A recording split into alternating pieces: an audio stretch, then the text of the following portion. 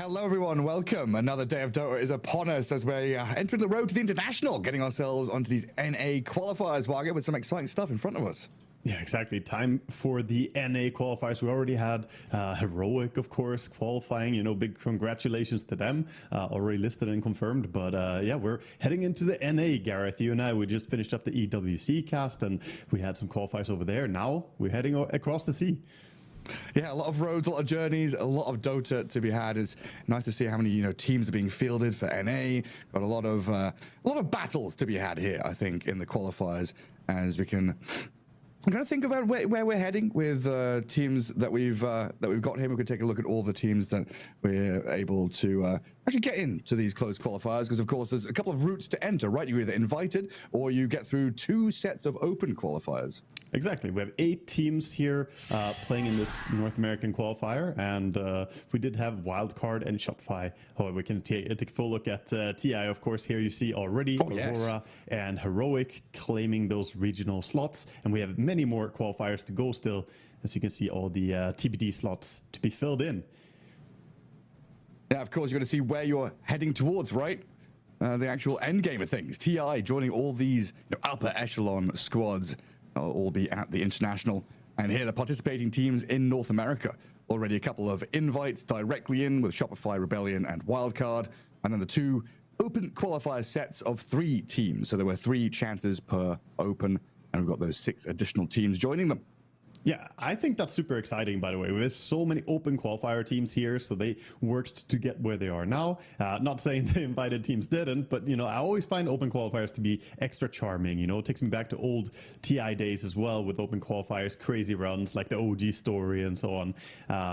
But yeah, we have plenty of teams coming through the open qualifiers, some known names, and a lot of players that I don't really know too much about as well. So it's going to be exciting to see them play here. Obviously, in our first matchup already, we're going to have TT Gym, one of the teams that I did not recognize, and looks like it's going to be a bit of a learning experience for us here, seeing as it's 4 Chinese listed players and 1 American player. I guess Chinese American, but representing their country.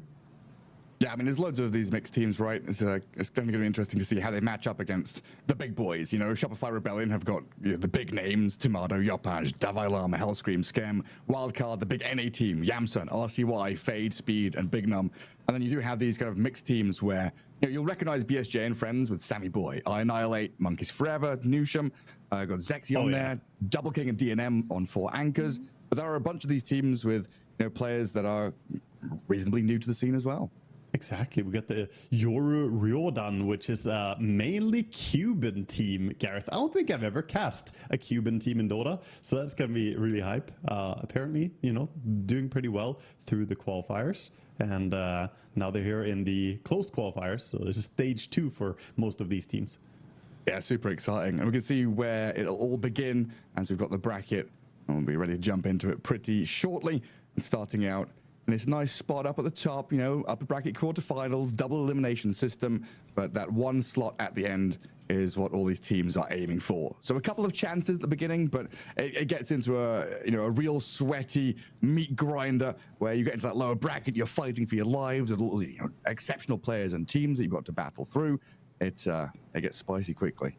Yeah, and I really like that we have double elimination. We have best of 3 all the way, and this is stage 2 after already having an open qualifier. So we're really picking out the strongest team on the day here at the final step. But of course, we're only getting started in the close qualifier, so not getting too far ahead of ourselves yet. Every team has to just look forward to the individual game they have to play at that stage. Yeah, I got to get through these best of 3s, and that's what you can make it a bit more difficult for the newer teams. You'll be definitely looking at Shopify Rebellion, 4 anchors, BSJ and friends, Wildcard. These teams are, have had experience going to these best of 3s, in drafting, in playing double elimination. Because you'd always think of best of 1s as having the high chance for a bit of cheese or an upset or something like that. But the consistency a best of 3 brings is definitely going to bring the best team overall from the qualifier. Yeah, I also think BSJ and Friends is a great name for a team that doesn't have BSJ in it. It's like, sounds like we are going to have BSJ playing here, but no, it's just BSJ and Friends, but it's 5 friends and 0 BSJ. I keep checking it to be like, have they added him as a coach or something? Like, you know, is he going to show up in the player cams behind them or something? I'm kind of expecting something funny to happen, but maybe it won't. It's just a prod at PSG. You know, it's the analysts and Cinderin, right? Exactly. I think that's going to be one of fun teams to cast as well. I have history. I played on the same team as Monkeys Forever, and the rest of them are all very interesting people to follow as well. Newsham is hilarious, but Monkeys, dude, he just makes people laugh in a way that no other Dota personality I've ever been around. This guy just lights up the room. He is such a hilarious spirit. Was it Cole you played on with him?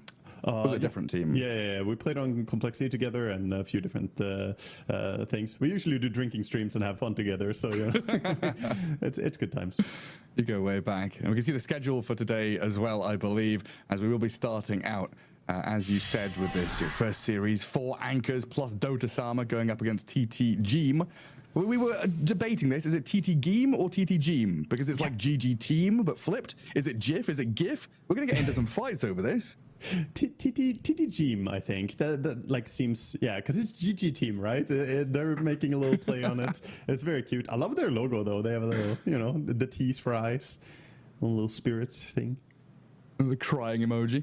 Yeah. And then Shopify Rebellion against CW Esports straight up after that. We should be rolling quickly, series after series, no wetting around for the action and the business. And of course, Wildcard versus Team Slayers and Yoru Ryodan versus BSJ. See, I want to say BSJ forever, I see BSJF and I'm like, BSJ forever. Nah, BSJ and friends. Yeah, and you said a very important word there. This is rolling schedule, so this is the approximates here for how long it's going to take. But this is not a fixed schedule system, so we're going to have plenty of action, and will be exciting. Excited to see the kind of the meta, right? Because when we've cast a bunch of Eastern European Dota, there is that different priority in heroes. Different players and different teams want to prioritize in draft and in gameplay different things. And, looking through some of the open qualifier games here from some of these teams, some interesting stuff kind of came up, leaning on Omni Knight as a carry still a little bit for 4 anchors through their open qualifiers. We'll see if that continues here in the closed. But also some of these teams doing lane swaps, which is something I've not really seen too much of recently. It was very popular for a long time, having this flexible, diverse hero pool for multiple roles. But I've looked back and seen that the mid and pos 3 of TT Geem will swap, depending what heroes they're playing. Then their 4 and 5 will also swap. Yeah, I mean, it's one of those things where ideally you want to be comfortable in your role and just play all the heroes on your role and not have to swap, because it is kind of weird to swap, especially a mid laner and a side laner, because then suddenly the support has to coordinate with a different player than they're used to. You want to really build that chemistry, but sometimes, especially in qualifiers like this, you might have, a little bit different dynamics, how things work.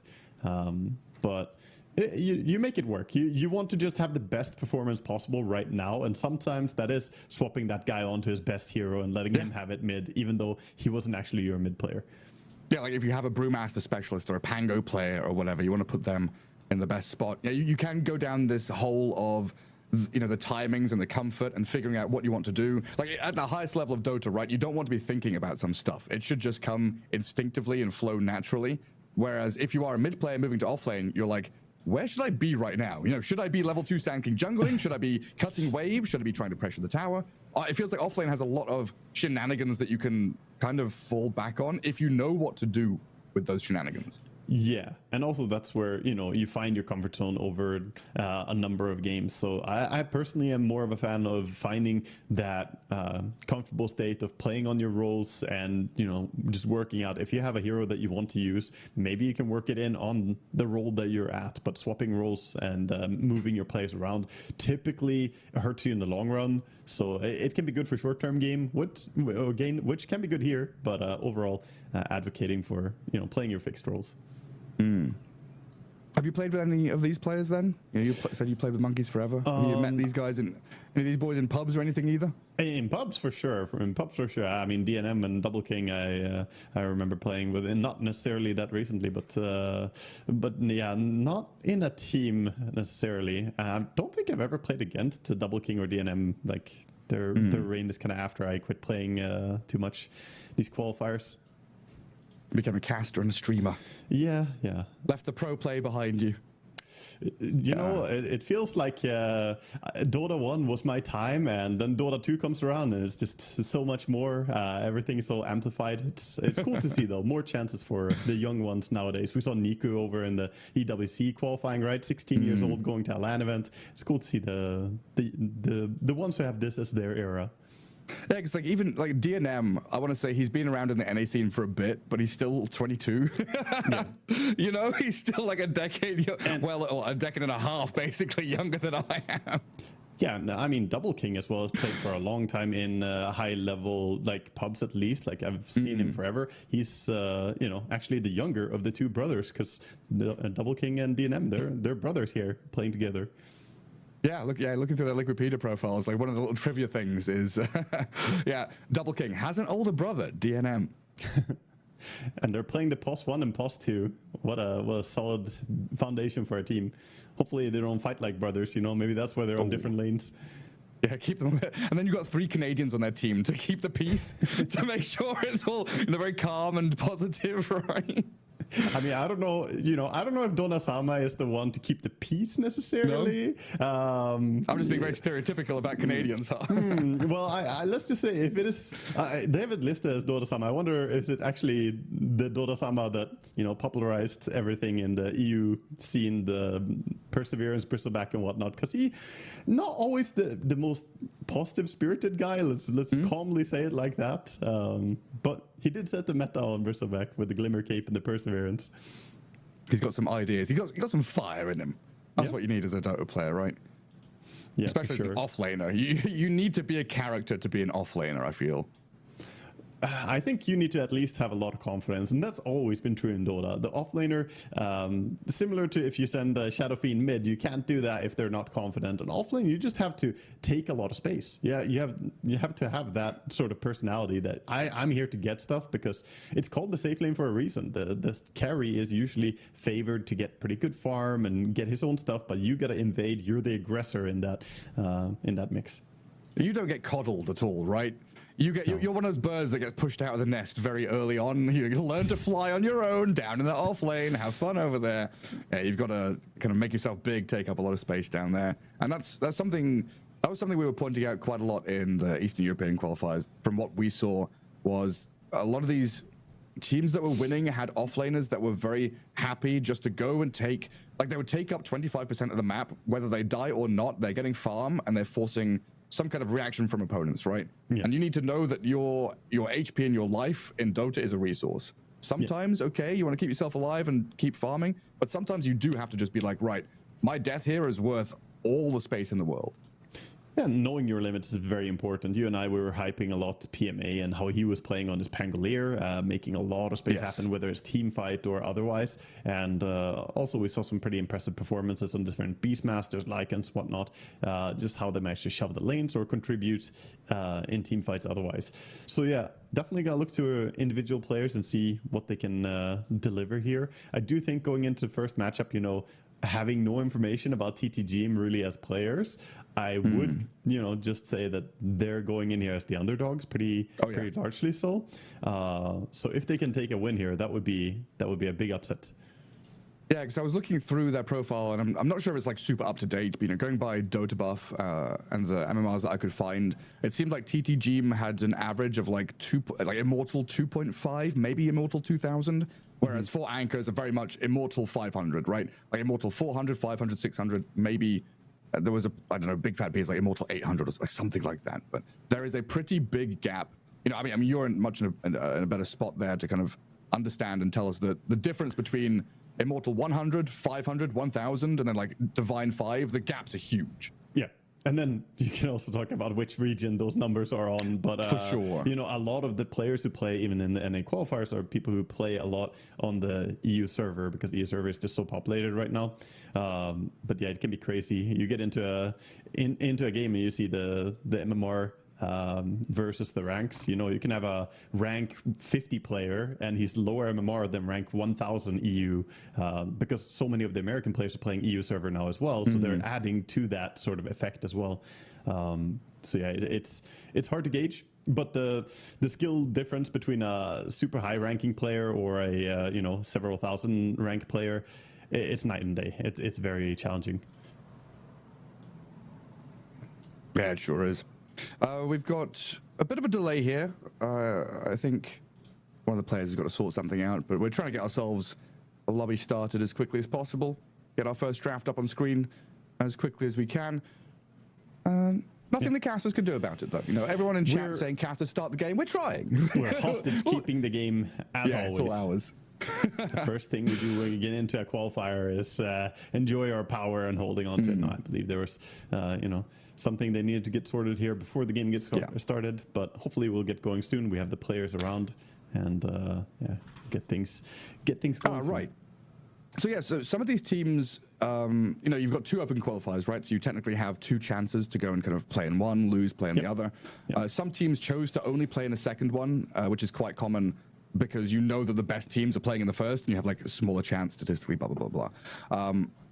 But TTG played in both. So they tried through the first open and they were knocked out by Apex PH, the team knocked out TTG, was then knocked out by 4 Anchors and Dota Sama.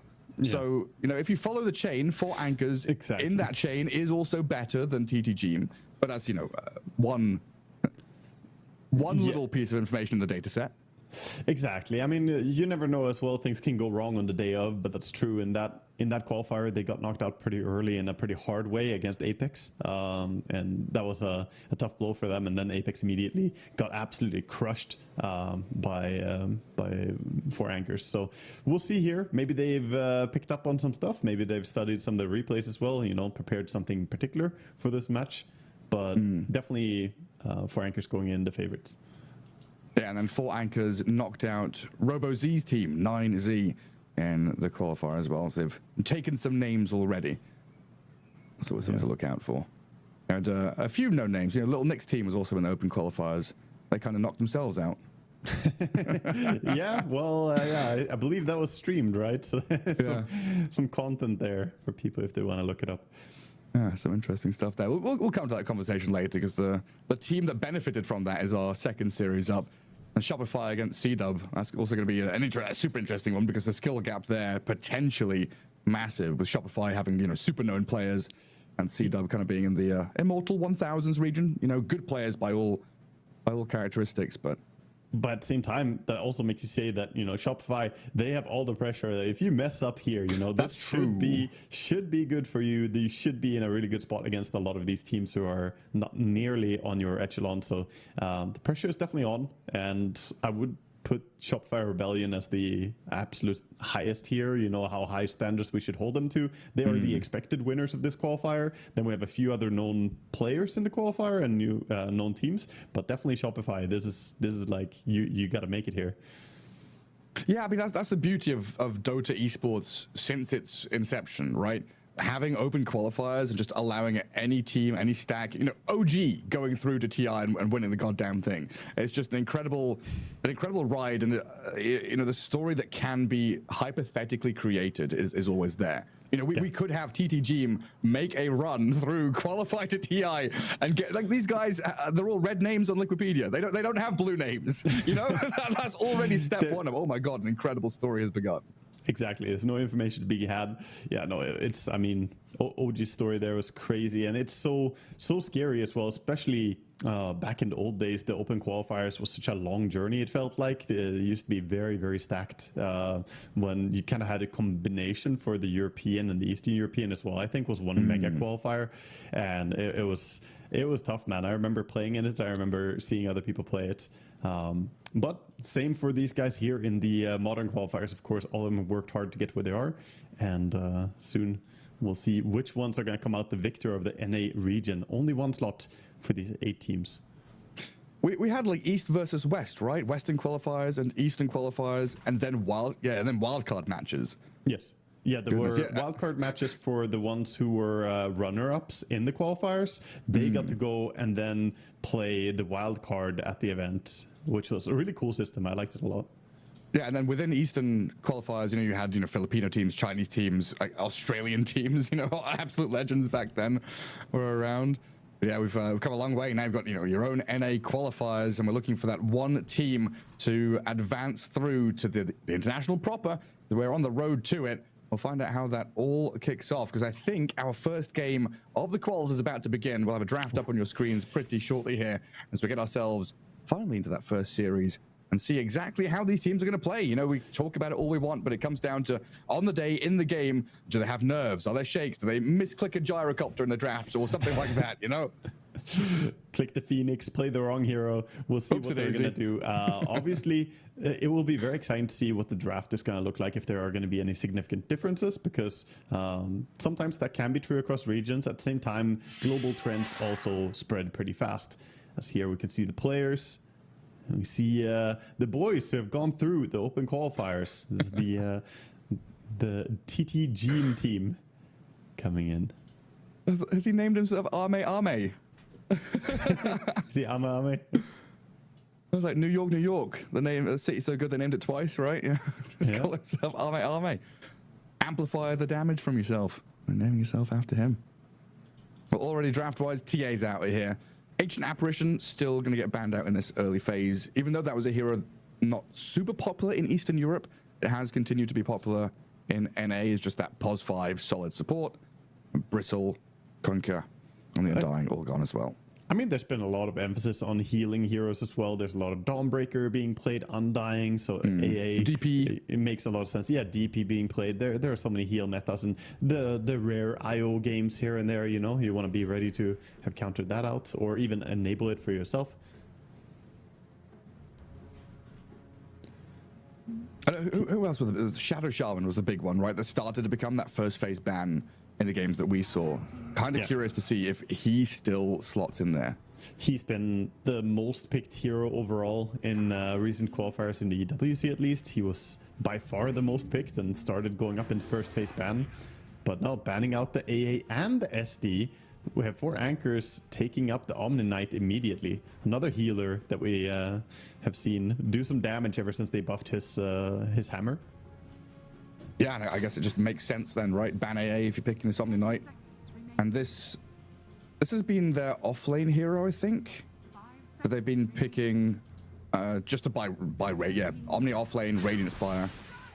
Seems like a pretty comfortable thing for them.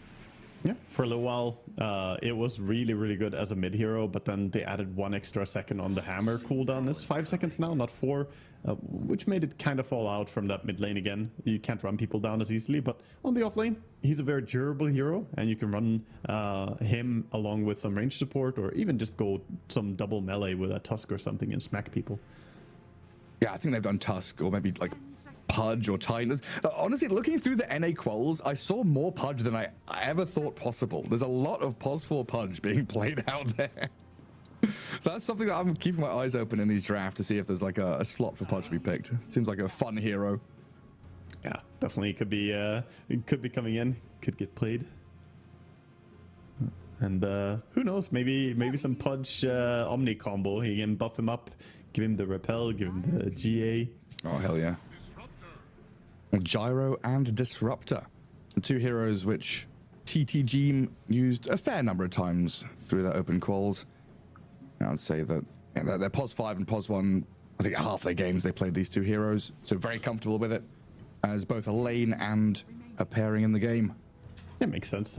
You want to try and stick with what you're good at, especially if you're feeling like you're one of the underdogs. You want to be on your comfort heroes. You don't want to try and play something different that you're not really used to.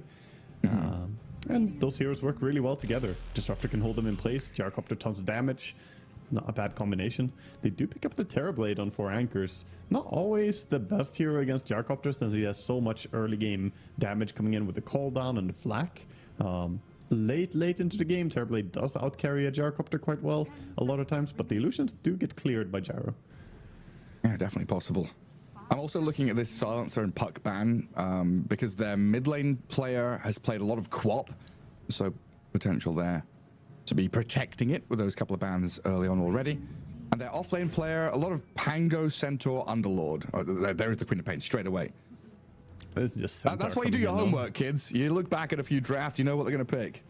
Yeah, I mean, they could go for the Underlord in this game as well, but I like the Centaur getting some disable, some proper stun. The problem if they take Underlord here is that they don't have any good way to stop the Sunder outside of your Static Storm, which is nice, but you can't always trust that you have that cooldown ready. And having a few more ways to prevent TB from healing up is going to be nice. Yeah, and what was interesting from their draft was I noticed they don't play many, or it's a small sample size. They hadn't played many melee supports. It was very much like Disruptor 5, Shadow Shaman 4, Silencer 5, Willow 4, Jakiro 5, Shadow Demon 4. So I'm kind of curious if here maybe we change things and we get ourselves like a melee hero to go and do stuff, or if they fully rely on their offlane player, who is the Centaur Pango Axe kind of guy, to go wild with that initiation. Yeah, I mean, if you have one really big offlaner who can tank it, then why not rely on that? They're going to go with the Willow. Again, as you said, the comfort zone does bring a fair amount of damage and more control into the mix. I said I wanted more stuns against the TB, and Willow definitely brings it. You get to terrorize, fantastic. The little Cursed Crown can be good too. And now an Ember for DNM. So we've got our Double King TA, DNM Ember, probably, I guess, Roseanne on the Tusk, and we're going to put Dota Sama on offlane Omni Knight. But yeah, exactly. Did I say TA? Yeah, you're probably looking at the bands, she's right there. She's looking at you as well. I'm just stupid, I'm not going to lie. I just said, yeah, TB. Normally it's the TA and the PA getting mixed up, but the TB is also in there. Yeah. All these carries, too similar, man. So they actually need their POS 5 as their last hero. It does look like it. And would not be bad to have some more AoE and lockdown. I mean, in some of the teams, I would just call for a Crystal Maiden from Hero and 4 Anchors. Looks so nice. Mana regen on the heroes would be really good. And the Frostbite is good against Queen of Pain later on. I think Warlock. Yeah, that's the more classic support right now. Yeah. I feel like you need something against this. If it's Willow Centaur, there's a lot of chip damage, harassment. It's annoying. A lot of magic damage against your TB is super annoying as well. So I kind of want a heal. But I don't know. I could be wrong. Yeah, just Fatal Bonds alone basically wins lanes a lot of the time. So it's definitely possible. Interestingly, they're banning out the Darkseer and the Tide, though. So they're expecting something that we don't. What do you mean? And it's an offlane hero for sure, right? Sorry, never mind. I just looking at the wrong team. Yeah, the line and were to ban. Looking at this. Well, I guess it could be Tusk, like Tusk TB lane is possible, and we're actually looking for the 4 to go with the Omni. So that's then Tusk TB lane, Wind Ranger to go with Omni, and Underlord, the final pick here, that we kind of saw coming for TTG. Yeah, Underlord comes in. Definitely getting a bit of comfort zone. They have all that nasty root coming in now. Bramble Mace plus Pit of Malice. It's really annoying to move around. And even a hero like Wind Ranger can be pretty bothered by that. I do like what they've come up with on TTG. I don't think their heroes are bad necessarily in any means. I think their draft looks really balanced. Whereas for Anchors, rely quite a bit on getting a good start on that Omni Knight. If he gets shut down a little bit, can put a lot of pressure on the Ember. He has to make stuff happen nonstop. Fortunately for him, Ember against Queen of Pain, get Mage Slayer, and you're pretty happy. Yeah, and something here to be said about like the confidence of TTG, right? They've come into this qualifier through the opens, and they are continuing to pick things they have played before and are comfortable with. They're not suddenly changing, like, oh, we've got to fit with the meta, we've got to pick this particular hero because it's available. They've gone with stuff that individual players know what to expect. So they actually got very solid foundations here, I think, even if the potential gap between these two teams is reasonably high. Yeah, I mean, there's a big gap, but at the same time, you can overcome the gap. If it's just like MMR between players, you can bring surprising strats or coordinate in good ways. Ultimately, MMR is just a number. That's what the legend told me, at least. So I think they have the tools. Now it's just a question of can they put them together and find an advantage in this game. We're going to head into a game and see just what these teams get into with the first moves. Yeah, super excited to see, are we going to have delayed smokes, early aggression, fights over bounty runes, just to have this statement of intent from some of these open qualifier teams. Put your mark on the NA qualifiers. We're here to play. We're here to take that one slot to get to the international. This road has only got enough room for one truck, and that's what we're driving all the way through as we get ourselves into 4 Anchors plus Dota Sama versus TTG, and get ourselves into a nice little lane in that mid spot as well. Quap versus Ember Spirit. About to run into each other here as well, as we see them going up the high ground. I think we need to get into the game if we are still on the wrong screen, but the fight is starting. Into 5. I mean, the power shot's huge. Invis has died. Underlord's gone. Big Fat B and Double King dropping low as well. Oh my god, the Gyro's getting out of there, barely surviving. Incredibly close fought battle. Well, it's a 2-for-1 trade, but Roseanne's going to drop here to the Queen of Pain as well. A double kill for OK. As Dota-sama's gone in, he's dead. A triple kill for the Quap, 4-1. TTG start off with a bang. They've got Brambles on the Ember. They can't follow through on DNM, but incredible start to this game. Quap already has bottle and stick. What a way to kick off the Dota qualifiers here for the NA region. Queen of Pain triple killing, getting a massive head start. Adrenaline pumping through his veins, I'm sure. Like, what an incredible, cracking way to kick off your closed qualifier battle. Game 1, best of 3, start off with a triple kill. They get a triple kill for their mid. They get 4 runes as well, Gareth. Wow. You could never ask for a better start than this. They lost a single hero. The Omni Knight just running in towards the end there to throw away one extra kill. Incredible. And then in this mid lane, Ember against Queen of Pain. When Quap has this kind of advantage, how does Ember survive? Yeah, it can get very, very tricky, especially as she has all these resources to work with. I want to see her go into the Shadow Strike build on this game. You don't always need to do it against Embers, but when you're pushing your advantage this hard, don't go for the blink. Go for Shadow Strike and try and bully the Ember, keep him down. Yeah, boot him out of the lane. Keep him held back for as long as possible. Doing a good job so far with harass, just laying in auto attacks non-stop. And Ember, I mean, it's a long way to the bottle still. He's gonna get it if he gets both of these creeps, but it will still have to be delivered, and he's down to 200 HP. Yeah, trying to drag creeps around and reset equilibrium in a safer spot. Taking a lot of damage for it, though. And down at bottom, Roseanne is going to get a kill. Takes down the Disruptor. Something that Disruptor could maybe struggle with here is trading hits with this Wind Ranger in those 1v1 situations. Yeah, it's difficult. She has a lot of magic stick charges already as well, and it's only going to keep building. Now with level 2, she can wind run dodge, or maybe even find an angle to go for Shackle against this Gyrocopter who lost quite a bit of HP. And up at top, Firestorm is there, but the Dark Willow kind of stuck behind the shards, no way to escape. Does get taken down by Double King. Level 2 Power Spike. She was still level 1 on Willow, so she couldn't go into Shadow Realm. Unlucky. Well, the Dire reclaiming a little bit back here in the early laning stage, just to try and level the playing field after the first blood fighting. But yeah, so this bottom lane, Wind Ranger against Disruptor, it's like, oh, but Thunderstrike's good at trading. Disruptor can do that. Wind Ranger, she's got Power Shot. It's like, in these safe lanes, it feels like the supports are both just hitting each other until they have 1 HP left. And it comes down to who can snipe the other one. And I think Wind Ranger is just like, well, I know Wind Ranger is the better sniper.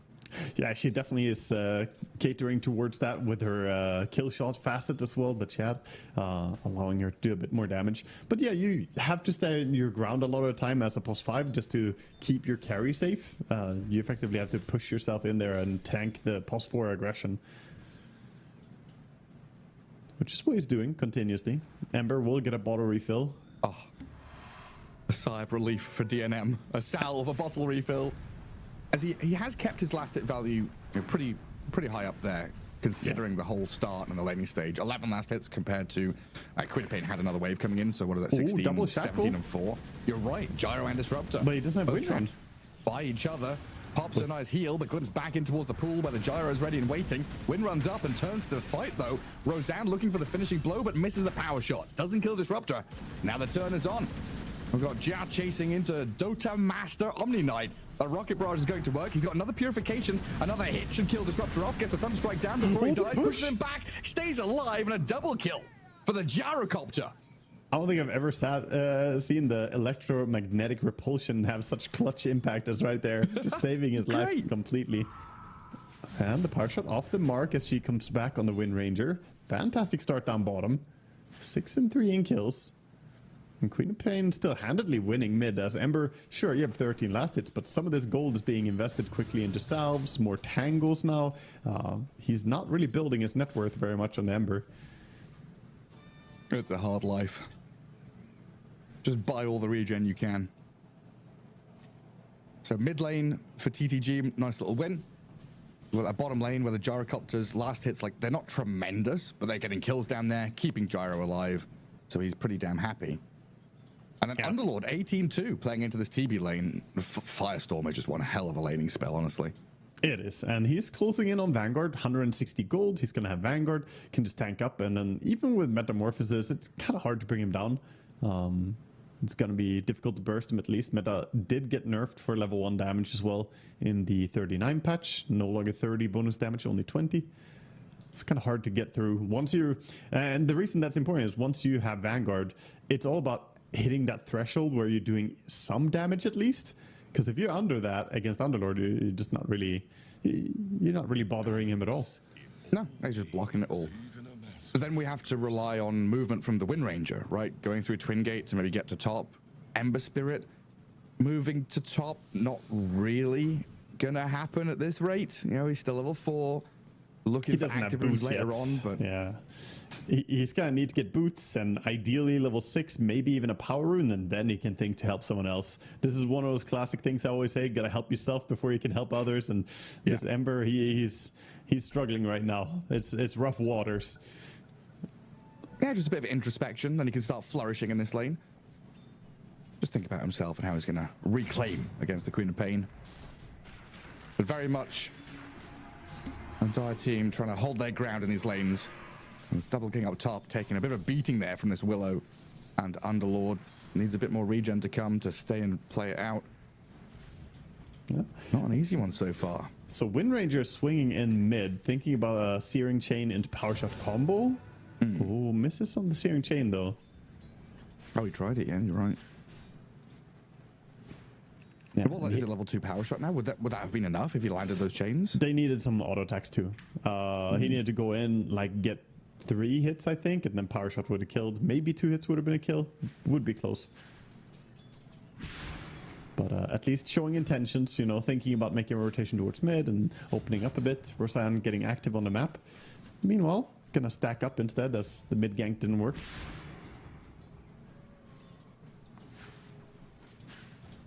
Queen is gonna hit level 6 soon, and she has a lot of choices what she can do. Ganking TB before level 6, always massive with that Sunder. Bottom lane is easy kills though. Actually, Tusk swinging behind, looking for Disruptor. Angling in towards the back of this lane, gets a ward down. So they'll see Disruptor pulling large camp. That means Gyro is a little isolated there. Dota Saba goes running straight in towards him. They glimpse the Tusk away, but the Shackle Shot's there. Ja pops a nice hefty wand, but surrounded now and sharded up. Will get taken down. A good move in from the Tusk. That's what they need. Get this laning phase broken down. But it has left the Terrorblade isolated up top, susceptible to being dived from this Willow and Underlord. A ton of magic damage comes his way, but he stayed alive with Raindrops and Wand at 80 HP. So Wind Ranger can actually come in and bodyguard him on the way out. Yeah, 6 minutes as well. The Regen Rune is gonna spawn up top. Queen blinked in bottom. She's gonna maybe pay with a life here. Oh my god. That's a lot of damage on the Big Fat B, but the Ember Spirit's gonna slice her down. She gets the kill before falling. A dominating streak then taken by DNM.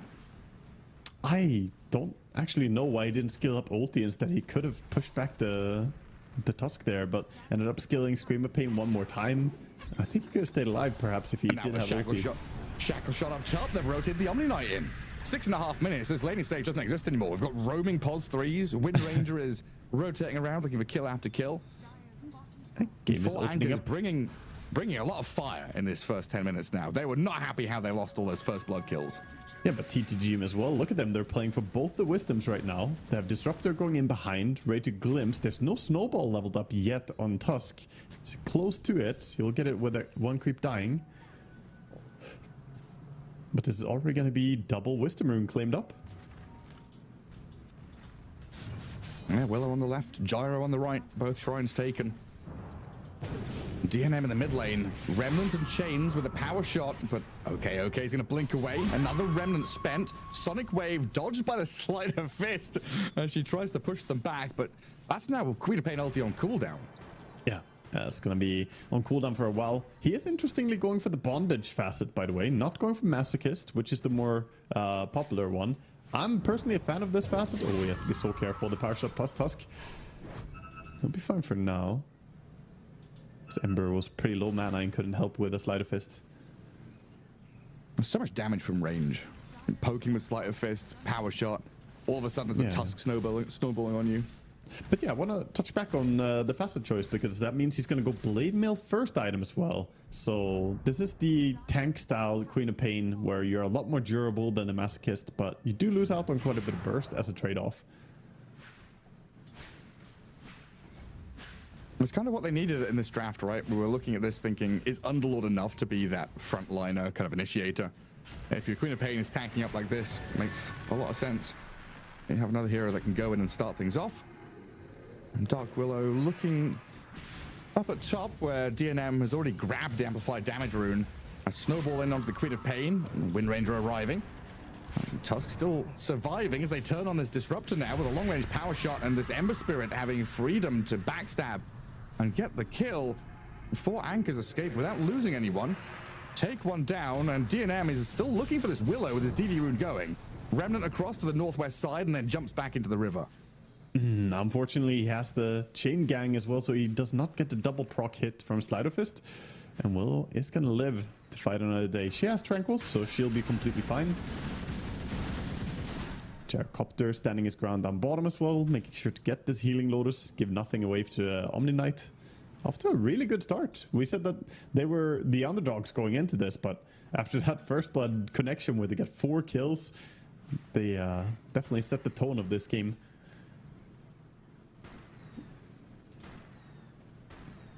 Yeah, it's been a 2-3k lead for them for a while. Nice spot to be in, nice and comfortable, but holding on to that lead can be a different matter. In comes the 2 supports. Kills off the Gyro, who was not protected at all. And if you're running around putting out these fires as TTG, you're reacting what the 4 anchors are doing on the map.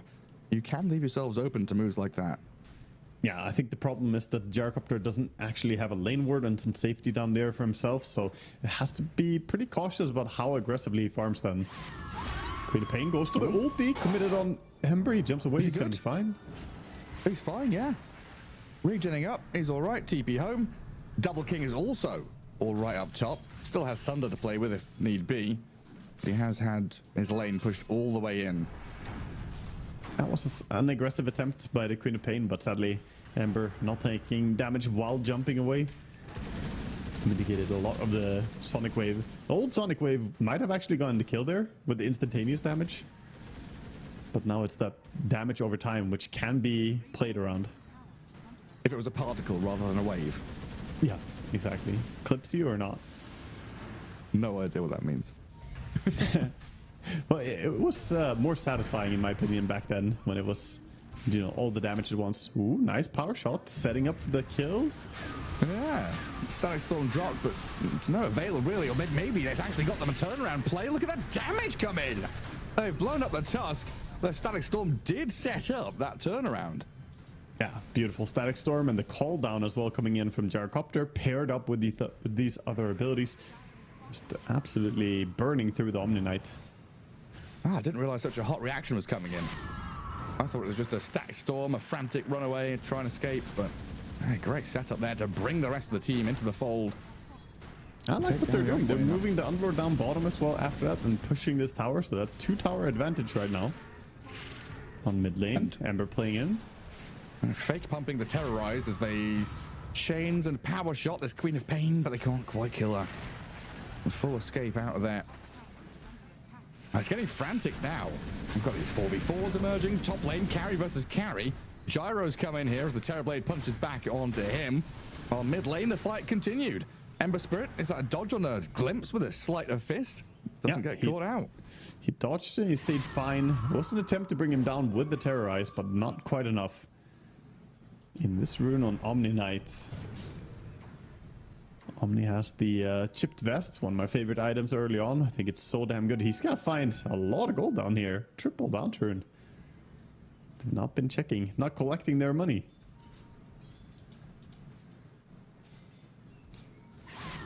Now just put the Underlord mid. There's plonk his fat body in front of that tower. Don't let them come towards it. Ah, so he disassembles the Vanguard and goes towards a Rod of Atos afterwards, leaving him with the ring again. Now he has more catch. This is a great timing to have a Rod of Atos against the Ember as well. So early. Locking him down is going to be easy. I'm looking to see who's down here. I mean, with this Blade Mail for the Queen of Pain, she wants to be active, right? Yeah. Yeah, it's a fighting build. Generally, you do kind of still want the Kaya and Dagon, or ideally at least the Kaya for a bit of amplified damage. But yeah, more spell lifesteal is definitely not going to hurt for this queen either. As Dire go for some team jungling, the Omni Knight and Ember together. A little lull. 14-minute Wisdom Shrine is going to come up in a little moment. But we finally got some time to just breathe, think about how we're approaching this map. And like you said, the tower advantage is there for TTG. And they could use this to their advantage by playing into this bottom area. Play into enemy ancients, get into the enemy shrine. It's a very sharp timing to smoke right now. Look at it, 13:40 on the clock. The Wisdom is going to be up soon. And looks like they're heading with big intentions towards this Wisdom. All of them are down there, though. Just TB missing. Yeah, I mean, this is a big pivot from TTG. Maybe if the Terrorblade comes here, 4 anchors could fight back, but it's already a catch on the Omni Knight. Gets away from the Static Storm and runs straight into the Gyrocopter with the heals and the damage. They're bursting him down. Ja is dead. Now on the Disruptor, Diana moves forward with a big sonic wave, pushes them back, trying to catch up here. They slice him down. The Queen of Pain's fallen, and 4 anchors, they've defended their shrine. Whew. Another one. A bonus on the Willow. She's been left stranded. Didn't even realize she was still here. Big Fat B with Roseanne going to catch up. And Willow, last dying efforts to put some damage back. But in the end, it's an ultra kill for DNM.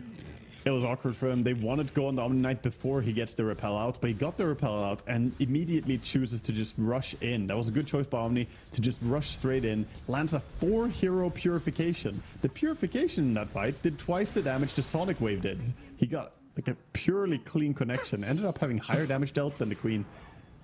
Madness. Watch this. If they got him with Static Storm immediately there, I think that's a kill. And then you can take the fight from there. But the fact that he lived and then turned all this damage around made it so awkward. And the Searing Chains on 4 heroes as well just held everybody in place. It's like watching that back, very clear difference in expectations there. The Radiant approaching, thinking we're strong, we're going to cast spells on Omni, and he's going to run. And Dota Sam says, no. Well, actually, yes, I am going to run, just not backwards like you expected. I'm going to run into you. It's like Static Storm was placed behind him, and he ran straight into that gyro, knowing he had teammates around him. Yeah, it also wasn't placed immediately. It's one of those tricky things when you have an AoE ability like Ravage, Static Storm. It's like, do we blow it for a single kill? How important is it to use it immediately? And didn't seem like they were completely on the same page that, okay, let's burst him, use enough resources. Because you want to land a big Static Storm too, you know, against Ember, it's really amazing if they got the kill on Omni and then you have Static Storm, that feels good. But in the end, you can't really save too much when you go for an invasion like that. You gotta just blow some spells. Well, big old stacks for the gyro. That's going to keep him up at the top of the net worth. Roseanne. He picked the shield rune in front of him. Yeah, it's a tanky disruptor with the shield rune going. You're going to walk it off while Queen of Pain goes in aggressively towards this Wind Ranger. Roseanne has 20 wand and an Ember behind her. Sonic Wave is there with the damage to finish it off. Static Storm also dropped with the Terrorize, but not really enough control to completely deal with DNM. He'll Ember Remnant away, as will Big Fat B, snowballing to the Creep Wave, dodging the Underlord and his gate movement. Yeah, Underlord just a few seconds late there, otherwise maybe that could have been killing the Ember. Mid tower is 1 click away for Underlord now, going in. Easy kill. Nice. Just the Remnant Searing Chains him. Sneaky Remnants. This game has pretty much flipped now. Net worth advantages on the Dire side, ever so slightly. But in a game where they're still, you know, they had been still waiting for their timings. We're looking at Radiance now arriving on the Omni Knight. He's not really been a massive threat of a hero until now. We've got Manta coming out very shortly for Double King Terrorblade. And then, of course, this, you know, Blade Mail into Mage Slayer for the Ember Spirit is shortly going to come out. 4 anchors hit an incredible power spike in the next minute. Yeah, they're about to be really strong here. The Omni Knight in particular, getting the Radiance complete just makes it so much easier for him to do a lot of damage by running in. We thought he did a lot in the previous fight with Purification, but now you don't even need that. You just kind of rush in, and then if you can burst someone with your spells as well, that's useful. They saw the Disruptor pushing out bottom. Rosanne and Big Fat B looking, but not gonna connect.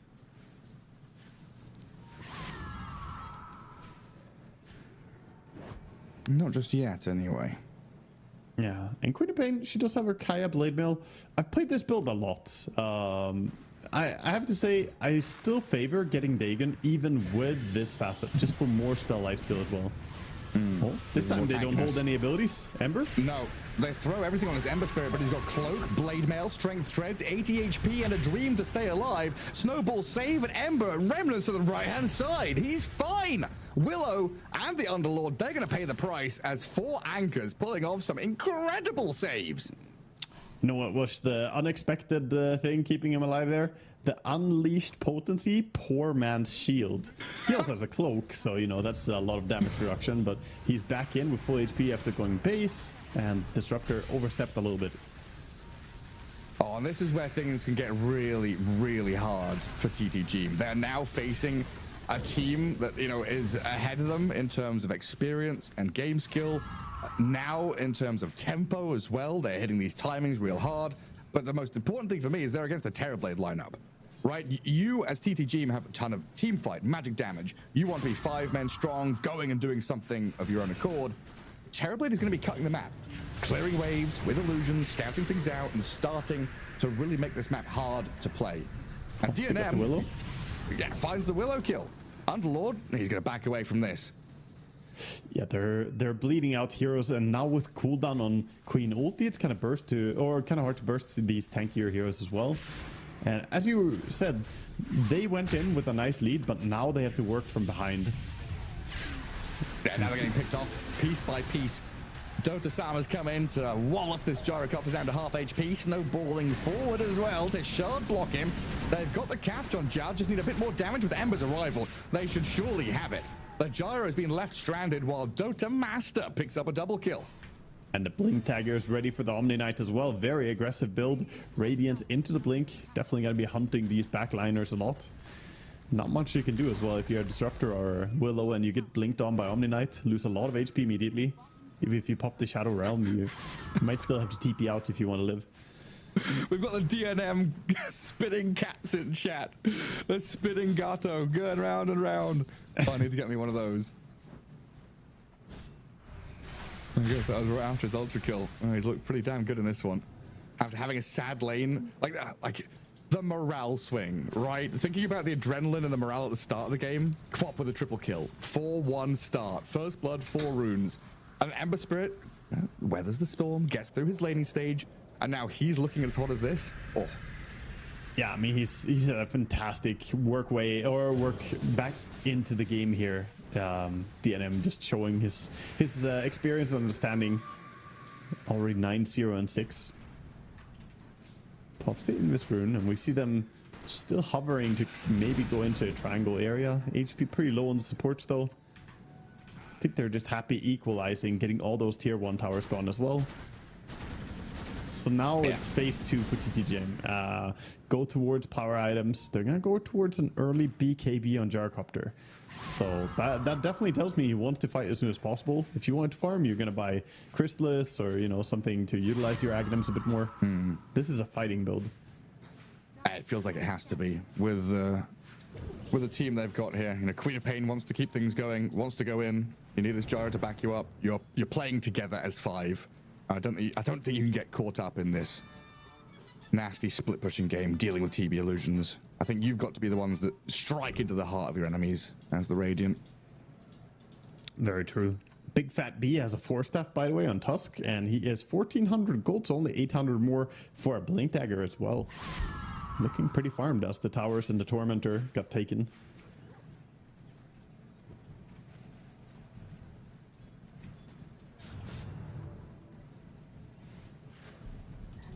Terrorblade, possibly the man running the show at this point. Double King could coordinate his team to push together with him. Has the meta again.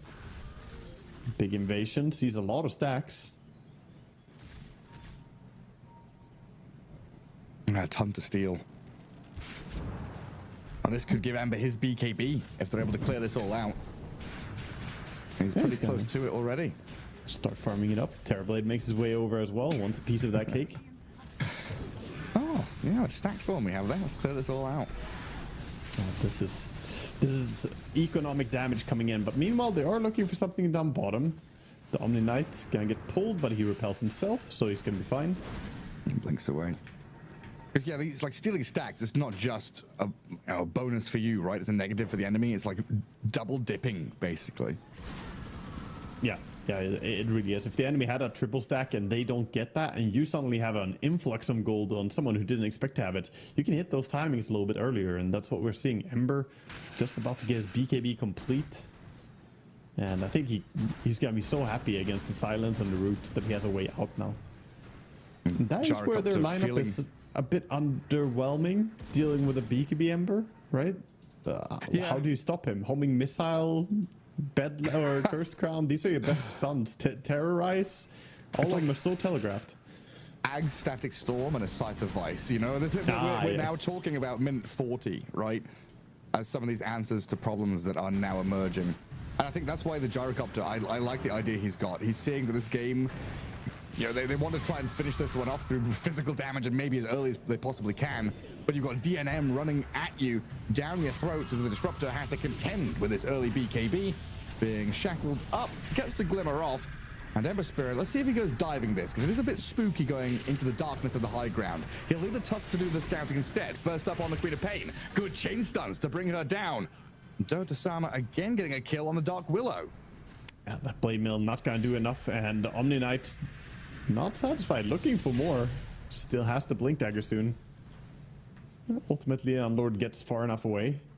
But that was without the DD rune. Now you have DD rune on Ember. He's gonna go and get a refill as well. This Gyro's already buying out for it. Like he's got the rapier. He's got the rapier queued up already, man. Okay, I mean that I can see. They're hitting a super early rapier timing and play around that. That's honestly a good call right now. Because the game is like, they need to go play now. They can't wait. Yeah, no, as you sit and wait for Aghanim's disruptor or anything. No, the later the game goes, the more it feels like the anchors are also gonna get that comfortable hold on the game, being a little bit more experienced as a team, as players.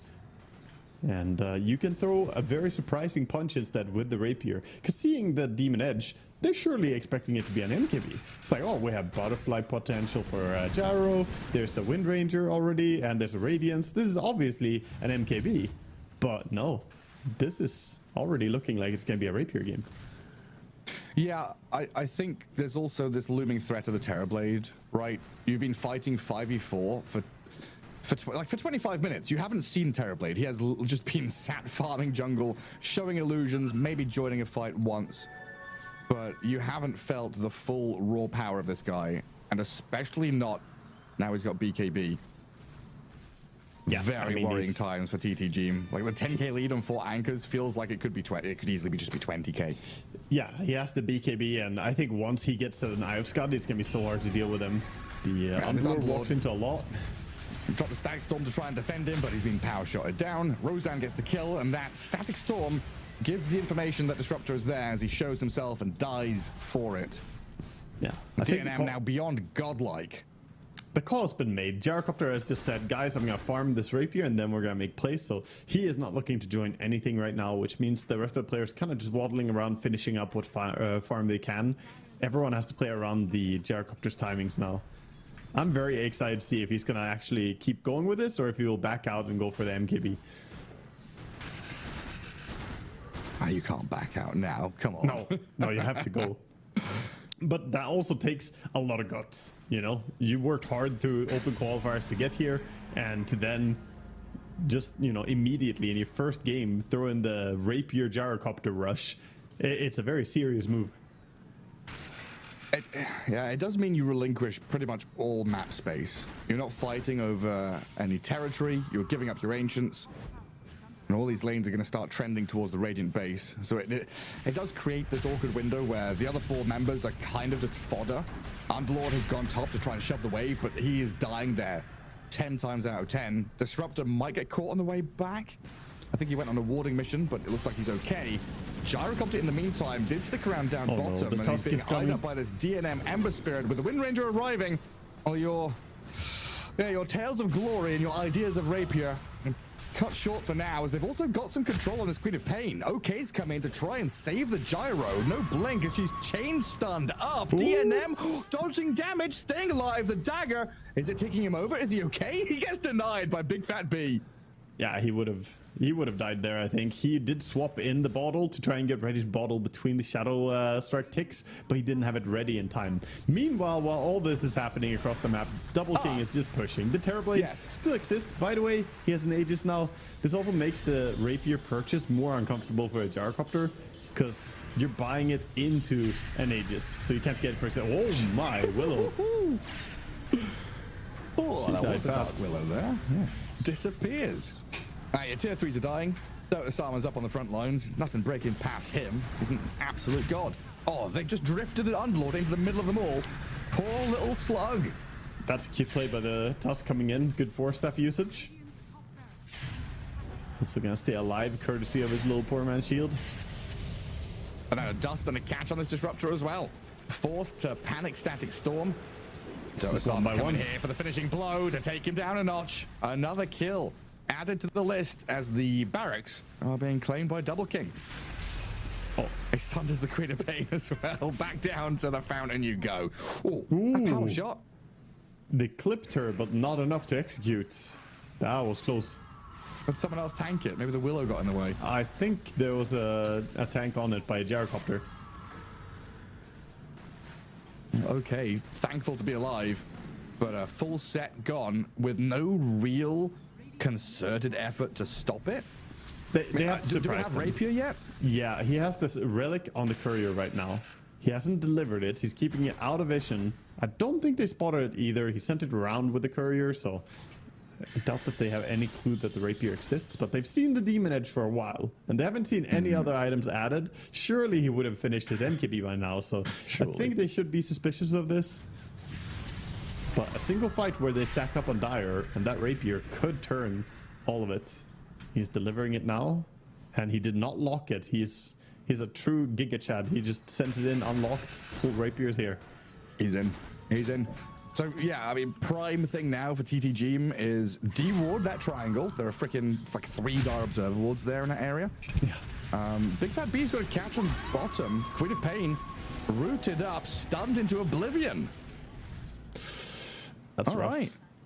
That's the downside to not having the BKB as well for this Queen of Pain. Just the Rod of Atos, so annoying for her. And then Dota Sama, he's got eyes on Disruptor. We've got Ghost Scepter, Pit of Malice to try and hold them back, but BKBs are up. Omni Knight charges forward. Disruptor going to be in left here for DNM to finish off. The gyro with the damage does come in. The Guardian Angel, though, allows Omni to step up, get some damage back, but he dies on the doorstep of the Radiant base. Okay, one down. Forced the Ember away as well. He's going to stay fine, but good damage being dealt. That was a refresher on the Omni Knight, by the way. I didn't even realize. Wow. He had BKB and refresher. The level of farm in this Omni is pretty high. That's like a nice showing from Gyro. Nice kill. Right in front of your tier 3s. But the pressure and the bleeding just hasn't been stemmed or stopped. It's also not the surprise factor that you want from the Rapier necessarily. You kind of want it to be, you show up and there's a big team fight and Rapier does something. Now it was just 2 heroes kind of diving and Ember just ran away immediately, so he was fine. But now Jig's up. Rapier is known. Dire definitely wouldn't mind getting a hold of that. Right, yeah. So before that kicked off, so it feels like the ideal thing here for TTG is to go de-ward their Ancients and find a choke point fight, you know, on one of these staircases, at a Roche pit, something like that. Fighting in the open against Omni, Ember, TB, just the whole lineup, screw it. They've all got chase, they've all got catch, they've all got ways to deal with you and dodge away from some of these big team fight spells. Right here around the Queen of Pain, if they can get a fight to keep her alive and maybe turn would be huge, but they can't deal with the BKBs. So Queen of Pain has had to spend her spells quite defensively there, and they don't get any trade. Yeah. And look at this. She did live though. Omni, Wind Ranger jump in. They're going to get a catch on the Disruptor. And he's going to be dead. He's talking about the technique. It's a kung fu move. It's the lag fu. Oh, yeah? Yeah. These players are not flaming each other. Don't worry, Garrett. Maybe he's trying to say fun, and he just misclicked. Yeah. Disruptor does have buyback. Let's see if he has to spend it. Because the 4 anchors are coming for your base right now. Yeah, he does have ulti. He might have to buy back and then waddle in with the Glimmer, see if he can find an angle. Gyro is in. Dota-sama's BKB'd up, facing off against the Gyro. Flat cannon damage quite substantial against the backlines. The Tusk, the Wind Ranger both drop pretty low. TB also having to sunder as well, but not stop the push. Yeah, they didn't buy back, so no glimpse available. And now slight chains, no real opening for the 4 anchors to go diving the tier 3. They're being a little more delicate with how they approach this now, knowing that the rapier is in Gyro's hands. They know about it. At the same time, it's such a risky rapier to walk around with. The Tusk has 3.5k gold, has the Lotus queued up now, but what if he goes Aghanim Scepter and kicks the Gyrocopter out of position? Definitely a possibility. Oh, the stuns on the Queen of Pain. Shackle shot after the Atos. She Sonic Waves the pushback Double King and blinks away. They didn't have DNM quite close enough by. Him and Big Fat B are trying to wrap around in from behind. They won't find the opening that they wanted for, but that double shackle is huge to catch the Willow behind the Underlord. Now a jump in punch. Underlord's looking pretty dead. Buybacks are available though, so something to fall back on here as the Radiant try and get the Disruptor out of danger. Glimmer and back to Fountain. Yeah, now just onto this mid lane. Could Glimmer in the Gyrocopter, but without the BKB, he doesn't want to get that close. Just be careful about the wind. And it's like the weird thing, right? You're in your base and you feel like you should have a defender's advantage. This should be your, home turf where you can defend, hold on, but it's a pretty open plateau. This is a difficult area to fight, like, as 5 when you ideally want a choke point. This is super ideal for TB to send illusions, Ember to stab you in the back, wrap around behind you. Quite a lot of open space for the Dire to play with. And that's why we're not seeing any commitment, any buyback out of the Underlord. You don't really want to fight here. You just rather let these the mid lane barracks die and then defend your mega creeps maybe. Yeah, I think just holding on instead of taking a fight, losing all your chance for comeback. BKB can get expended here. He had cooldown repel. He does have refresher still, so he could have one more BKB and one more repel. He's probably just going to wait off the cooldowns though. But yeah, as I was mentioning, the Gyrocopter, I think he needs to play towards next timing. Right now he's queuing up the Satanic, which will give nice survivability. There are some issues in the Blade Mail from Ember, of course, otherwise. Who's shackled? Oh no, Oh, it's the Gyro. Oh no, Gyro needs backup immediately. They're coming in with the Underlord to save him, and he's gonna, okay, life still back up to full. He's okay, Rapier in hand, but the back line's not looking so hot. Queen of Pain will Sonic Wave to try and push them back and blink away to safety, but she dies. DNM gets the tick of damage to finish her off, and Dota-sama's killed the Willow as well. Glimmered up, trying to escape from Dota-sama, who refreshes up. He's on the head of this Gyro, pummeling him. Half HP though for Gyro, maybe he can sustain. BKB up, turn to fight to kill him, get the kill, and stay alive. TB in trouble now. Double King looking for the Sunder play. Can he get it off? Does keep himself up and running. Turns on the Gyro. Rape is down. That's it now. No buybacks of the Radiant. The 4 anchors have claimed the Rapier. They're in the Radiant base and are looking to finish it off. GG's called. GG gets called, and nice attempt. The Rapier was a cool idea by them, but they didn't really get to swing this game back. They started out fantastic, but we see the experience, and we talked about the favorites going into the series was gonna be 4 anchors and Dota-sama. They are just higher ranked and should be the expected winners. Still though, you got to give it to them. Nice move level 1, and they made some nice moves in the early laning stage. We can see some highlights here. Yeah, for sure. Yeah, good solid draft, good solid early move with that delayed smoke, good solid lanes. It's just the kind of classic Dota thing, right? Once we get past laning stage and things break down, you get into this decision-making quandary of, oh god, they're just better. Yeah, there were a lot of moments where I think there was hesitation about should we pull the trigger on this ability, what do we need to use, and I think they would have been better off just kind of always err on the side of using too much, you know, instead of holding on to an ability. The disruptor ulti there quickly on Omni Knight, for instance, or sometimes the Queen not throwing the ulti. But yeah, this is mostly going to be a highlight of them dying, because in the end they did win the game 43-14 for Anchors, that is. Was it that big? I thought it was way closer than that. It's just like all of the early bias, I guess, with all the early kills felt good for Radiant. Yeah, no, I don't really. The early game felt really strong, but then things just kind of fell out of control for them. I think the build that Queen of Pain has as well, to be completely honest, I think it works better in uncontrolled environments, in you know, situations where the enemy are not that coordinated. This facet I really enjoyed as well, the bondage and blade mail build. But the better the players, the more the BKBs, the harder it's going to be to get value out of this compared to the Blink Dagon quick burst. Yeah, and then dealing with this Terrorblade who, you know, sits for 30 minutes farming to critical mass, comes out with massive net worth, split pushes all your lanes. It's one of these games where really, you know, you lose, even if you had a 10k lead there as TTG. I feel like if you lose 1 or 2 team fights, the map starts to become very hard to play, gets smaller and darker, and then you are still stuck in this position where you're just defending base.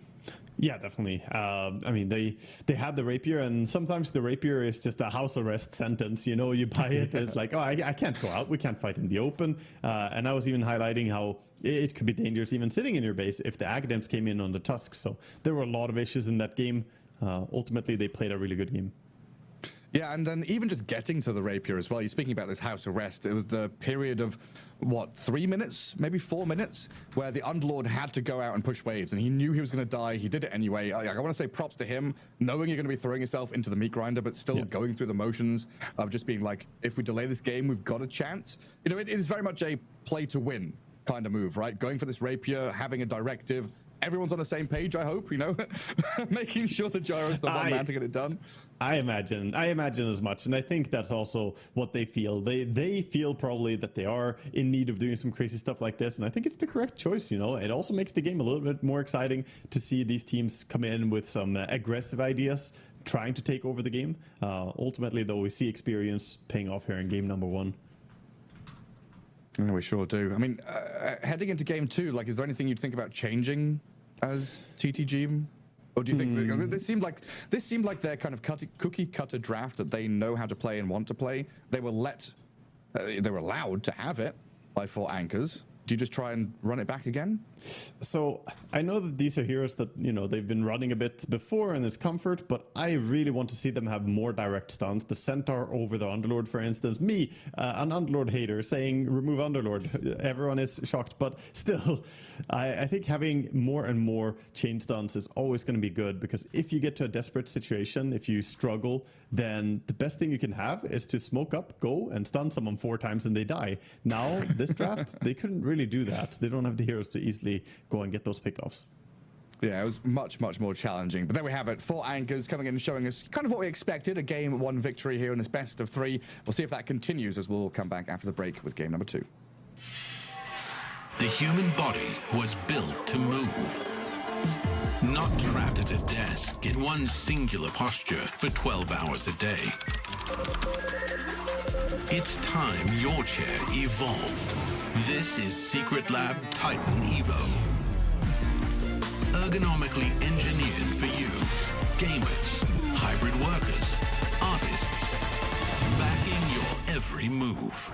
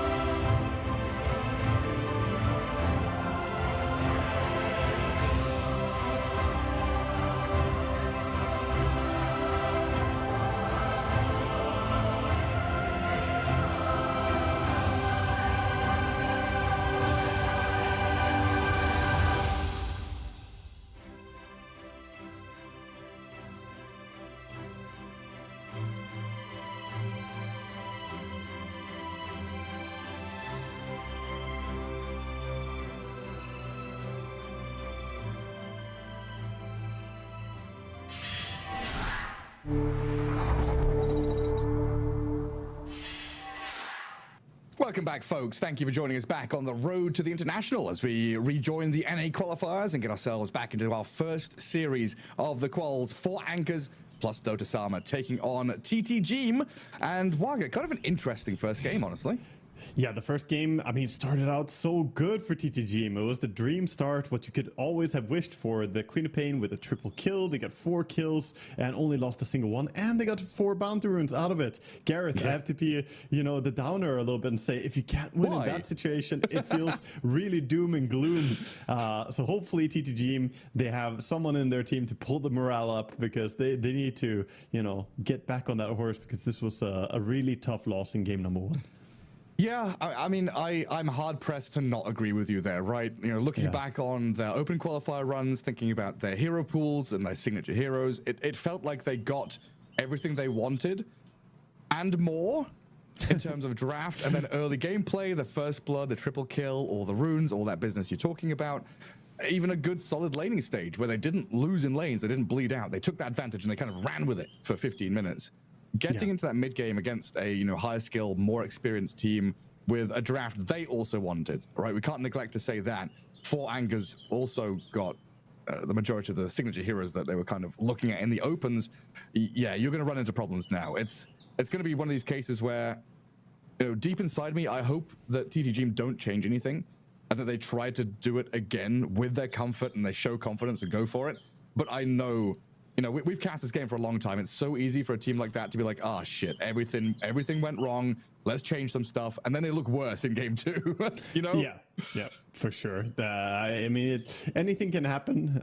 Previous game, you should only put so much stock into it. It's game 1, and especially if you're TTG right now, you can say, oh, it's fine. You still have 2 games ahead of you here. Just win those 2. You can still advance here in the upper bracket. And even if you do drop out, you shouldn't think like that as pro player, but we, as casters, know that they have a second life. There is that lower bracket, and there's actually best of 3 all the way already in lower brackets. So no matter what, the teams will have every chance to prove themselves. Yeah, they'll have another little shot down there as well. Yeah, there's definitely something to look at here in terms of draft expectation, though, right? If you are 4 anchors and you're looking at this thinking, okay, these are their signature heroes, we know what to pick. We can, always expect this kind of Terrorblade to come in to deal with Gyro in the late game, if that's what they're aiming for, or these setups where they know that an Omni Knight is going to deal with all this physical or magical damage spread that's going to be able to kind of heal and sustain allies through team fights. You see a lineup here with, you mentioned it, right? Willow, Underlord, Disruptor. They've got some team fight and stuns, but they don't have anything to catch an Ember. So the Ember also had a pretty nice free time. Yeah, I think it's fine to run Disruptor and Willow as 2 supports, even though it's kind of weird. You have double backline. I generally talk in terms of stepping on each other's toes as supports. Having 1 melee, 1 range support is usually easier, but more so about the spells and them being so indirect in a way, not having that quick lockdown and stun does mean that I want their offlaner to at least be playing some hero like, Doom, Mars, Beastmaster, Centaur, Axe. Anything that has Axe, anything that has those jumps and quick disables. Underlord, for all he is not the initiator in the team. Yeah, I did have a more challenging time kind of getting involved and getting stuff done. When that pace picks up as well, you get yourself kind of caught in a loop trying to farm to this next item and try and find yourself. And 4 anchors took advantage of that pretty fully there in game 1.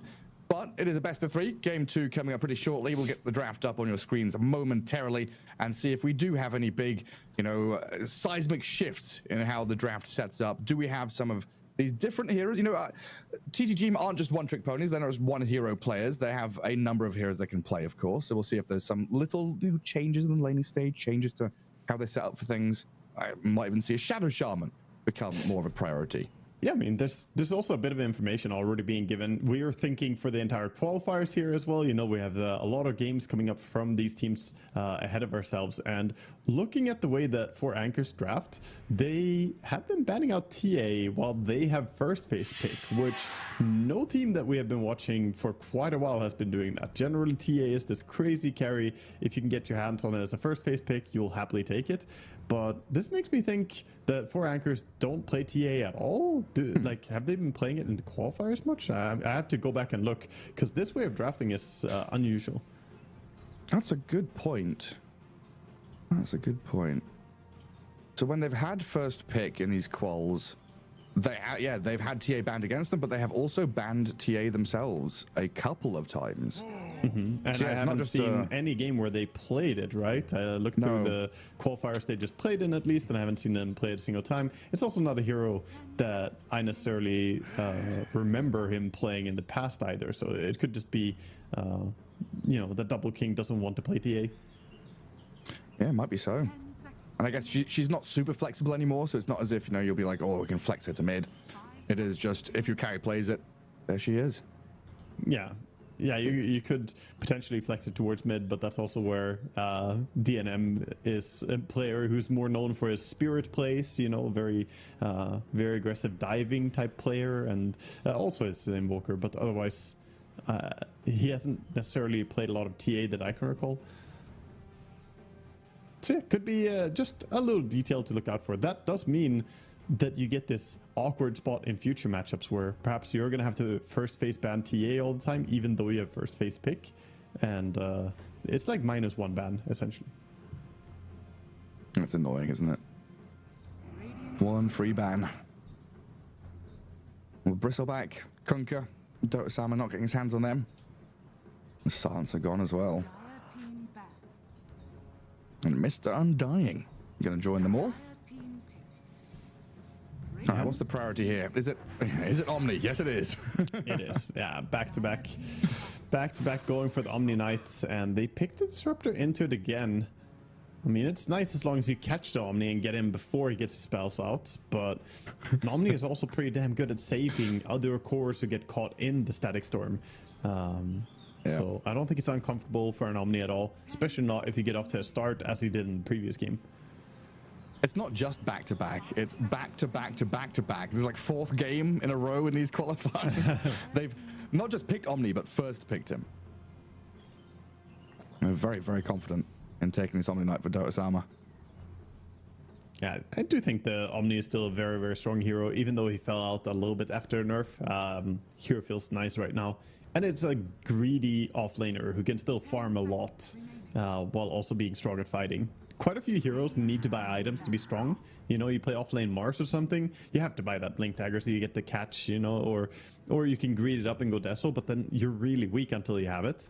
Whereas Omni Knight, you can run around with like 2 bracers and face boots and you're good, man. Like you're probably as strong as anyone else on the field, even if they bought a Blade Mill. Yeah, it honestly feels so nice having these kind of heroes that can just buy whatever they want. Like Underlord right now as an offlane hero feels kind of in that same realm where he's just like, oh yes, Blade Mail, Soul Ring or whatever.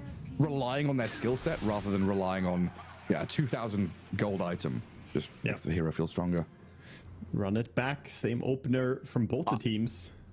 Yeah, I like this. It means we can know what to expect.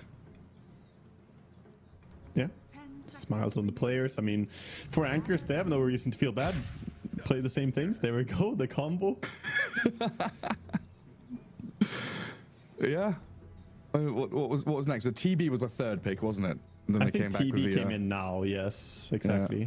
And then we had the Queen of Pain, and we'll see if we'll go down the exact same route in the bans. Who's a good replacement for TB?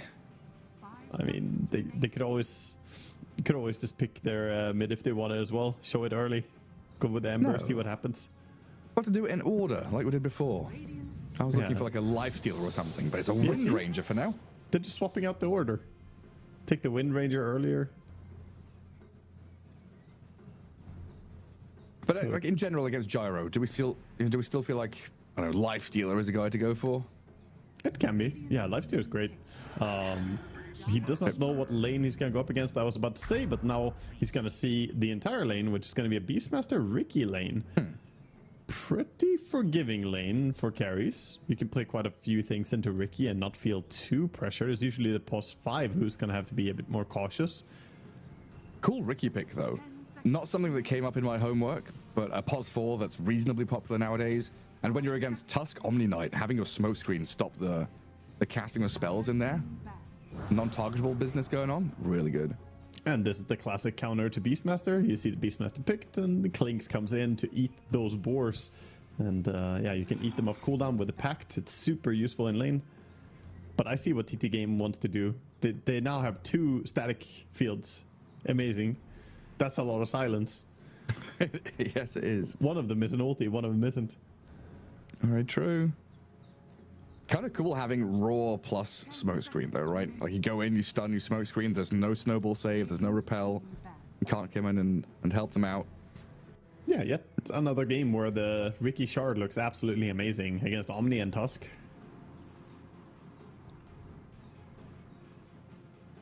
Looks really, really good. Maybe just lacking damage a little bit. We still need one of those spirits or Queen of Pain kind of heroes.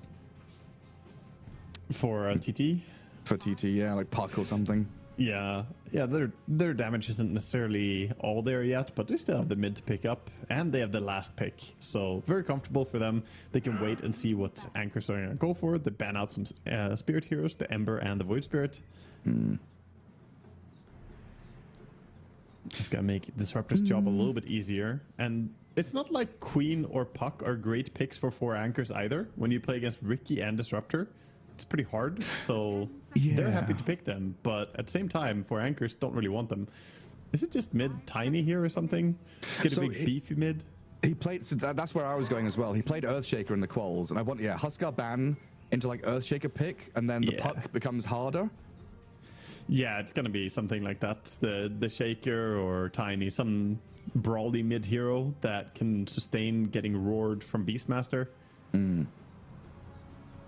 Yeah, Tiny could easily be it. There's a few options there for him. And also, picking blind into this matchup as well. Oh, hello. Leshrac.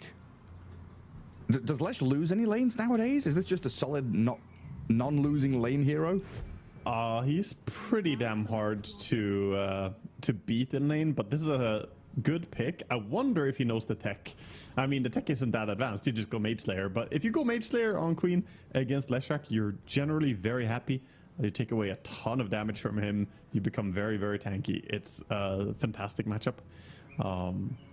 He is picking the Bondage. I mean, the Blade Mail isn't terrible either, to be fair. His Bondage Blade Mail build is going to work well against the Diabolic Edict. But Leshrac, Omni Knight, this is the combo that Pyanitsia were running. Of course, that was with a support Omni. This is going to be a core Omni, so you can't really play together as much.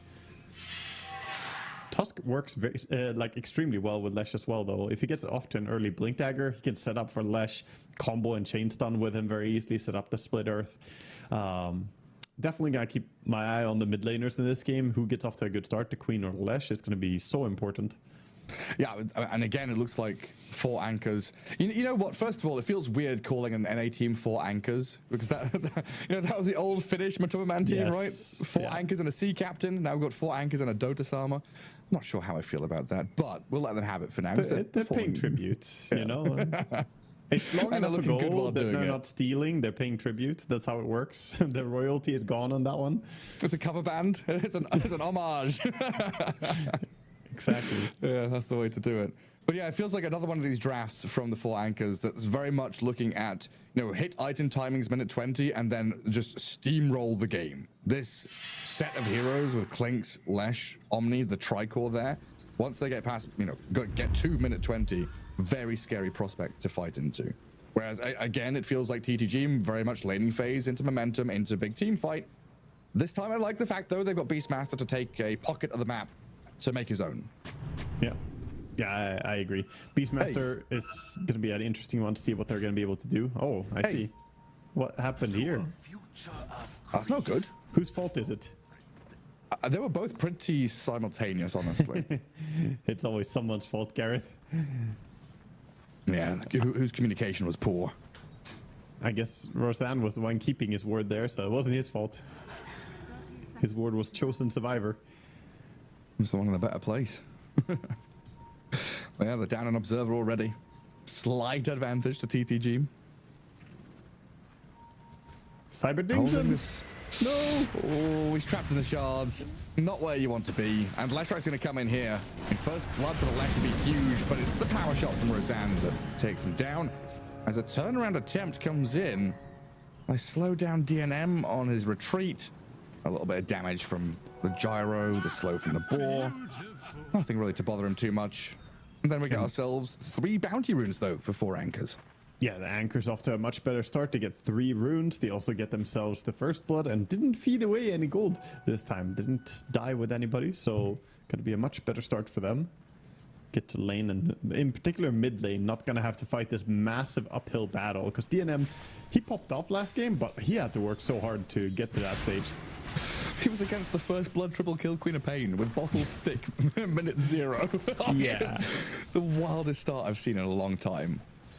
Honestly, I don't think I've seen a start like that since 2016 Puppy Chen or whatever buying bottle for his mid laner. Not true. Random people just buying it. Dude, I had that happen like not super long ago. Someone just bought an early bottle for me as Enigma. I'm like, what? That's fun. It was uncoordinated too in a random pub. I'm like, why do I have a free bottle? Such a throwback. That's just incredible. Ricky, I don't need anything. I've got Eidolons. I'm fine. Queen always has Blink against the Edict here, so it should be pretty difficult for him to get big harass with the Edict, but Lightning Storm might do a good job in laning stage for him. Yeah, we've been seeing plenty of these melee heroes suffer to the mid lash. You can't really contest runes, and it's hard once that lane gets shoved. With that Edict coming in. Like playing in the river is impossible.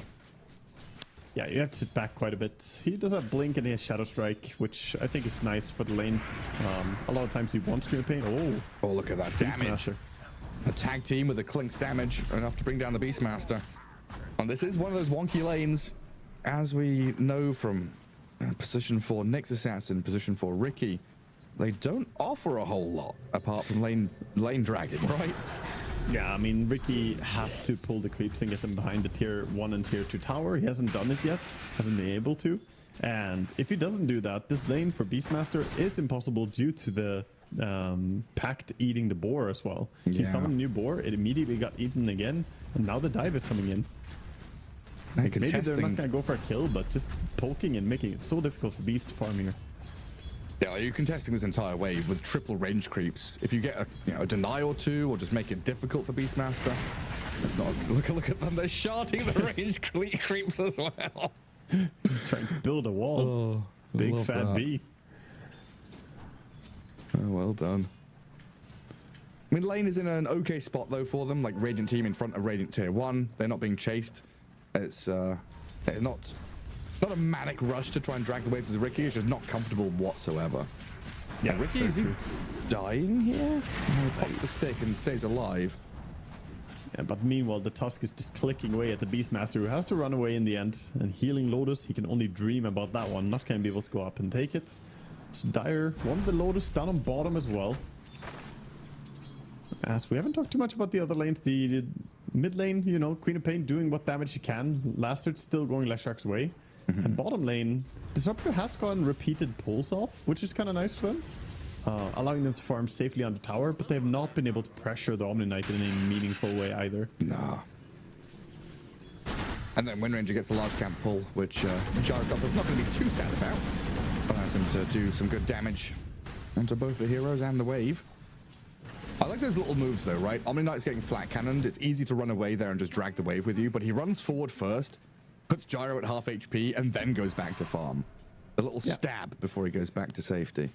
You always have to smack back when you play Omni Knights. You get a lot of value out of it. Yeah. Be sure to go on the enemy. One nice thing about Omni Knight, by the way, is that his facet that he's playing, the Omnipresence, making him deal more damage, actually works for CSing. If you stand next to a creep wave, you deal more damage to creeps as well for last hitting. So it's one of the things that just make him a bit stronger than he used to be in the past. Oh, Roseanne making a little migration in towards mid. Guard the Lesh, grab the Water Rune. Make things even more challenging for the Queen of Pain, as you can. And Yeah, that top lane now just devolving into Ricky, pulling stuff. Yeah, he's even chasing away the boar that was trying to kill off the sentry ward. But the Clink's completely uncontested under his tower, happily farming away as Disruptor gets run down. Yeah, Gyro not left with too many resources here. Double Wraithband Gyro. Did he do that in game 1? Oh, Infit's dying up top. Hang on a second. Yeah, Big Fat B and Double King, they're on this Beastmaster, and with another arrow, they've taken him down. The boars are slowing this Tusk, but he's able to snowball forward. Good tricks of the trade. Gets away with his life. But now Beastmaster's dead for 10, and there's a massive wave incoming. It's an enormous creep wave, but Beast will be up in time to get most of this farm at least, or get back to it. Ricky's holding it for now, keeping it warm. One range creep deny. Oh, one secured by Ricky. Mid lane. Ooh. Lesh gets a solo kill on the Queen of Pain. Didn't blink. Did he blink? No. He didn't Fair Fire or Magic Stick as well, so Queen of Pain messed up a little bit there. He underestimated the situation. The damage is really rapid from Leshrac, but that Edict, I think he got hit by the Pulse Nova and died to it. And now down the bottom, Snowball is coming here on the Gyrocopter. Big Fat B rotates into that bottom lane. Ricky trying to fight back, but I think he's just dead for it. Oh, he's going to get 2 courier snipes. Oh, the raindrops fall on the floor as the Ricky gets what he some would give for a Queen ulti right now. He's level 5. Just a level 5. Oh, if they had a Sonic Wave there, it would have been huge. They'll try and poke down Big Fat B. Roseanne has backup coming now. The Snowball dodge on the Scream of Pain. They'll turn straight onto Disruptor. Cyber Dingjan dead. Omni-Knight pump faking like 10 auto attacks onto the Wind Ranger there. Like, I can fix you, dude. I can fix you. I'm a healer. I can heal you with my big hammer. In the end, he didn't deny his friend, so... Yeah. In D&D, there's the way of the hand monk. You know, you punch people to heal them. He's just role-playing. Yeah, that's exactly what's going on. Yeah, I'll just punch you and heal you. That's fine. He's got a new wave arriving into his tower as well after that big old scrap down bottom. But yeah, 8-0. It's definitely feeling like that story we spun is coming to fruition. 4 anchors, they're in the groove, they've hit their rhythm, and they are kind of just playing this draft out as expected. It's going to take some mid-game magic from TTG. Yeah, at the same time, they're not really like down and out. They're struggling a lot on Beastmaster, but Queen still has a game going, even though she died that one time on mid lane. She still has ulti available, so looking for her big rotation. Like, where can she open up and get involved with this ulti? That's going to be the big question. Because sidelines are very aggressive, and the Kling's definitely not, you know, completely safe up top. One move from Disruptor and Queen could do it. Shards. Not quite going to trap the Disruptor. And Big Fat B might turn on the gyro here, though. Dota Sama's going to come across and save his anchors, reel them in, because Ja on his gyro is able to kill off the Tusk. Is that your favorite player on their team? Ja. Well, his name, well, it's like that phrase, right? Jayo in Chinese, like, come on, let's go. And he's also playing Gyrocopter every game, so it's Gyrocopter. So to answer your question, yes, I really like it. It's a good name. It is. Well, that's Sonic Wave, and Queen of Pain with no blink ready is just dead to this Edict damage out of the Leshrac. That's the downside with level 1 blink. It feels so bad. You blink in, and then you're just stuck next to his hero. And I'll give Ja the second best Gyrocopter name after aggressive. Oh, yeah? Yeah. Was the CDEC? Yeah, CDEC days. The level 4 gyro TP rotation? Oh, yeah. Before Duraccio and Twin Gates even existed, Aggressive was doing that stuff, right? You know, well, it's like we know Duraccio for his level 4 Twin Gate rotations with Chaos Knight and Sven and all that business. Gyrocopter as well. Aggressive was doing it 10 years before that. I think my timeline is ruined. Don't trying to bait. Sonic Wave could be big. Oh, he doesn't have it anymore, right? Committed. Glimpse DNM back. He's dying to Shadow Strike though. So okay, he's going to blink forward to get the XP and make sure he definitely dies, but now he's trapped in the shards and being pummeled by the Tusk and the Wind Ranger. Oh my god, this Tusk is getting so much value running around, being part kills. Double King gets dusted. Jumps across. He gets a bit of distance from this Beastmaster and Ricky, and now in comes Big Fat B to Big Fat destroy this Beastmaster. Ricky getting punched in the air, drops to the ground with a thud, and Roseanne comes out with a double kill. Dude, Big Fat B is doing so much work right now. He's gonna lose his life there on the Wind Ranger, and a good glimpse back in a Static Storm. Gyrocopter come in here to clean up the mess. Oof, that is a hefty amount of gold for those 2 exit kills towards the end. Not too shabby, not too shabby. Getting some resources for themselves. They did leave bottom lane completely open while doing this, so Omni-Knight is definitely making the most of it, pulling the creeps, pushing the tower as fast as he can. And he's working towards that relic. Every time I see this Queen of Pain, blinks on cooldown. She just like blinks onto anyone she sees. Onto Lesh, let's blink on his Lesh. Put dagger on her. Oh, Tusk dead. Oh, nice power shot from Roseanne there to finish the job. This Gyrocopter does go down.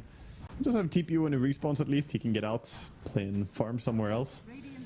And oh boy, the Beastmaster still does not have Dominator. It is tough days for him as he's overtaken by Wind Ranger in farm. This is just pure raw Dota though. Like Ricky sniping couriers, Gyrocopter coming in and just like, yes, hammer my head into the wall that is 4 anchors, get some kills, but die for it. Now, we've always kind of talked about Southeast Asia, Eastern Europe being the of hectic, aggressive regions in general. Come back to NA, look at this. It's non-stop fighting. 5 to 15, a glimpse there on the Omni Knight. Not going to net them a kill. Yeah, the repel gonna protect him from that, not getting pulled back. They have fantastic wards around mid though on the side of 4 anchors. Look at this vision they have behind the enemy lines. They got behind the tier 1 tower, on the high ground in the triangles, and they even have a bottom rune ward as well. So they could play towards mid lane and open up stuff for sure. And looks like the Leshrac is just about to get his Rod of Atos delivered. He has enough gold for it.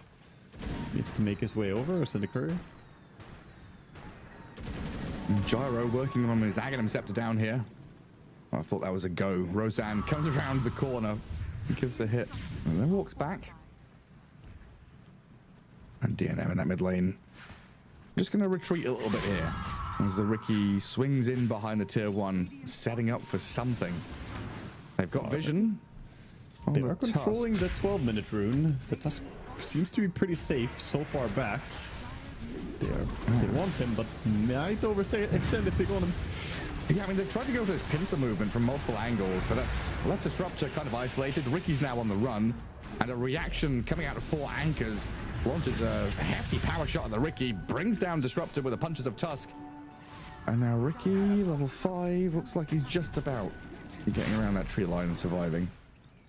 And Klink's gonna do what he does. This hero is so good at pushing towers early. He has a Desolator already.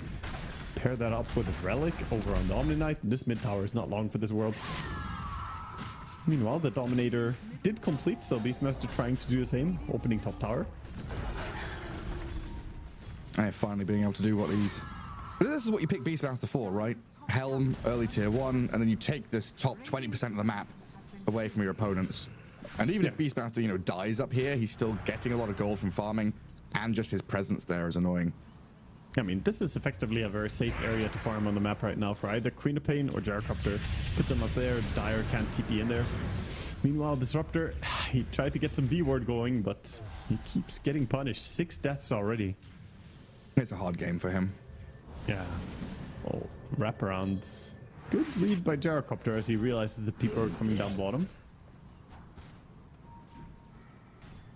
Well, there's timing number 1. Radiance on the Omni. Rod of Atos on the Wind Ranger, timing number 2. So another little bit of catch for the Queen of Pain. Or even the Ricky, as they go straight onto him in the mid lane. I mean, they have Deso, double Atos, and Radiance, and they're closing in on Blink on Tusk. So basically everyone bringing a power item, whereas on the side of Radiant right now, the only item they have is Dominator, the only complete big item. And that, I mean, that's more an item to fight buildings. It's not really to kill heroes so much. They're about to have Blade Mail soon on Queen, but these double Atoses are going to be really tough for him to play against. Yeah, I mean, remember when I said that the game was going to get hard for TTG like minute 20 onwards when 4 anchors hit, you know, their minute 20 big item timings with BKBs and stuff? I think I was like 6 minutes off. The 14-minute timing for 4 anchors might just shut the door on this game. Yeah, the first items are already making it look difficult. 6,000 gold lead. They're trying to get rid of the the Beastmaster up top. Omni goes on him. Gonna force out a defensive roar. And then TP out. Gonna get cancelled. Does get caught. Roseanne comes in. Roseanne pranking by missing the Shackle shot, but has the Rod of Atos still.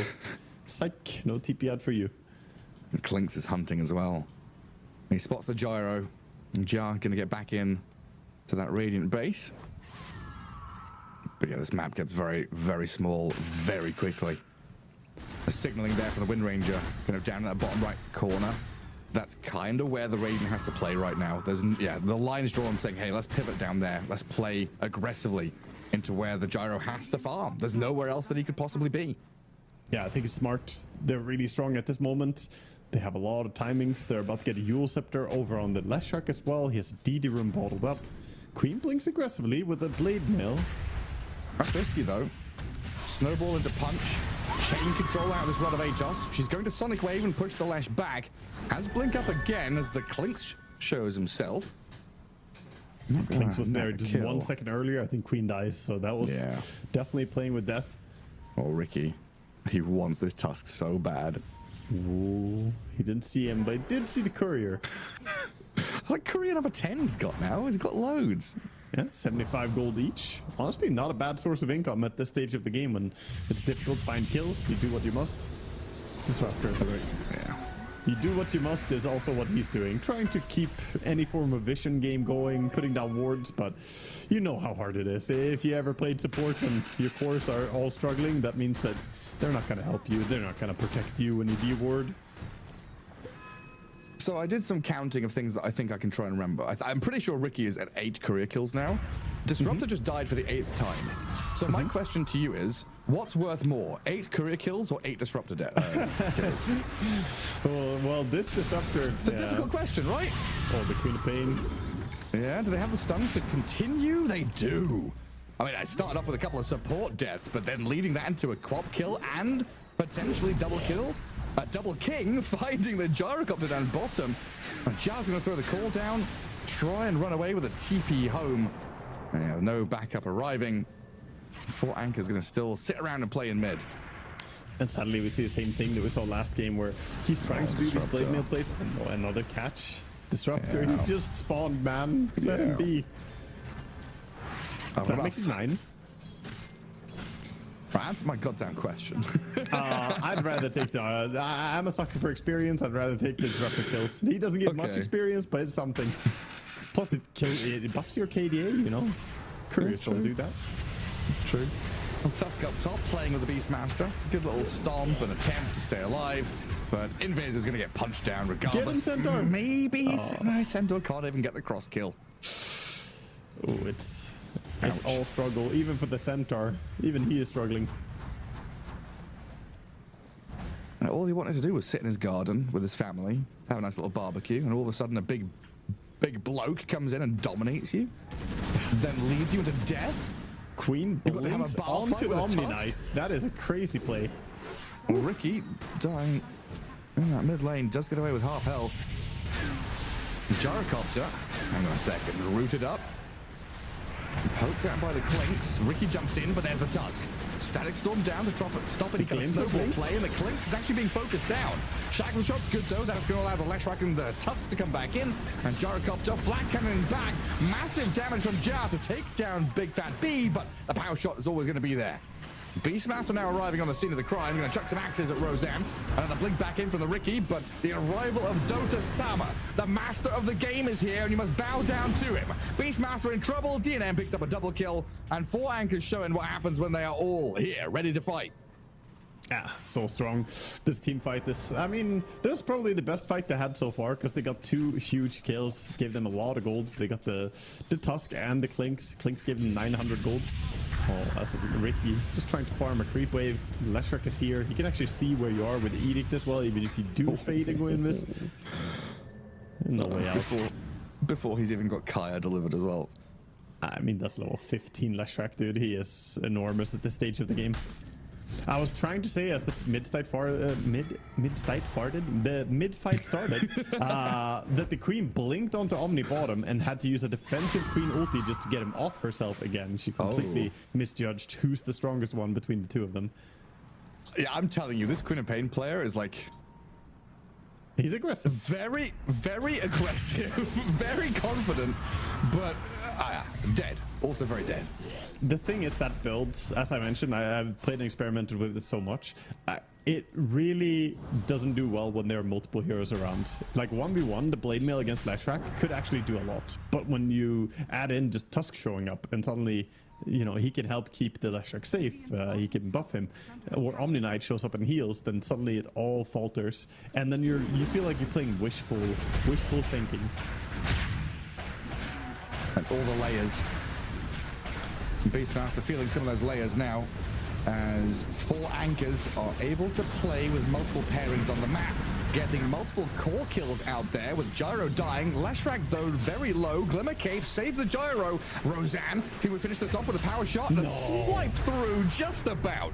Getting the job done while Dota-sama and Big Fat B have arrived. Snowball onto Ricky, but a turnaround for the Queen of Pain. Disruptor is going to stay alive. Omni Knight sent back in towards them. Ricky dies. Ricky's gonna young fall. Richard is gone. The Omni still has Blink, misjudges a little bit on the Blink, not gonna find the Queen, and she does have level 4 on the Blink now, so she's gonna be fine. Not before he runs after her though and gives her a little smack. He's like, what is fine?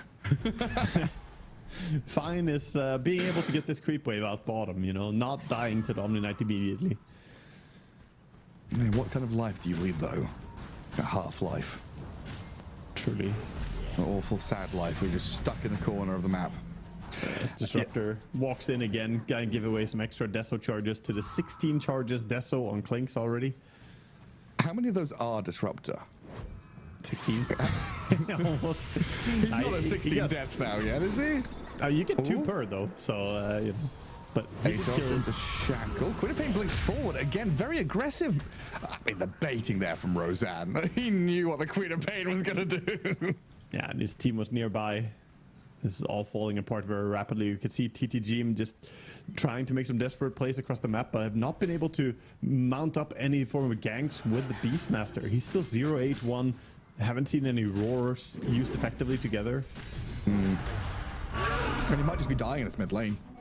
Dota-sama has got Defensive eyes on roar. the beast. Another defensive roar. And Omni Knight pretty happy just to sit here, try and bait with his teammates to his left and right. But yeah, this is absolutely one of those games where I would... No, we talked about it before. I would kind of have liked the Beastmaster just to continue running top, pressing tier 2, forcing a bit of action up there. You know, getting sucked into the whirlpool and madness that is this game, I don't blame him. It's just he has to come and do something because he is their stun. He is their go hero. Yeah, completely true. And that's the problem as well. If you don't have your initiator being part of it. Meanwhile, as I said, look at the Omni just initiate, blinking past the tower, looking for whatever he can get. He has a Shivas coming in 100 gold, and it's getting heavy.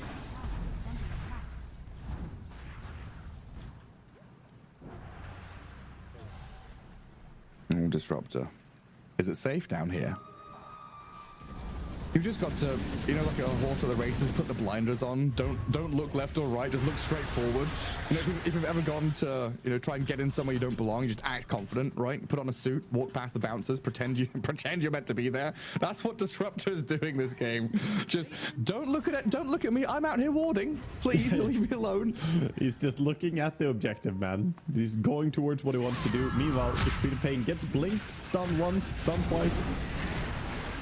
And completely dead. I mean, they do have a glimpse on DNM though. This could be big.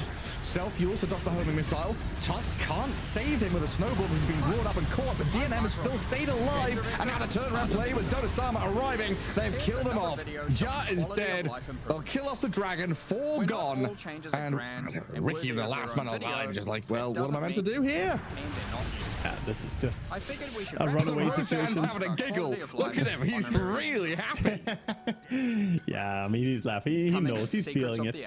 This game, I think they realize that they are the ones who should be the successors here, you know, in this series. They're getting all their items, getting whatever they want. He has a gem already. The poor little Ricky can't hide anywhere.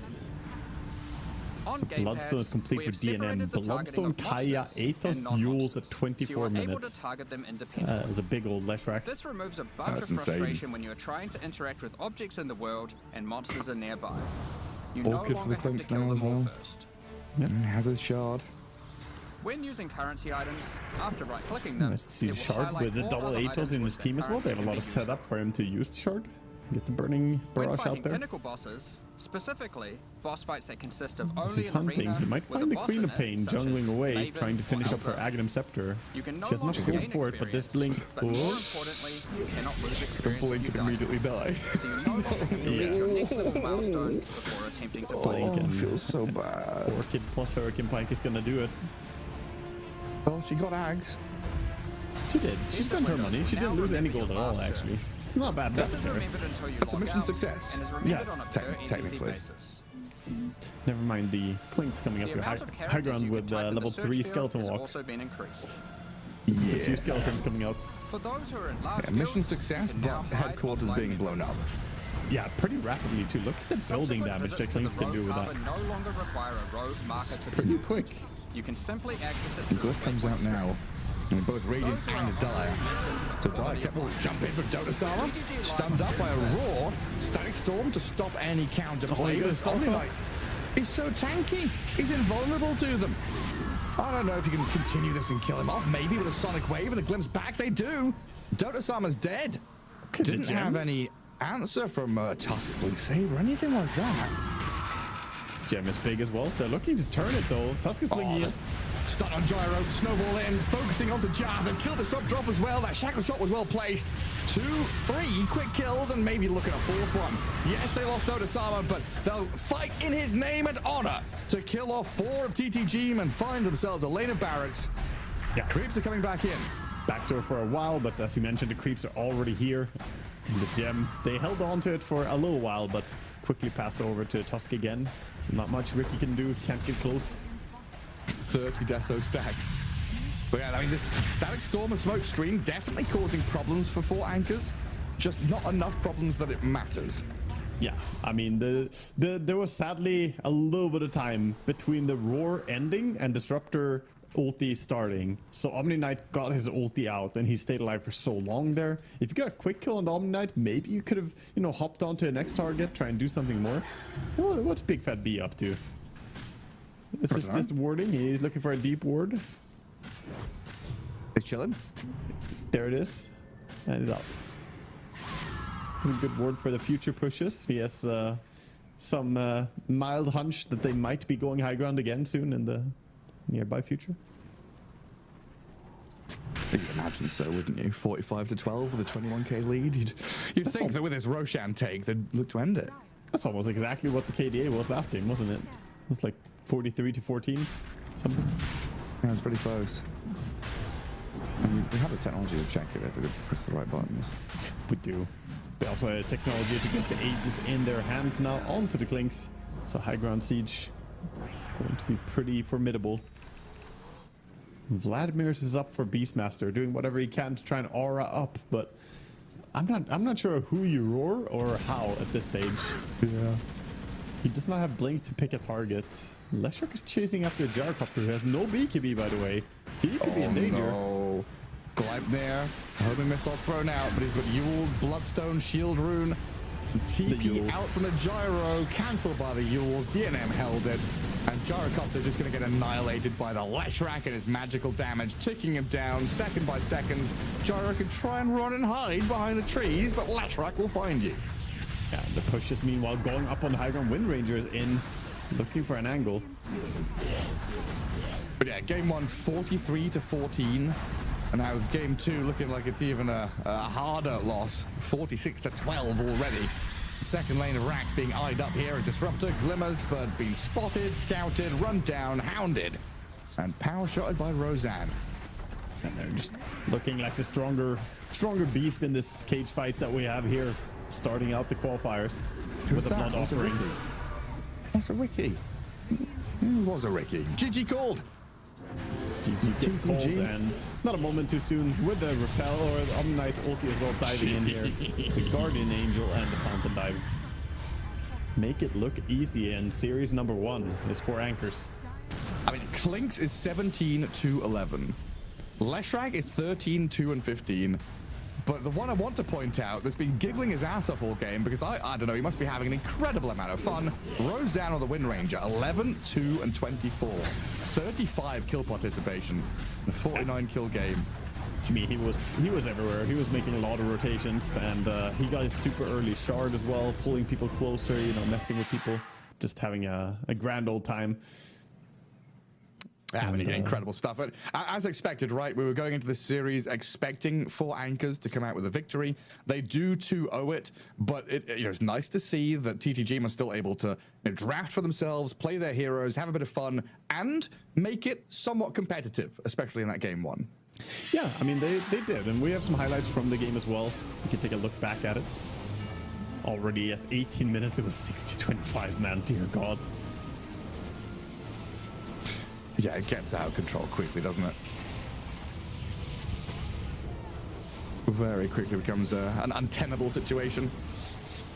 Yeah. Gyrocopter able to kind of stand there and fight back a little bit. You know, a bit of a punch back, but if you're not able to tie everything together and synchronize stuff, you know, you look at this minimap and you think, okay, Queen of Pain's not there, can't join. Beastmaster comes to the fight maybe 10 seconds late. If that had been all one concerted effort, potential is there for the Radiant to win that fight.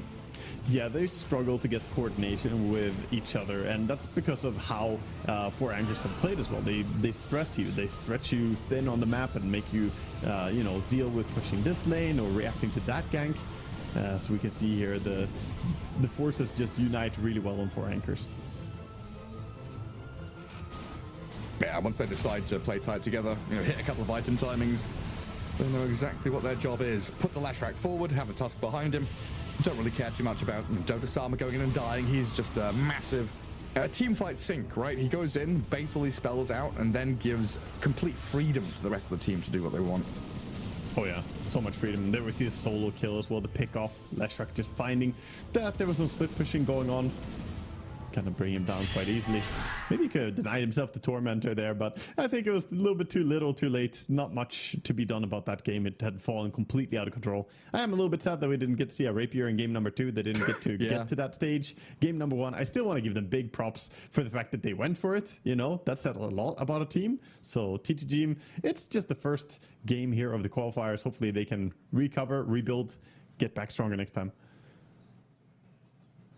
Yeah, I hope so. I mean, they've got another chance in that lower bracket. Maybe they can figure something out, make a long run down there. There's the potential, as always, for some of these open qualifier teams to make those long runs if they're able to find it. Just a difficult task when there is such a stern amount of very experienced opposition. Yeah. And kind of hard to pick a MVP for the second game here, but given for both his game 1 and game 2 performance, DNM, I think, he went up in a impossible lane pretty much in game number 1. He was super far behind and worked his way back, had a flawless record there for a long time, and now game number 2 also looked really strong in his Leshrac. So I think he earned the little MVP trophy for this series. Yeah, had a great time. Yeah, I mean, you're right. You know, coming back from that Ember lane where, like, laning into an enemy mid. I don't know. I feel like I'm repeating this over and over again. Triple kill, bottle stick at level 1, and you're an Ember Spirit just going like, oh please, what have I done to deserve this? Yeah, but no, they're able to remedy things pretty quickly and very nicely done. He showed his expertise for sure and understanding of where to go and how to, you know, explode as a mid player. And that's the important thing. Mid is a very explosive role right now. You want to be looking towards all those rotations and ganks, get as much done as you can. There we have it. Best of 3 all wrapped up in a nice, neat little bow. 4 anchors and Dota Sama. Don't forget him going through to the upper bracket semi-finals. So we'll have a quick break and come back with the next one. Shopify against C-Dub on the way after the break.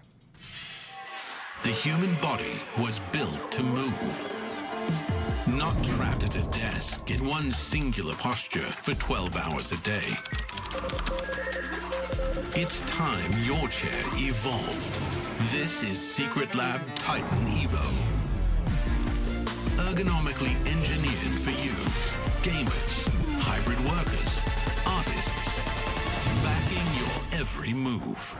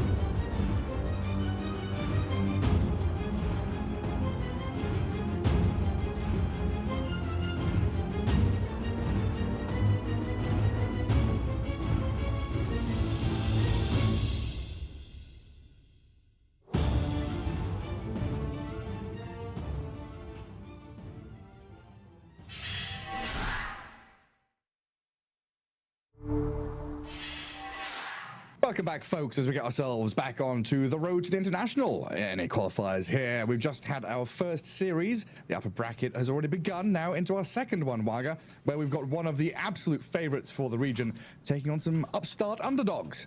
Exactly. We are going into the match here with Shopify Rebellion against C-Dub Esports. And Shopify, of course, there's no secret. Everybody expects them to be the favorite going into both this game, but also to take the entire qualifier, I would say. They're just the biggest name here. Yeah, absolutely. I mean, you'd absolutely expect it. And they just qualified through the EWC qualifiers recently as well. I think it was taking a wildcard 3-0 in those grand finals.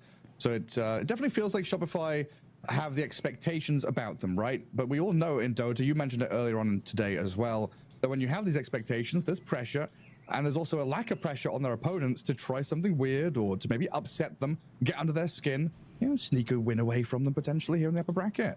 Yeah, definitely. I mean, you have to stay sharp in every single game. That's the important thing here. And we'll see if there's anything interesting and sneaky prepared by C-Dub as well. They still have players that, can put up a fight for sure here. And as we saw earlier today, the crazy rapier attempt coming out from TTG. I mean, it didn't work out, but I like that they came in with an aggressive idea like that. And hopefully we'll see C-Dub. I think they have a... I think I rate them as a stronger team than TTG just based on the fact that at least I recognize some of the players. But at the same time, this might be an even harder matchup just in terms of the difference, right? Shopify Rebellion is such a star-studded team. Yeah, I would definitely say so. I mean, it comes back to this discussion about MMR, it is just a number, but it's a good, solid foundation to begin from in discussions about some of these teams, right? TTG had the kind of average MMR of maybe 2,000, Immortal 2,000, 2,500. They were up against some Immortal 500s, that's a pretty big gap there. Here, Shopify, their MMRs are, ranging from number one, basically. They are top level players. Whereas C-Dub kind of Immortal 1000s, very good players, but there is definitely a divide between them and Shopify. Exactly. Yeah, they're in a situation where it would be hard for them. It's we'll see exactly what they can bring to offset that, but that's also where you're going to play a lot into combinations. Dota is not just a game where it's like, oh, you have this MMR, so you're going to win this. Especially on the side lanes where you have coordination. Can we see any starts where they start with 3 heroes, get a first blood, camp a little bit on the side lane, maybe bully an offlaner? You can very quickly put pressure on a player in Dota, and that can kind of snowball if a team isn't able to stabilize. Yeah, and they've got a little bit of that flexibility in them as well. From what I saw from the draft and the open qualifiers, they seemed pretty happy to swap both their positions 2 and 3. If they had a brew for their offlaner, he would stay offlane. But if they wanted to pick Leshrac, their offlaner would become their mid laner, and their mid laner would then be playing an Axe instead of playing a Quab. They've got a lot of flexibility there. But also their position 4 and 5 will be like, oh, our POS 4 wants to play an Axe as a POS 5. Now he's, swapped his role over there because we've had to move this Axe out of priority into support. Or their POS 5 suddenly wants to, play a POS 4 Rubik because that's what fits the game nicely. They've got some funny things to go on with. Yeah, definitely. A lot of things can change. We'll see exactly what they're gonna bring out. But I'm interested in seeing what type of support heroes they're gonna bring to the tables. Looking back at C-Dub and what they played in the open qualifiers, Tusk was one of those heroes that they were leaning on. We just saw that being used by 4 Anchors as well to great success in both the games that they played. Seems to be perhaps a popular hero, and can bring that high tempo. Question is, does that work really well against brawly, let's say lower tier teams, and how well are you going to be able to run in and get that value's worth against a team like Shopify Rebellion, who have much better read on the map? That's a good point. Understanding where that threat is coming from, reacting to it. Yeah, Shopify will have the upper hand there. There's also the story of how C-Dub got here as well, right? We have these 2 open qualifiers, and as far as I understand, C-Dub didn't play in the first one, only in the second, so they only had the 1 shot. They defeated a couple of teams. One day Draft got 2-0'd, Chilling got 2-1 by C-Dub. But then it looks like they got BSJ and friends got a walkover against C-Dub, and then C-Dub dropped into the 3rd place decider match where they got a walkover over Little Nick's team around this, let's call it the Medusa incident. Yes. Yeah, a lot of strange things. So we kind of need to talk about the Medusa thing, right? Because obviously it was a streamed qualifier game from the third place decider match, and it seemed like a rage quit happened in a competitive game there. Unfortunate to lose a player like that, but obviously open qualifiers is where hopes and dreams go to either be fulfilled or to die, Gareth. Yes. That's how it is, and sometimes hopes just die, and that works out in favor of C-Dub, who make their way through and end up here. Yeah, because that little Nick team for, what is it, my 4-3 Elden Ring, they weren't that far away, right? They got to the semi-finals. They got 2-1'd by TTG, and one of those games was because they just forfeited. They lost a player, and then they didn't get to field a team for the third place decider. So it's kind of just I don't want to call it a freebie for C-Dub because they did have to fight 2 series to get there, but they missed out on having to play 2 other series, which maybe would have been a bit of experience for them. I mean, honestly, looking through the qualifiers as well and looking at the different teams that have played there, I would say that team was tipped to go through the open qualifiers. Lil Nick, Red 2, Italiano Gangstar, B-God, and Flea. Like, B-God... It's a good team. Yeah, like, these guys have played in the NA region DPC a lot before, you know? Like, all these players are known players to the American scene. I definitely expected them to have gone through, so big loss for them to not make it here. Yeah, I mean, you know, ex-members of the Cart and 5-Rat 4 staff and all that business. I mean, Flea was on top, like Leviathan and It's GG and Team Freedom. You know, Flea was around for a long time in NA Dota. And B-God was like one of the best Hoodwinks I've ever seen, honestly. Back when Hoodwink was played a bit on Post 4 by different players, he played it and made me just drop my jaw, dude. Like, he played such... yeah. Way better than anyone else. His Hoodwink is really, really stellar. And he plays the same style on Skywrath and Techies. But yeah, his one-shot combos, he literally bursted like 3,000 HP cores on his own as a support. And wow. I'm just like, how is he just deleting people, you know, like in a way that no other pro was doing. So yeah, He's that good on the hero. Yeah, that was one, you know, hero expert that I'm sad that we don't get to see him here going further into this qualifier, but dropped out in the open, sadly. Yeah, I mean, it's a rough one sometimes. That's what happens. I mean, it's, you know, amateur level Dota. Sometimes that's what the outcome is going to be. But we've, you know, kind of talked over the upstarts, the underdogs. C-Dub coming in here, you know, potentially with some of these lane swaps or their signature heroes in that Tusk or the Carry Kunker, the mid lane Quap can come out. You know, we've definitely got some interesting things to do. But their opponents, like, we can't not talk about Shopify Rebellion, right? This is now the one last bastion of NA Dota, basically, in terms of the tier 1 international level. These are the guys that are expected to win this qualifier. These are the guys that are expected to perform well. This is the start of the journey for them. Yep. Yeah, I completely agree. Shopify Rebellion, they're a team that has, you know, played at the top level more than any of the other teams here in the qualifiers. So we expect them to do really well, and they all have been held to that high level as well before.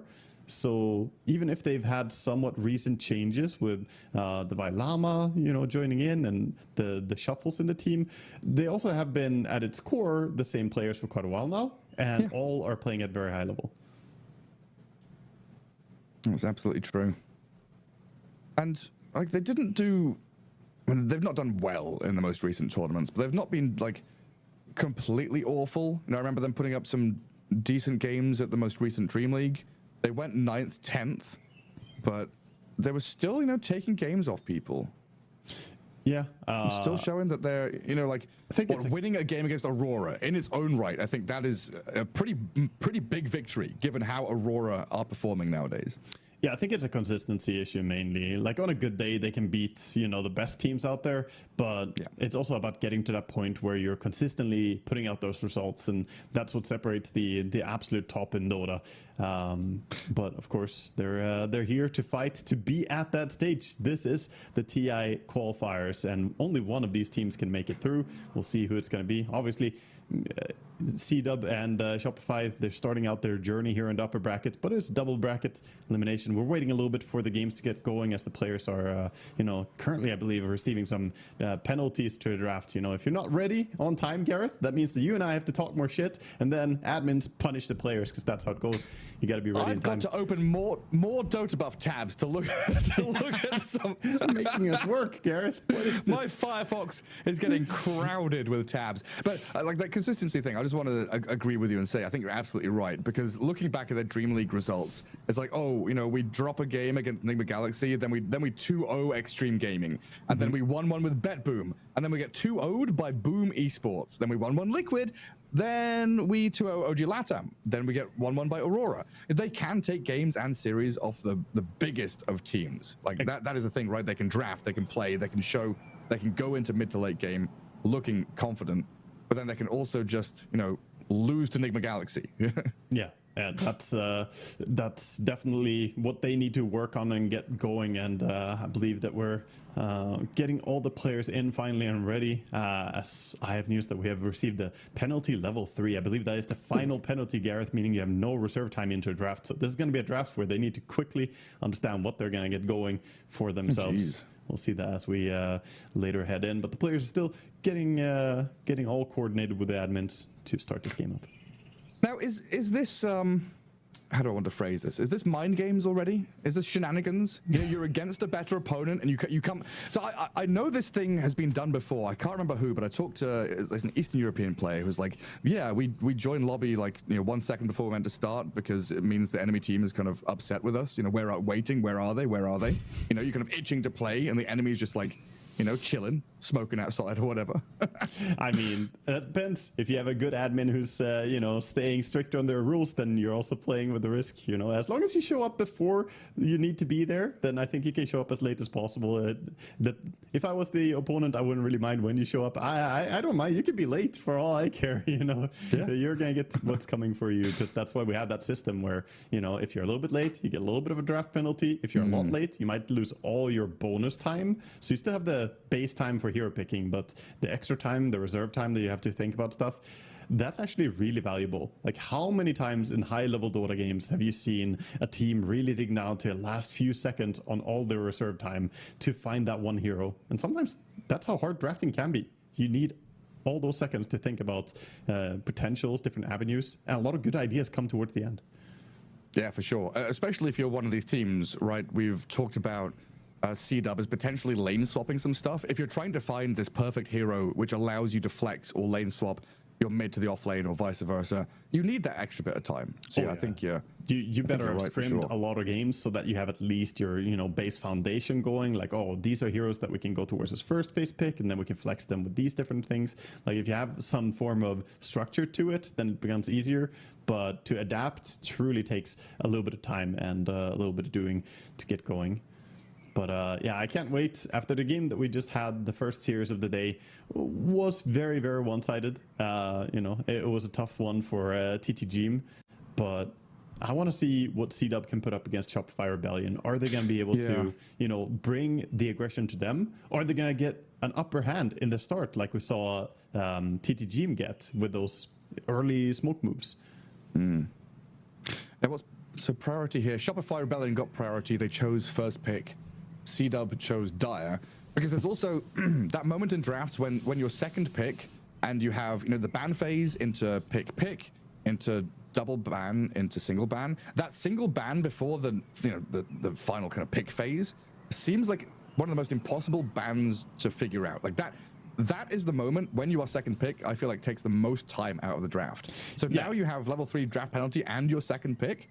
You've actually not got a lot of time to think about what you're doing. Oh, for sure. Yeah. I think the step into the second pick phase is like the part where you really got to think a lot about what you're doing, because that's when you start revealing a lot of your strat, and there's no going back as well. You kind of solidify a lot of things. What is it? The 12th slot. Ban number 12. Yeah, exactly. A little bit in. But yeah, I mean, overall, this should be a showing as well for us. We sit here and we hype up Shopify over and over. There's also a power of Caster's Curse. Like, we've talked a lot about them being the favorites. Manifesting it. Yeah, are they going to come in here and be able to perform at the highest level and stay sharp? Or are they going to be, dropping the ball? Because that also happens sometimes when you're so used to playing against the top level teams. And then you go and play in a qualifier against some teams they honestly don't even know some of the players. You're not sure about everything. Staying sharp is one of the biggest things that high level teams have to really think about there. Yeah, I mean, there's that whole argument about Shopify Rebellion having all the tape in the world on them, right? You can go back and watch all their replays, all their signature heroes, all their players. You'll know what they're doing from all these last tournaments. Bulba's not going to be able to do the same thing against C-Dub, right? No. It's much more challenging to craft a draft against these lesser known teams for sure. There's something else there I wanted to say as well, but I've completely forgotten as we are closing in on getting this lobby started. Draft will be underway momentarily. Looks like the admin has got them all in shape, got them all in the lobby. Yeah. And we're starting pretty shortly. I see all of them saying ready, and I get the endorphins kicking out in my system. I'm like, yes, good. Get in, get some Dota. Up to go. Yeah. I believe we are soon to be heading into the game. What do you think, Gareth? Your predictions for this? Do you think it's just going to be a 2-0? Do you have any feeling like it's going to be a go to distance? Or what are your odds on this one? What do you think? I think it's 2-0. I see Shopify Rebellion as this kind of team that doesn't want to mess around, right? So I feel like they're going to come into this pretty strong. Like, especially when you've got someone like Davai Lama on your team, it's just like, serious mode activated. I'm playing my offlane. I'm going to crush the opponents. I don't care who they are.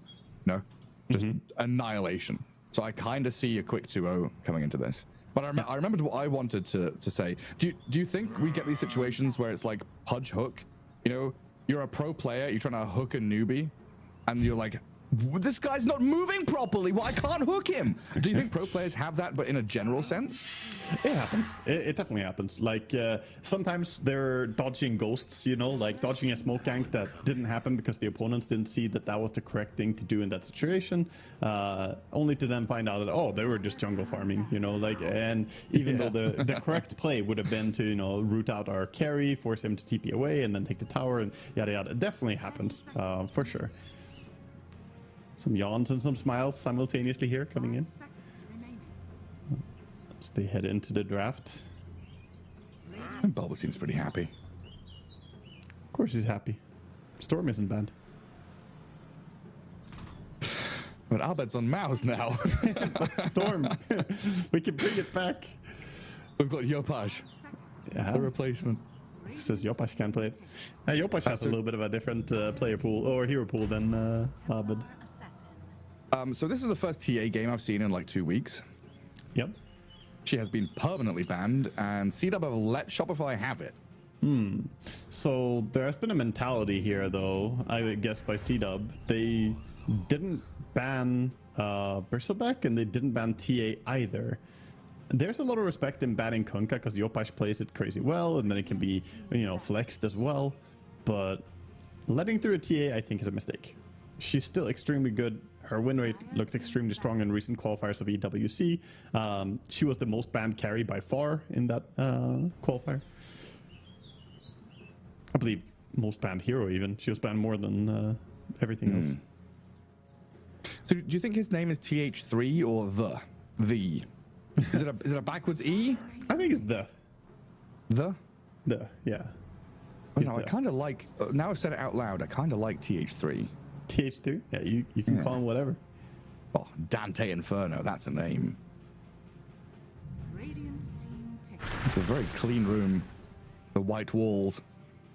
Yeah, looks nice. I like the big water bottle. It looks like a water station instead. Warlock and Tiny. And TA and Undying. So we have ourselves a little bit of team fight, a little bit of catch. Taking away the headrest pillow, He's getting fully into gaming mode. I hate those pillows. Yeah, every gaming chair I've had, I'm just like, I know they're meant to be for like lumbar support and stuff, but I cannot. Yeah, no, it doesn't work.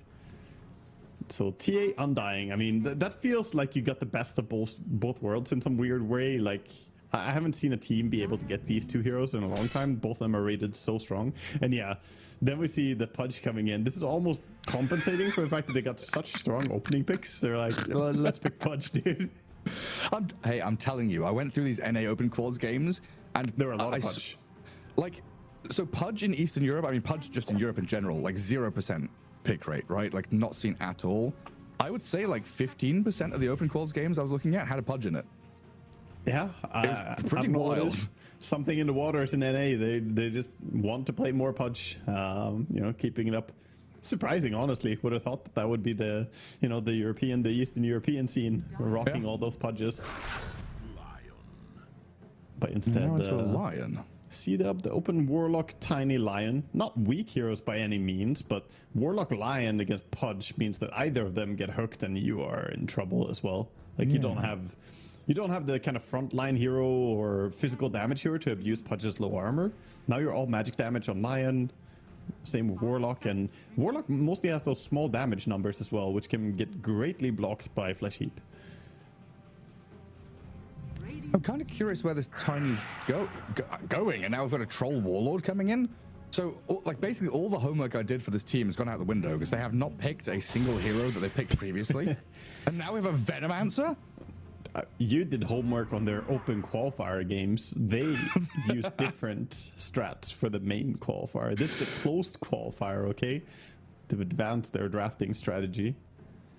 Well, then they should have named themselves O-Dub and now changed to C-Dub for the opens and the closed. Dub. Yeah. Getting dubbed Closed up their qualifier. drafts. So I don't understand why Lion into TA Undying Pudge. Is there like a clear reason? Because Rasta is banned. Yeah, okay. That's the best I can give you. I mean, it's not really good against those heroes, but it does give you Tiny Lion chain stun combo. And I've been harping on the fact that I want you to see some chain stun combos, especially on the weaker team going into a matchup. You know, if you're the underdogs, definitely make sure you have some ganking heroes that have chain stuns. I think it's one of the most important things ever, because you will be on the back foot 9 out of 10 times. And when you're on the back foot, how do you turn a game? By killing someone. And how do you kill them? You stun them. It's so easy. It's so simple. Just follow the algorithm. Yeah, I mean, the algorithm kind of starts with you being behind because you're worse than your opponents, which is sad, but you want to at least have an out for that situation if it's so likely to occur. So I guess we're kind of looking here at 5 Warlock, 1 Troll. Tiny's going to go mid, Lion's your 4, need an offlane hero last. Yeah. But that's what I'm reading. That's what I would expect. They ban out the Huskar just to protect their Monkey King, saying that, okay, they could offlane Tiny and put a Huskar mid, and I don't want that. So Yopash just protecting himself. And they do come back with the Bristle. This has to be like the first last pick Bristle of the patch or something. How the hell did he make it all the way to the end? Yeah. Well, I guess when you've picked up Pudge, Venno, Monkey King in a row like that, it's going to happen. So what we're going to have here, TA Undying lane with Yamato and Skem. Hellscream Davai Lama lane, so it's off-lane Venomancer. Are we going to see, is it jungle Venno and a Pudge is going off-lane? I think there will be some jungling. I definitely expect it, but we'll see. I mean, Hellscream normally plays support, so maybe they start out lane and then Venom would just transition into jungling. Yeah. But it could be full jungle from Davai Lama, honestly. I wouldn't put it past them. The Hellscream is just like some solo off-lane Pudge, just looking for experience. They tri-lane? Like, they don't send anyone off-lane. They tri-lane with Pudge and Dying TA. There you go. Jungle Venom. Oh, honestly, But then they've also got Monkey King gets Tiny in this mid lane, huh?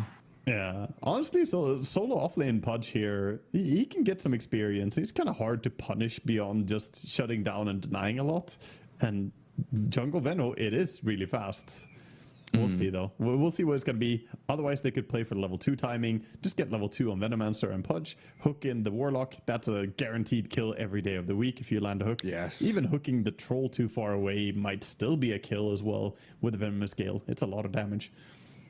Yeah, because usually Troll kind of wants to punch back and fight. Like, he's a lane dominator, right? He's ranged, harassing you, putting you within kill threshold, and then you go off the back of like a level 2 or level 3. But when you've got a ton of magic damage and these like plague wards and all this damage over time business adding up, Troll might not be the dominator we expect. He might just get hooked out his tower and dead in creep wave. Yeah, we'll see. I think he doesn't have the best combination to play aggressive with. Normally, Troll can be really threatening if he has some support that can set up as well together with him. But I'm expecting it to be the Warlock laning with him, which is mostly just going to be Fatal Bond spamming and Shadow Wording. I would kind of prefer it together with some hero that can bring some nukes, but we'll see how it plays out. At least he should have good sustainability, and they can clear the lane easy. And we don't even know if he's going up against two heroes or not, Gareth. We're sitting here with the possibility of him just being against a solo offlane actual support player. It could be anything. It could be anything. We'll see how it pans out, though. Shopify Rebellion taking on CW Esports here in the close qualifiers for the International. As we get ourselves into game one of this best of three and see what we're going to be dealing with and where Davai Lama is going to be going on this Venomancer, what Hellscream will be hooking with his Pudge, and how CW are able to lift this Troll Bristleback off the ground. Yeah, let's head into the game and see what they're going to do. Deep ward getting dropped by Monkey King, and quick hook coming out. Already setting up a kill. A grab onto the Lion. First blood already spilled as Shopify Rebellion have killed somebody off. They did reveal that they had high ground vision because they ran up in smoke, put a high ground ward, saw him, and then quick hook into takedown. Good start for the Pudge though. Always feels nice if you're Pudge to get some flesh heap from the start of the game. I guess it also has to be said, right? CW drafted with no reserve time here, so they've put themselves together a functional draft without much time to do it with. Wake Up paralyzed. He might be living up to his name in a moment. Punched back away from the lane already. As Shopify came up here with a TA. He did sidestep the hook at least. Got himself to safety. Of course, being in the river, it's quite easy to juke the hook because you get extra movement speed. So as long as you run along with the river, you can get some nice juking speed. This time not gonna be so lucky though. He's got him. Hooked back into the Veno Gale, and a few more touches here will take the Warlock down. The decay from Skem securing it. Good kills. Blocking up the wave.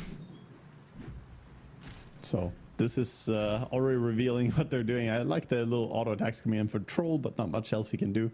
Troll is gonna have to TP over. If he tries to walk over, Hellscream got his number again. Oh no, this is so annoying for him. It's gonna be late to lane. They're gonna kill him again.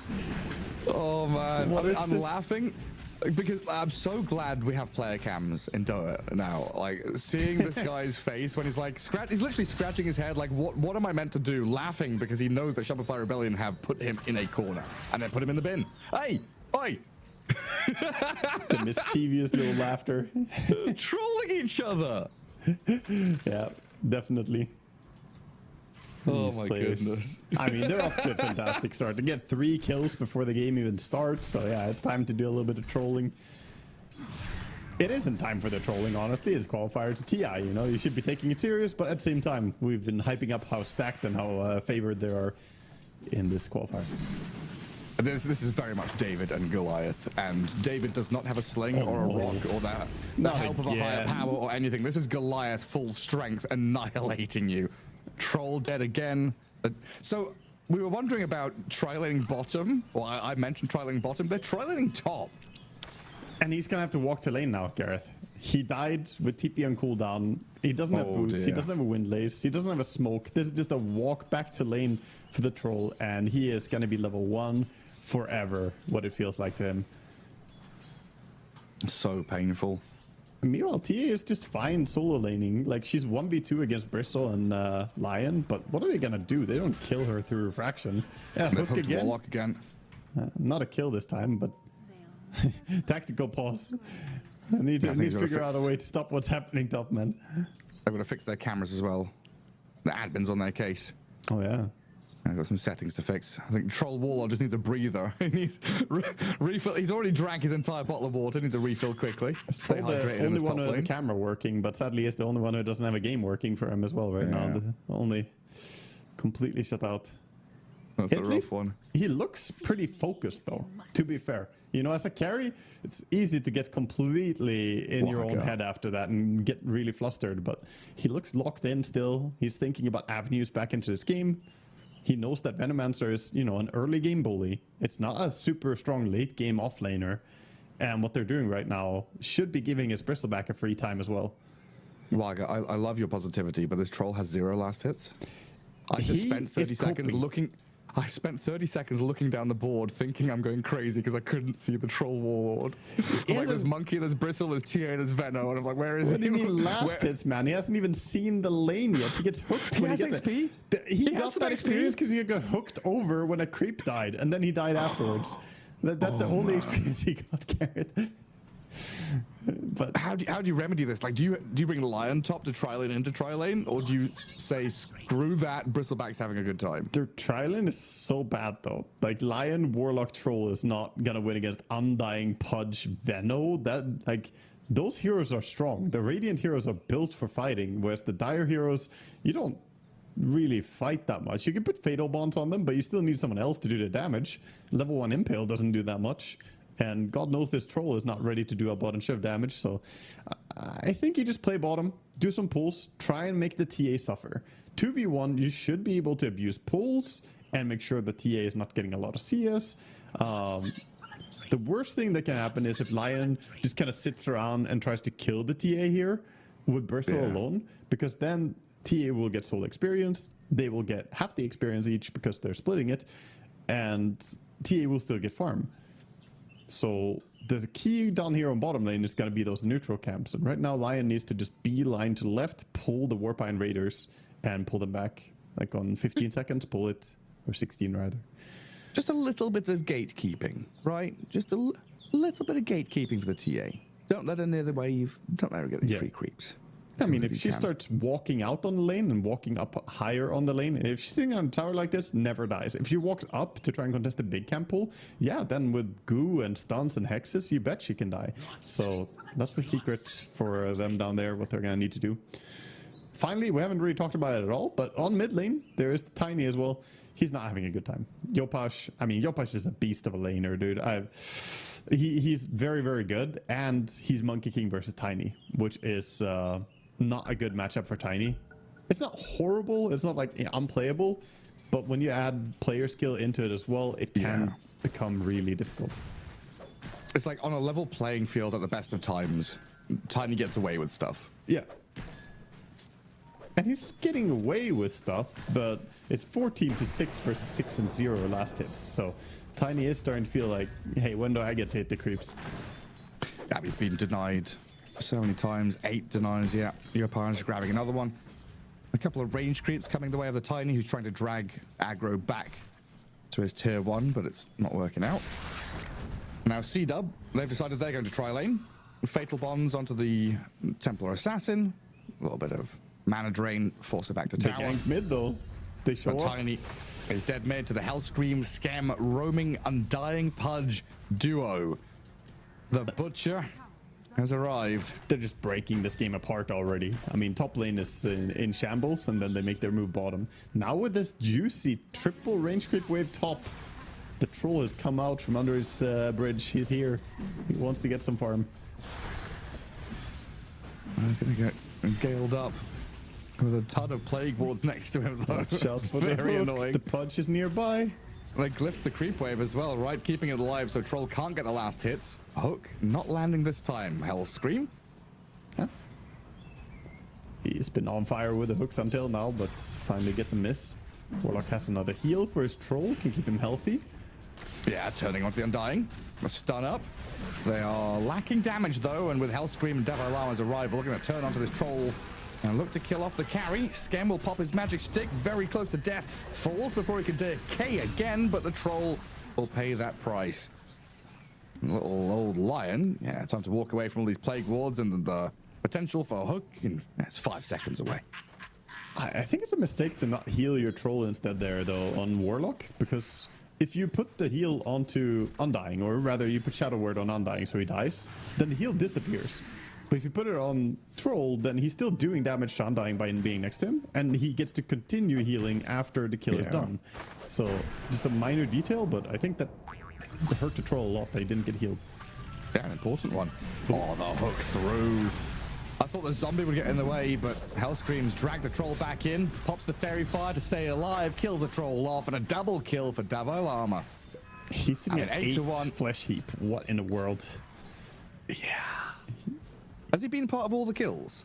His KDA is 207 right now, which is interesting. 9 out of 8. 9 out of 8 kills. God damn, this guy is good, Gareth. What?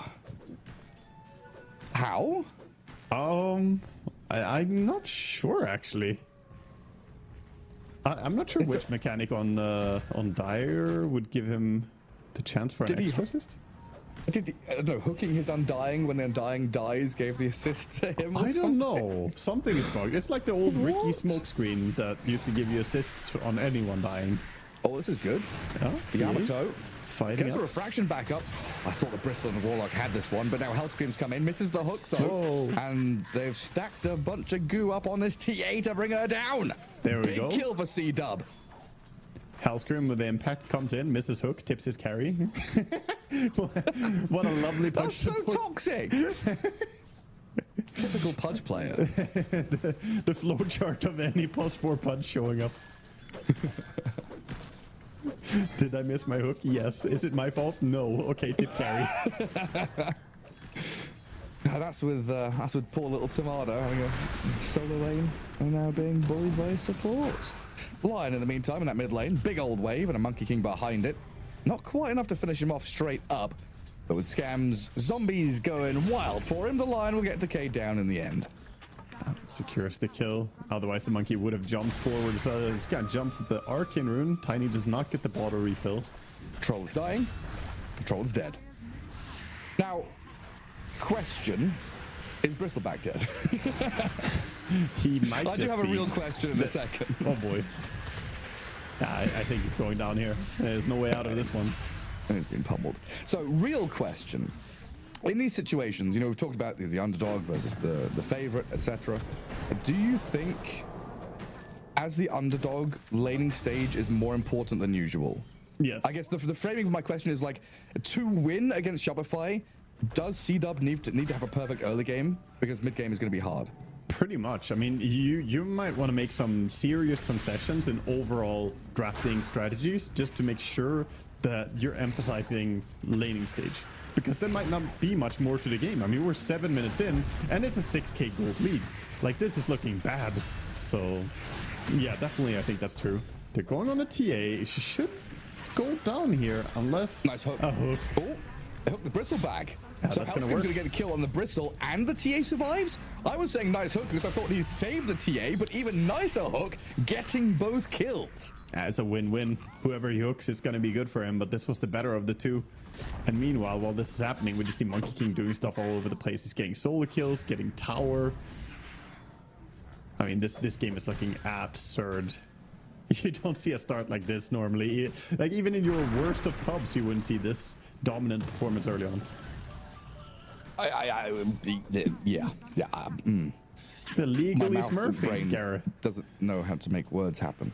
It was 1k gold per minute lead, right? That whole like phrase and that idea, it was big in like Dota 1 and early Dota 2 days. You know, minute 10k lead, that was huge.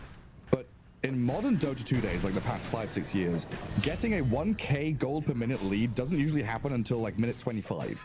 Having it here at 8 minutes is unheard of. Yeah, it's absolutely insane. I mean, they did completely like dismantle the top lane. The troll has just been touching jungle creeps primarily. Whatever CSC has been getting has not really been lane creeps, not the premium creeps. And yeah, mid lane was also just a complete shutdown. And TA was fine. That's the key thing. Like, Yamato was completely okay down bottom. He died at one time, but that didn't really set him back. Yeah, I mean, now look at him playing aggressively onto the Bristol back with the Undying next to him. A man-at-arms running at opponents, playing 3 separate lanes and winning them all. There's a tree next to the Tiny. Suspicious tree. Oh, he's tossed the creep, not the tree or the monkey. And Yopaj, 1 versus 3, is going to get a kill on the Warlock. Oh boy, he's not even bothered leveling up Wukong's command, you know. He's just going all out early game. Yeah, that's super high level on the Jingu Mastery for that enormous 165 damage against some of the squishier targets like Warlock. It's just killing him in a few hits. They haven't taken their own wisdom, so Venomancer makes his way over, checking it, making sure that he gets it. And meanwhile, Troll has found the safest place to farm. This is Vinland. over here. This is Vinland. Nobody will ever look for me down here. Is it though? It is. The fields are green, Gareth. Looks like a Literally. landfill down there. No, not a landfill. No, the landfill's up here where Tiny's trying to fight over the scraps of rubbish on the floor. Yopaj and Hellscream on the run back through the river. The toss forward, Troll sent in. He axes into Yopaj to try and slow him down. Pops the battle trance to chase forward, but no nets, no roots as the hook catches the lion, and Davalama's there to secure the kill. Now Monkey in a 1 versus 2 is going to battle back, realizing that his fight is cracked wide open. A triple for Davalama, a team wipe, and GG called. And time. Minute 10. It's over. 10:23 is the time. World record pace coming out here by Shopify Rebellion as they treat this qualifier like a speed run straight out from game number 1.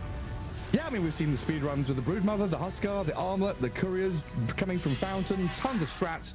I've not seen the Pudge Venomancer lane, though, as Hellscream with a big old smile on his face, very happy with the way things went. Yeah, I mean, he told his team to pick me Pudge, and they picked him Pudge, and then he had fun. He definitely, I mean, the first move they made, just zoning out the carry and then camping the carry, was just lane ruining for poor C-Dub there. They couldn't get off the ground in a good way at all. Yeah, I mean, from start to finish, right, it was a very difficult for them overall in terms of not having the drafting reserve time, you know, kind of picking this lion, which didn't feel like an amazing pick, then getting pudged and undyinged, getting zoned out of lane, like you said. Shopify Rebellion just pulled out every little trick they could to make this miserable for C-Dub. Here's the tough question, Gareth. Do you adapt to what just happened now?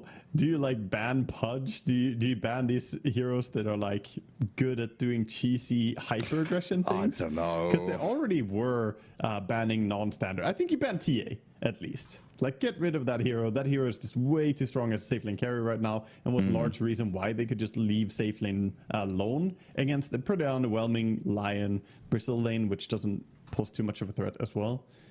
Yeah, I mean, yeah. I'd be, again, just inclined to agree with you with that. You know, the last couple of qualifiers and tournaments that we've cast, you know, whether it's been, you know, a Dream League or EWC quals or whatever, TA has been banned, you know, like 93% of the time, right? We've very rarely seen her. And when we have, she's looked very good. So just that element in its own right, having first pick TA, was already like a red mark against C-Dub's draft. Holy moly, Gareth. We got a highlight here, and it's pretty much the entire game. Look at that. we can fit it all in here because it was so fast. Like, honestly, mad props to production. You know, a 10-minute game, they're like scrambling to get replays, highlights, MVP package, get all the assets done. You know, sometimes as a viewer, you don't think about all the work that goes in behind, but there's, you know, people figuring out all the assets for the end game shots of the stats and all that stuff. And they're like, wait, game's over, minute 10, quickly. Let's get this all up. Look, end game scoreboard. Oh, we've got it. Yeah, I mean, that was pretty damn fast coming out. We can see the score here, and winner of the farmer race was the Vailamo on his Plague Carrier. He did have 2 supports on his lane, in fairness, and he had no carry on the enemy team to lane against. So if he didn't get top farmer, I think his team would have a talk with him. Pizza party well time. done to Bristle and Warlock getting kills, and Skem, Timado, feeders. Look at that. Yeah, 22-2. Yeah, that's we'll see who's going to be if the rest of them are going to go unkilled through the series, or what's going to end up happening. And there we have the MVP of the first game, of course, the Pudge. He was popping off. He was truly one, just having the most fun as well, I think. Is that all he had? Like, I don't know. It's so, I guess it's so wild the game ended in 12 What minutes. items? I'm kind of expecting Pudge to have more items, but it's just phase boots. I mean, it's super early in the game. The game didn't really progress to any stage. He spent majority of that game without boots, by the way. He got his boots, or like minute 5:30, he got his boots. So yeah, the game was over at 10:30. So that's and that's in a game where you're dominating. You might still be pretty low items this early on. Yeah, I mean, he didn't even have 3k net worth and 2,800 for him. Yeah. Well, I mean, that's definitely a shock to the system, if anything, for C-Dub. You know, you get out of the open qualifiers, like, yeah, we made it, guys. We're now going to play in the closed qualifiers. Who are our first opponents? It's like, oh boy, it's Shopify, and they're here to just absolutely bully you. Yeah, that's why I was kind of looking at that, you know, the troll player's cam when he's being done in by the Venomancer and all that business. He's literally just like, wipe the sweat off my brow, scratch my head. Like, what am I meant to do in this situation? There are no easy answers. There are no answers in general. They'll find out if they can, I don't know, pull one out of the hat or out of the bag, something along those lines. C-Dub down in game 1, but not out just yet. We'll have a break and come back with game number 2. The human body was built to move. Not trapped at a desk in one singular posture for 12 hours a day. It's time your chair evolved. This is Secret Lab Titan Evo. Ergonomically engineered for you, gamers, hybrid workers, artists, backing your every move.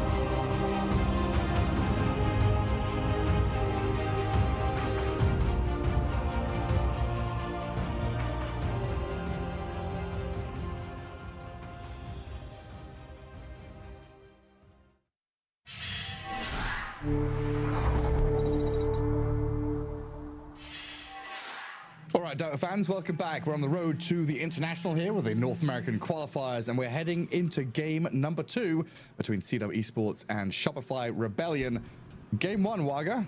We've had all the numbers, all the results in. Draft lasted longer than the game did. Yeah, I mean, I think the poor little troll, he headed to the lane, get hooked, TP it in, get hooked again, and immediately it was like the shirt says, man, it's game over. There was nothing else to do really for him. He started jungling, but then the rotation came in mid, where already the Tiny was struggling against the Monkey King matchup, and then he gets ganked by 2 supports immediately. Normally, you're used to seeing like maybe 1 support comes mid, steals a rune, but 2 melee supports come in and just dive you on the tower with Tombstone. I mean, there's no counterplay for that. That's the thing, right? Having this ability to dive with multiple heroes. Plague Wards, the Veno, the Slows, the Hook, the Undying with the Tombstone, the Decay. It was really a toxic draft from Shopify that shut CW down incredibly well. You know, we've talked in the past about some of my favorite things in Dota, and the drafting style we've seen in past metas with the toxic nonsense builds, right? The Supernova, the Tombstone, the Plague Wards, the Venom Wards. Let's see some more of that, Shopify. Just stuff on the map you've got to deal with. Oh, I see. You want to have some Pugna in with this Undying as well. Get some mix in there. Sure. Possibility. I want to see if you can still decrypt the Tombstone. Oh yeah, I think at least I didn't try it in demo mode after you asked me that, but I think that's been removed. But Pugna is also not played much ever since he doesn't heal mana anymore. And teams have kind of stopped playing around it, so Pugna mechanics are hard to come by now since he's never played. Dream broken. Undying and Veno already banned. Bulb is licking his lips. We get to pick real heroes here in game 2. Yeah, no stuff on the ground. As we see Tinker ban as well, huh? Yeah, I mean, Tinker is also one of those heroes that can just kind of run away with the game very early, especially if he gets off to a good start, get level 6, play the entire map. As a core, yeah? Yeah, I mean, even as a support, it doesn't really matter if he... I'm a little bit surprised to see the Tinker ban this early on. This has to be that they also don't want to play against Tinker, like personal preference. Because I mean, if you're picking AA like that, usually we've seen the other way around, where you ban AA if you want to pick Tinker. Yeah, exactly. Or you get the vice versa. But yeah, they open with AA. This has been the hero that dominated in the 738 patch. He was the monster of 738, but now we're in 739. Some changes happened, a little bit nerfed, and not quite as oppressive anymore. I still think some heroes like Tusk, Ricky, and other good jumping supports can shut down AA very well in the mid game. And there's Tusk's best friend. Sure is. Good building block though. AA goes nicely with a number of heroes. All you need is a couple of heroes to catch, and then you can kill. Beastmaster, one of them. Ember Spirit, loves to play with it. Anyone with a stun. Yeah, it's true. It's a start, and also a very, very good hero for finding, kills on particular targets. They pan out the Pudge and the Clockwork. There will be no hooking. None at all. A couple of Hellscream and Scam specials. So Tusk, you reckon, just straight out here? Oh, I think it looks amazing. I don't know why you wouldn't take it. Okay, Batrider is another one. True. It's kind of pick your poison between those two, and both were available. So this is definitely going to be an even stronger lane potentially. Now you can't stop the Batrider going in with Iron Shell and Surge. 10 seconds remaining. Yeah, super powerful early magic damage combo. 5 seconds remaining. Well, that's the offlane set for Shopify. So now we have to figure out who's going to be laning with the AA. Honestly, if I'm in C-Dub's shoes, I'd be banging out like an AA Sven or something. Yeah. Sven to like farm, get to a critical mass, plays well with the AA, plays fast. True.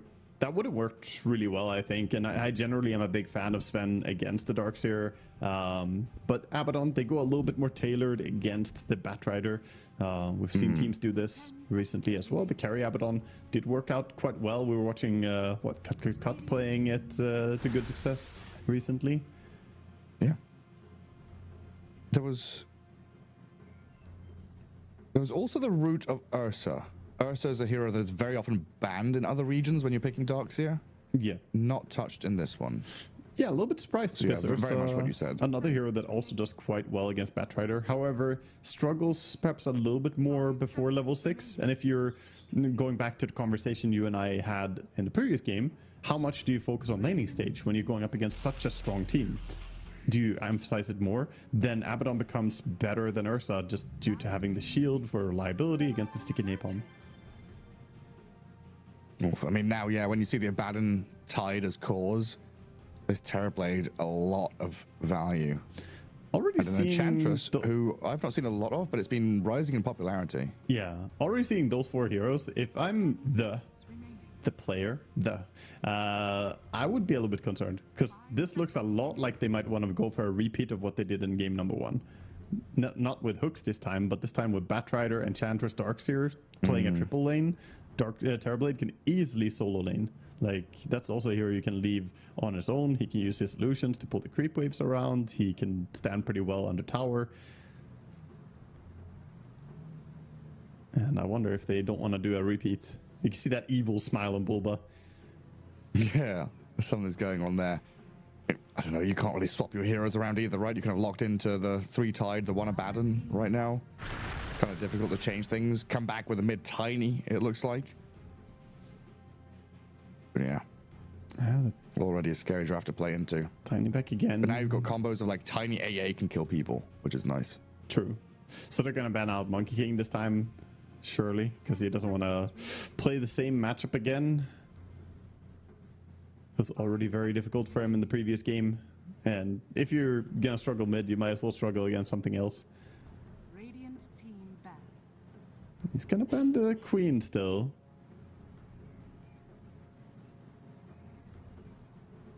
Does surprise me a little bit that he prefers banning Queen over the Monkey after what we just saw in that matchup too. I think Queen is not that easy to bully Tiny. Every time you step up, you take the aggro of all the creeps, and she doesn't have a heal mechanic the way Monkey does, if he just gets Jingu.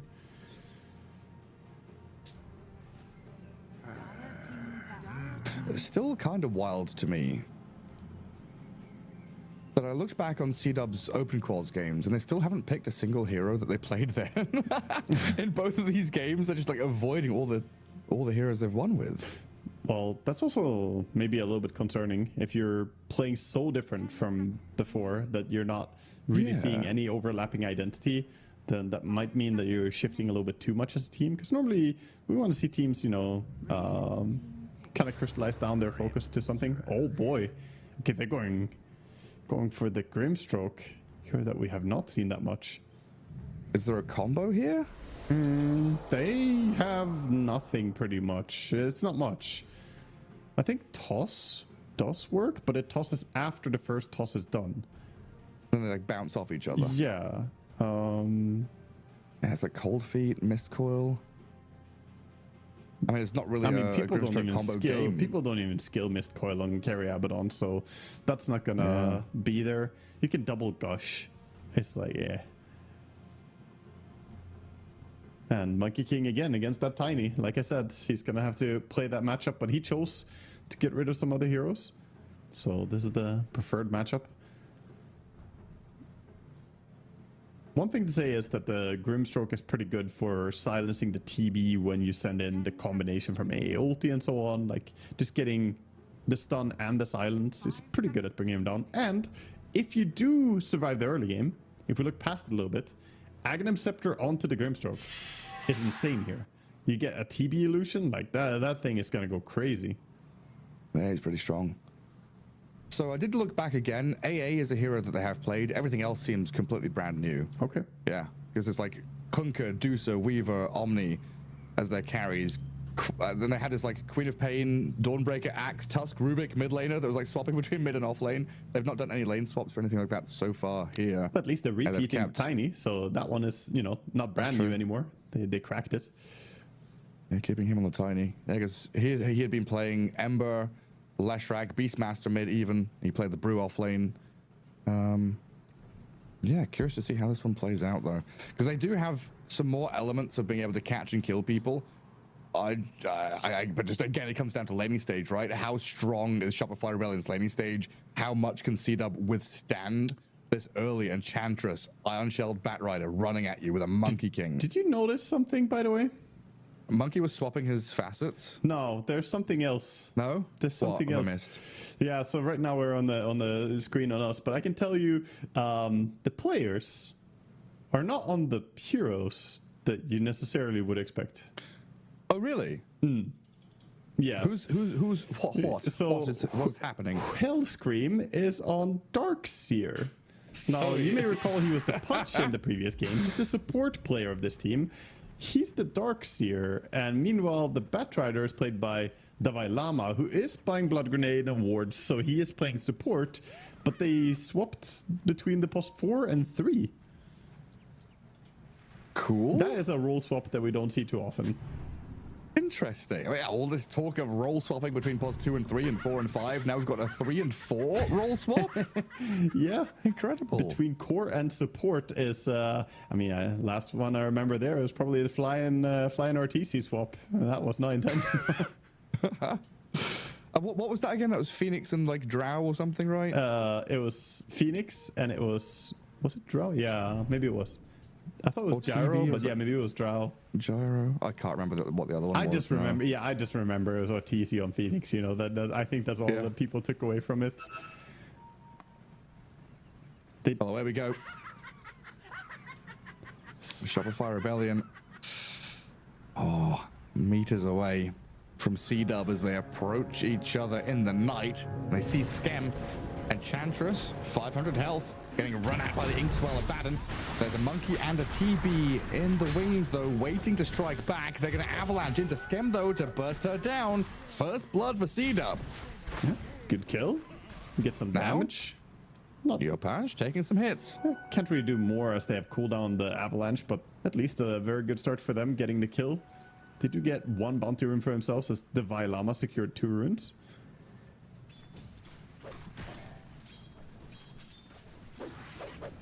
And then Despair again for this Tiny in the mid lane against the Monkey King. Yeah, not easy to play, and Yopaj is very mechanically gifted when it comes to mid lane mechanics. I mean, he's honestly one of the better mids in the world when it comes to dominating a lane. A learning experience for the Tiny, though. Yeah. You're learning how to lane against the best. Humbling experience, maybe even. It is what it is. Up top lane, we have a blood grenade used to stop the salve over on the AA. A friendly shield comes out from the carry to keep his support alive. Very nice. But yeah, I mean, maybe it's like iterative learning, you know? You're losing game 1 and figuring out how to lane this Tiny Monkey matchup. Maybe you get an upper hand. Maybe you get a TP rotation, a toss back. You know, we're going to keep an find eye on some him. So angle. far, he's already doing better than the previous game, though. He got 2 denies to his name. Didn't have any denies in the start of the last game. Very well done. Also, the kill definitely helped. Gave him boots early on.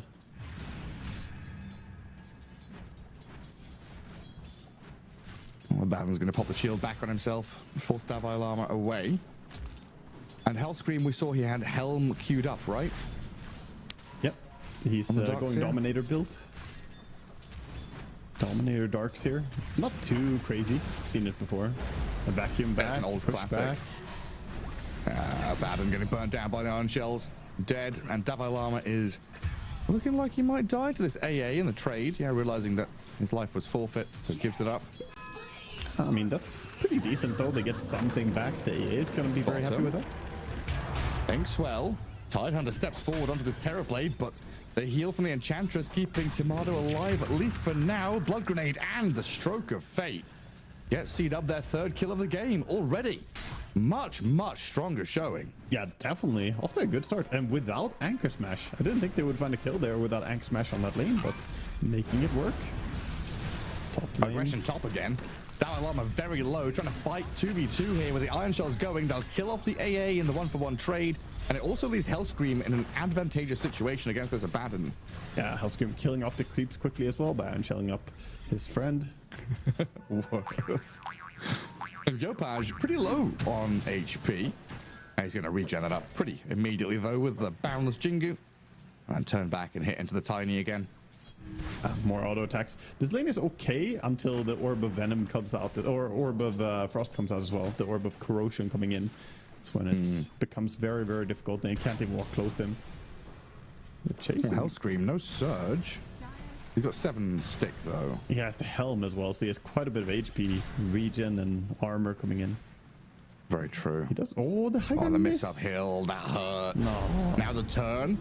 Is this Abaddon dead now? Shields himself. Hellscream has Dalai Lama just He has Iron Shell flying on him. over the top of this Abaddon. Iron Shell on him, burning him to a crisp. No running from this one. Yeah, disgusting. I mean, Firefly plus that. Bottom, Tomato again in a bit of suffering and pain here of this tied Grimstroke lane. Really sticking it to the TB, but it looks like with the Enchantress by his side, Tomato puts some damage back until realizing his life is done for. I don't understand the build that he's going on terribly, by the way. He does die. They're gonna chase for more. Not gonna bring down the Enchantress, but TB is like one of the highest value magic stick purchasers in the game, since he has some of the highest armor in the game. And he's not buying magic stick against Grimstroke and Tide? I feel like these deaths are preventable. He's getting a lot of Wraith Bands though. He's at 3 already. He's going for number 4. Maybe He wants to go jungle very early and be extremely fast set farming. That's the overall. maybe it's a challenge, you know? You get a bonus if you play a game without Magic Wand, or Bulba's set some challenges for his players. Bulba told him, "You're not a mage, so no magic stick for you," and it checks out. He can't buy one. Exactly. He can only buy blades. Oh, well, Wraith Band number 4. He's covering his entire arms and legs in those things. Love the jewelry. This Batrider has now arrived. Dalai Lama's coming behind on his bottom lane, and he's looking at the Grimstroke and Tide as juicy targets. Especially now it's turned nighttime. He could maybe sneak in around behind them. Yeah, he's got the Blood Grenade and Healing Lotus as well. Once the creeps come on the tower, he is diving. Can Tide get wow, away? He has Yopaj. boots. Tide Hunter, Inkswell on him, turns and fights Dalai Lama with a stun landing. The Grimstroke instead going to be the one to die, while Tide Hunter's going to try and walk it off back to his tier 2. And we also had that mid lane fight where the Monkey King going head to head with 2 enemy heroes, stays alive and zones them away from lane. He has 24 denies against a 9 and 2. So while they're sieging up bottom and taking that tower, mid lane is absolutely crushed. It started out better than last game. He got some denies, but then it turned sour real quick. Yeah, they can pick up some kills here and there. I mean, Enchantress would have been a nice one to grab, but instead it's the turnaround play with Skem's Warpine Raider throwing acorns and seeds and nuts back onto the AA, and Grimstroke gonna get pummeled as Yopaj will take him down. But Skem did die. The Tiny picked up a kill, 6-6. And now Monkey with Jingu behind the Tide Hunter, getting laid into here. He has the Chainmail for extra armor, but body blocks coming in as well. On this, not gonna finish, but he's close to dying. Ooh, one more touch from the Warpine Raider. Not enough, can't find it. Marino gets home safely. He does get home safely, but this is all that farm that he wanted to get under his tower. That's -5 CS again, just for being zoned like this. So while he didn't die, it still hurts, man. So I'm sorry, what is Tomato buying? Is it the drums? Oh, Wraith Band again. Okay, so he has 5 Wraith Bands. Another Wraith and Bongo Band, Boots and next. then Bongo Boots. Abaddon up at top, not level 6 yet. Puts the shield on, but he's surrounded by enemies here. Hellscream and Dalai Lama giving up on the kill for a moment. Backing away, realizing he's popped a wand and has rotations arriving. Tiny, though, no mana. The Santa comes in and burns the rest of it off, so he can't toss. Already spent his avalanche. And poor little Tiny here is just going to get harassed down by all the summons. He doesn't have a soul ring yet, so he can't do anything. He did purchase the power treads instead of soul ring as well. Also on the courier. Well, Tomato's Wraith Bands didn't protect him as he tried to steal the Wisdom Shrine from his opponents. Not good enough against the magic damage, no. For the better part of 5 minutes, I've been wanting to come back to this Helm of the Dominator on Darks here, by the way, because this used to be an old classic. The Centaur. Back in early Dota 1 days, getting the Centaur and you would self-vacuum into Stomp because you didn't trust your teammates to do anything with you. Exactly. It's by your own Slardar. Yeah, it's pretty good. In this game, it might just be because they want to push and end pretty fast. I mean, all of them are playing with urgency, let's say the least. Well, then, why didn't they do the strat? You know the strat. What strat are you referring to? Push and end quickly. The strat. The strat. 5 down mid or what? Yeah. Yeah, Lone Druid, Nature's Prophet, Pugner, Cottle. Right. Well, Head by Headdress, by Clarities, or you do, you know, Abaddon Spirit no, Bear he combo is cliffed nice him, as well. The Abaddon is Yeah. on a little cliff. He has no TP. Abaddon Just leave him there. is stuck. And Marino is dying to TB illusions. The final touches there. They're gonna keep him prisoner 100%, dude. Radiant's courier has been killed. I'm so sure that they're gonna keep him up there. Are they not gonna try and kill his courier? Prison It is of coming in. Abaddon Caban. Frickin' stuck on the rock over here. Okay, they're not camping him at least. You know, the rude play. Once you okay, there we go. The rude play would have been to put a ward on the cliff and then just kill any courier coming nearby. Oh, that is despair. Oh, they can kill TB again, though. They're on him. He has no sunder. TP out? No, he's not allowed to do that. No, he's still got no max HP at all because all he bought was Wraith Bands. Monkey King is in. Couple of hits to get the Jingu going. Ancient Apparition could get burned down here as Dalai Lama does lose his life. Good stroke of fate come back in, but Yopaj with the Wukong's command turning quickly onto them, but he's running out of resources now. 1 versus 3. Wukong's will end as he jumps to the statue, gets onto the high ground, across the canopy. And Dutcho with the stun. Does he have a toss-up? He does. Finishing touch. No! The lifesteal. Monkey King back to full health. Turns on the Tiny, but he can't finish the Here's job. Abaddon. Now he sees the Grimstroke. He's running low, though. Can't stick on the target. Well kited. More by Jingus, Cena. more Jingus. They've brought the Abaddon back into the fold here. Finally getting involved in a team fight. Tiny's going to be careful, though, not to die. As Yopaj is lifestealing up. Finally going to fall, though. What is the fight, dude? It's like because of the aphotic shield, he can't keep hitting the Abaddon. That's the only reason they killed him. Is the fact that they have effectively the blade mail effect from aphotic. Terribly somehow back here again. The neutral creep just kills the Grimstroke. Free trip to base. The wildest thing for me is like C-Dub are fighting back, getting kills. It's 11 to 10. It feels like they are It's close. competitive and punching back. And I don't want to say it's close, but it feels like there's you know, meat and potatoes behind them. As this Tidehunter's going to defensively ravage and run away, lasso up on the AA to kill him off. It's a 7k lead for Shopify Rebellion, though. They have got so much value from this map while going toe to toe. Yeah. They are gonna lose the Batrider here. Drop. One more kill. Tip from Yopaj. Teammates tipping teammates when they die. That's top lane. Skem and Hellscream going at it.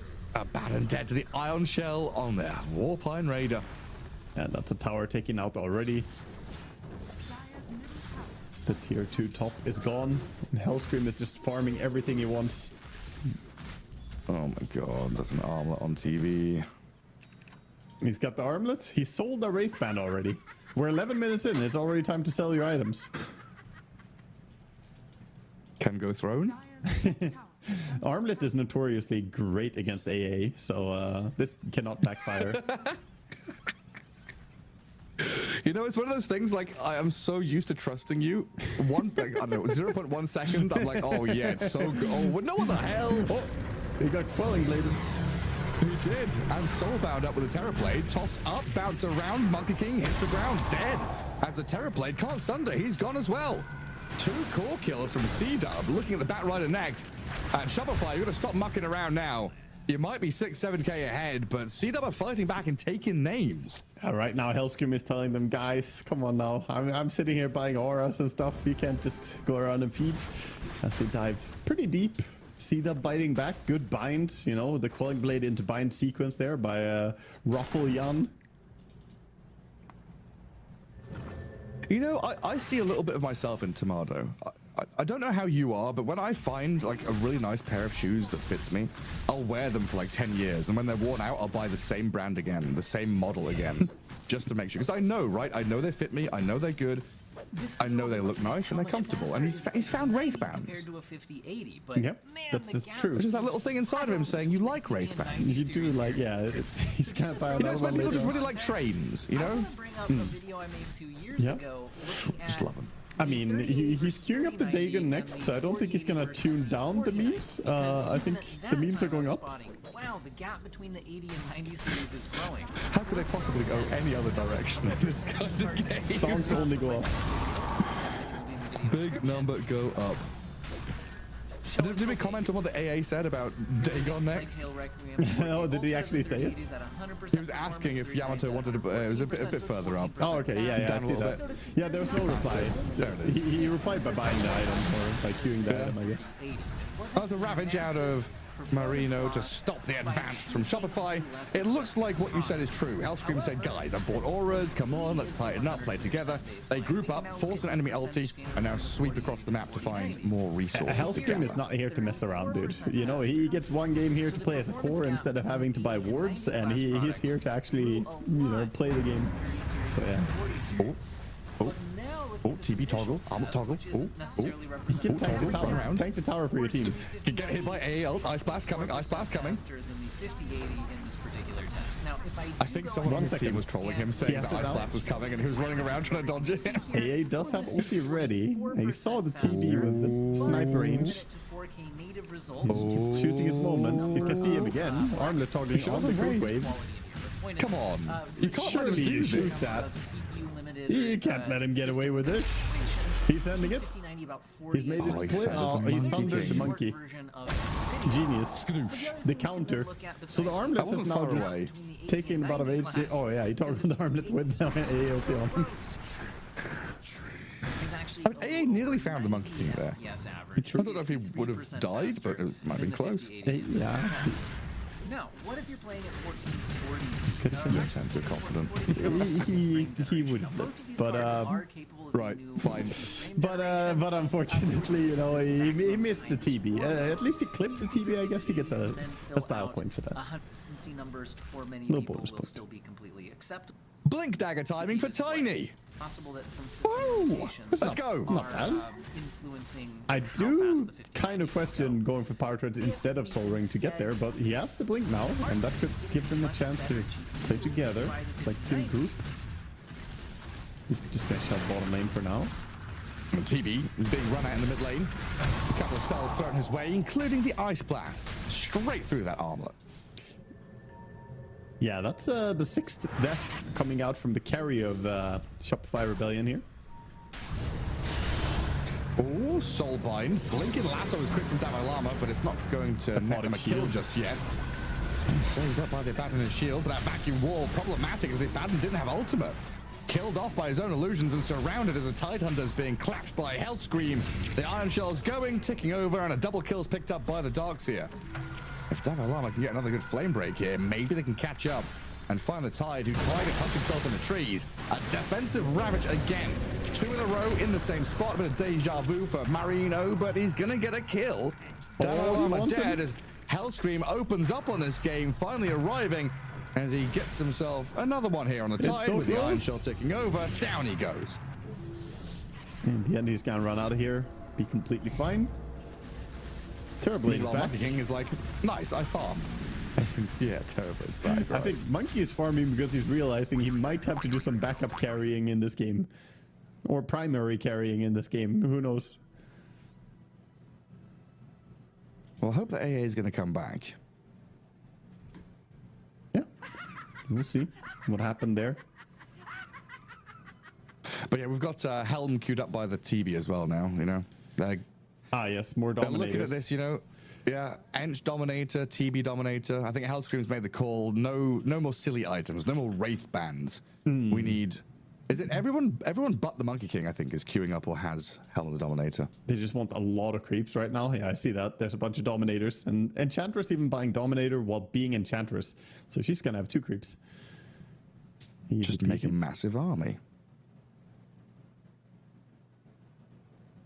I mean, if she goes Aghanim Scepter, that also increases the amount of creeps she can have. She could have 3. Oh, that would be handy. 3 trolls and then spam skellies. That sounds nasty, actually. Yeah, I mean that's what Chens used to do, right? Just sit on the edge of map with 3 trolls, and then there's gameplay going on the other side, and then you just see these undead hordes running at your tower, forcing you to go back. Well, C-Dub have lasted 6 minutes longer than last time. They have. And So this vast pause is improvement. making them last even longer. Nah, that doesn't count. Okay. I tried. They get more stream time. I guess, yeah. If that's what they want, they get Exposure. get on the phone to the sponsors. Like we were on stream with this amount of viewers for actually like hours and hours. We played a 1-hour game against Shopify Rebellion. Yeah. 40 minutes pause. Do you think they're going to watch the VODs? Of course not. No. Can confidently link them the VOD. You just say, here's the start and here's the end of the time. They're like, okay, you're legit. Yeah, go watch it. Nobody will. Nobody in corporate watches them. No. Just nod and smile. Yeah, just act confident. But yeah, these towers are going to fall very quickly. So, yeah, in a funny way, the dire supports are actually doing pretty good. Whereas if you look at the cores, it looks awful. But if you look at the net worth and only look at the dire supports, you know, the Grimstroke is at 4.8. He's actually rich as hell. He's ahead of his carry. He's ahead of the Batrider by quite a bit. And the AA, yeah, he's the least farmed, but he's still got a Glimmer. I don't know why he doesn't have boots, by the way. He has a Glimmer cape and no brown boots. And are we calling this bat a POS 3 bat? It's Davai Lama. He's the offlane player, technically. Did I call him POS 3? I meant POS 4. No, I'm asking. Are we calling him a POS? Oh, yeah. No, he's a 4. He's the POS 3 player, though. So, yeah, you could say, you know, ahead of the Shopify Rebellion POS 3 player in net worth. Put down the resume.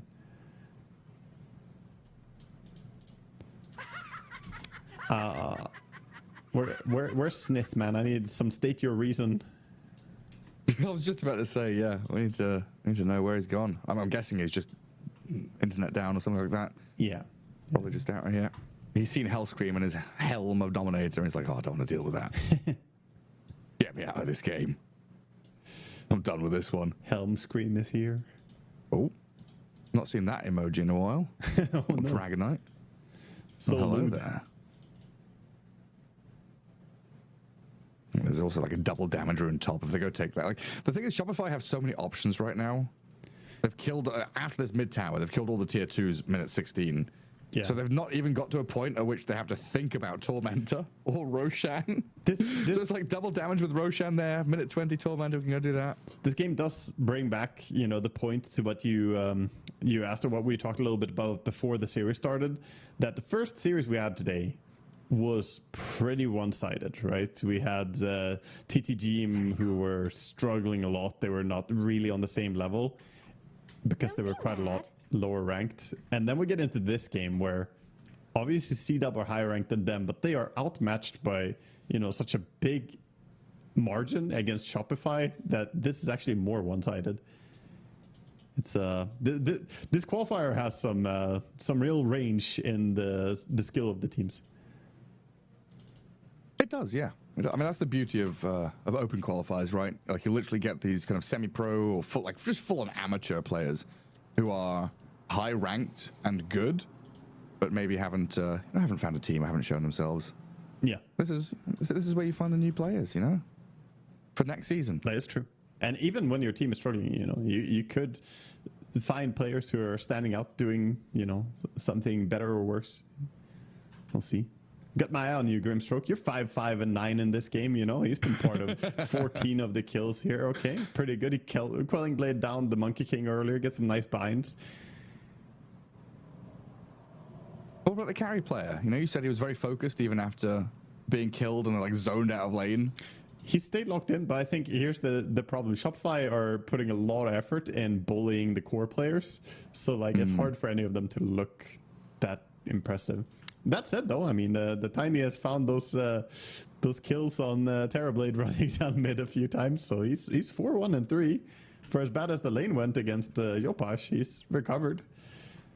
Yeah, I mean, Tidehunter's catching up to the pack as well, 7k net worth. I do like having the hero levels next to the net worths, though, because it's, you know, very clear once you don't just look at the net worth value. Dude, this screen is so good. Experience difference is getting insane. Yeah, no, I think definitely props to PGL for that UI, because I think that UI is really nice.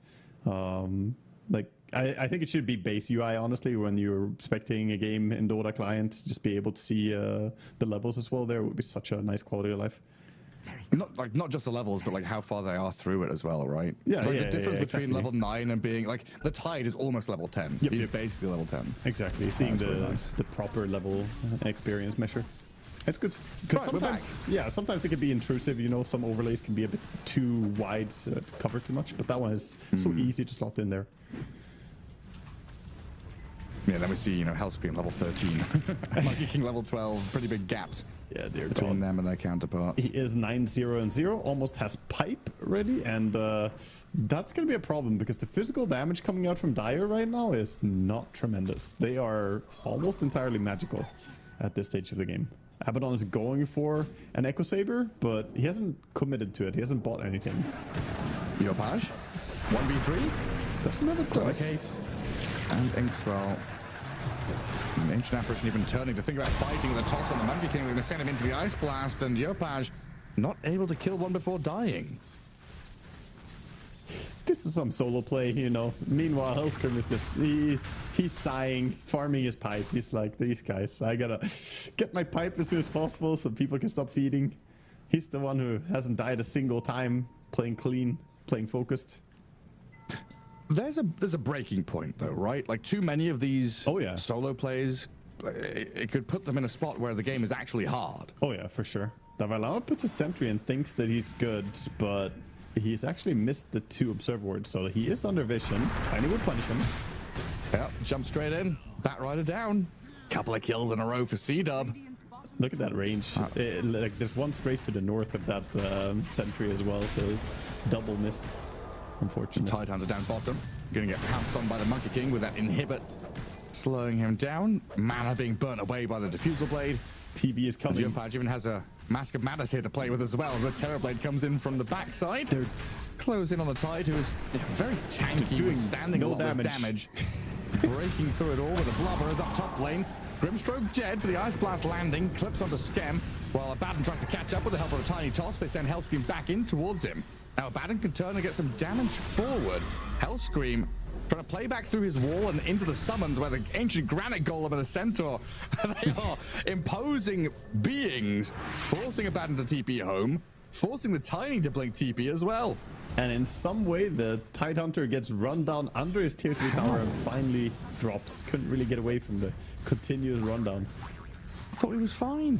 Yeah, but He was invulnerable. yeah, there's a lot of mobility on that monkey man. And all his teammates were busy. Now apparently we're on high ground. Pre-20 minutes.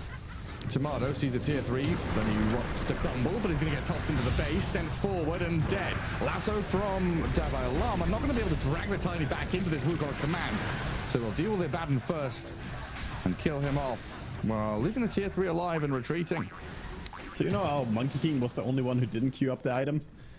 He now has the Helmet Overlord in his quick buy as well. So we're getting there. The players are assembling the pieces. I think Davalama did pull out of that idea though. So he's not buying one on Batrider. He's going for Staff and Blink. But otherwise, I like seeing Skems. He basically took the entire camp. He took 2 Warpine Raiders and he's bringing them with him. Buddies. One Friends. is living on a timed life. The other one will live forever. Dire are scanning. Yeah, I mean, Scam has realized that Tomato's TB isn't his friend, nor the Monkey King. They're both very selfish creatures going and doing their own thing. Need their own little friends to go and do business and stuff and activities. And tormentors. Quick turn. That's gonna give him the shards. Now he can Sproink. Will he Sproink out of this gank? Doesn't look I like don't it. know about that. Well, maybe. He's pretty tanky though. Still has 800 health after the Ice Blast and the toss. And Scam is he's even running forward aggressively. Pops the Essence Ring, Sproinks back away from Tiny. And now Wraparound is coming, right? Monkey King leaping across the trees, slows the Tiny down to a crawl, forces an early shield, 2-man Boundless Strike, and the rest of Shopify from the left-hand side looking for this angle of approach. Can't quite catch up to C-Dub yet. The Batrider takes out the AA. Finds his opening. Ancient Apparition burned down, and Hellscream also finds the move onto the right-hand side. A quick vacuum, then a Boundless Strike. The follow-through is there, and one by one, C-Dub gonna crumble, fall to the ground. Abaddon, the next one to be found here, as Yopaj and Hellscream make short work of him, even by his tier 3 tower. Yes, he'll get his ultimate off, delaying the inevitable demise of this poor abandoned. Just a stampede of heroes coming in. Heroes, creeps, illusions, all going into the dire base, but not for buildings. Well, now they turn their attention to buildings, and the biggest building seems to be the first one that Timado wants to focus on. And Yopaj even thinking about the Wukongs to zone it. But we don't have a glyph. Raging creep waves approaching on 2 lanes, mid and bot. No one's cutting them. No one's stopping this. So it is just focus on They the have tier the 4 Ravage towers. Gareth. He's going around. Ice Blast misses. Marino ravages just the Monkey King.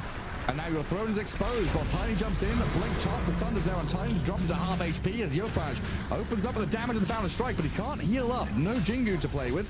The rest of C-Dub, though, are just falling flat to the Ion Shell damage of Hellscream, who is beyond godlike on his Darkseer. I mean, a possible player getting to play Pulse 3 for a game. He's in absolute dreamland right now. GG called. They tap out. 22.5 minutes. Took a little bit longer than game 1, but a very fast series overall as Shopify show why they are the favorites and the dominant team in the region. Yeah, I mean, even when they keep doing, you know, a little bit suspicious things here and there, just running in and kind of dying, feeding a little bit, it still doesn't really matter. They settled such an enormous lead early on, just outplaying on the lanes, and then we have Hellscream, that kind of unkillable person coming in with the auras as well. At that stage, like I said, they didn't have the physical damage go through the pipe. It was just, it always felt like it was going to be over. I mean, Tidehunter showing that, you know, he can be tanky and withstand stuff. Takes 2 cores to chase him down and kill him, but then this proper team fight that's on the other side of the map, you know, a 3 versus 4, the opposing numbers, and still Shopify able to pull through. Yeah, I mean, the little juke into a corner there by Hellscream turns plays towards his creeps and the army of illusions coming in. This game was not necessarily the cleanest display from all of Shopify, but it did. The series overall definitely stated that they are the big dogs here in this qualifier. This was their beach episode. Yeah, it was. Definitely Timado's beach episode. Just goes and does his own funny business. Do whatever the hell you want. Football, you know, football teams. I don't know if they do that in America. You know, but in Europe, football teams go and travel to, you know, Asia or China or something to play some, like, you know, League 3 team in a different region just for a morale boost. Right, That right. feels like Shopify. Ethical smurfing, I see. Yeah, it is basically. Yeah. Goodness gracious. I mean, this definitely tells you, you know, like they're so good at mechanics, and the mid lane, you know, showed it both games as well. You just can't end up with any form of unfavorable matchup. It becomes completely unplayable. Yeah, I mean, you're just gapped. Big old skill gap, team-wise, player-wise.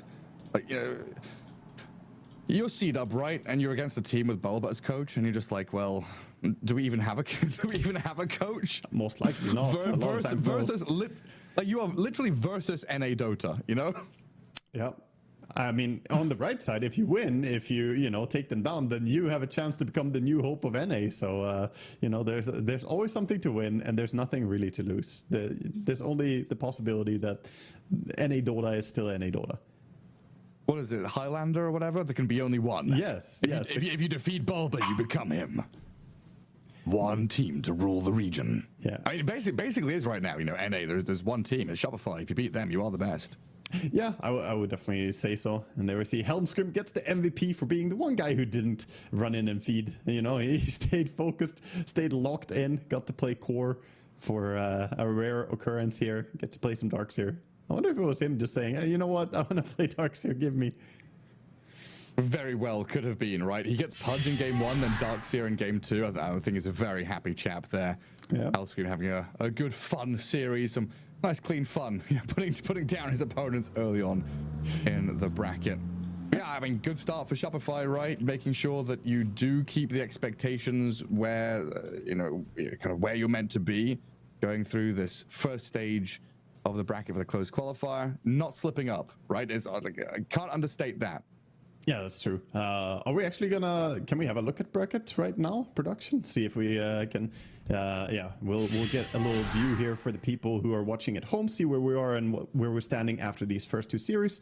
So, of course, we did see TTGM struggle against 4 anchors, and now Shopify winning against C-Dub means that the two of them are going to be going against each other in the future, in the next upper bracket. And then we have the matches we haven't seen yet. Wildcard versus Team Slayers and Ryodan versus BSJ and Friends, which consists of 0 BSJ players. No bananas or slammers or jammers. Only friends. Yeah. Hopefully they bring all the BSJ friendship to make up for it. Yeah, maybe BSJ will watch from the sidelines or something like that. But yeah, that wraps up our first couple of series of the first day of qualifiers here on the road to the International for North America. Very nice and tidy, all wrapped up in a little bow, but there's more Dota to come. Wagga and myself will be taking a quick break, coming back tomorrow, because we're going to be passing the mics over to Trent and Lyrical, and they'll be taking you through those next couple of series. So until tomorrow, see ya. See ya. The human body was built to move, not trapped at a desk in one singular posture for 12 hours a day. It's time your chair evolved. This is Secret Lab Titan Evo. Ergonomically engineered for you, gamers, hybrid workers, artists, backing your every move.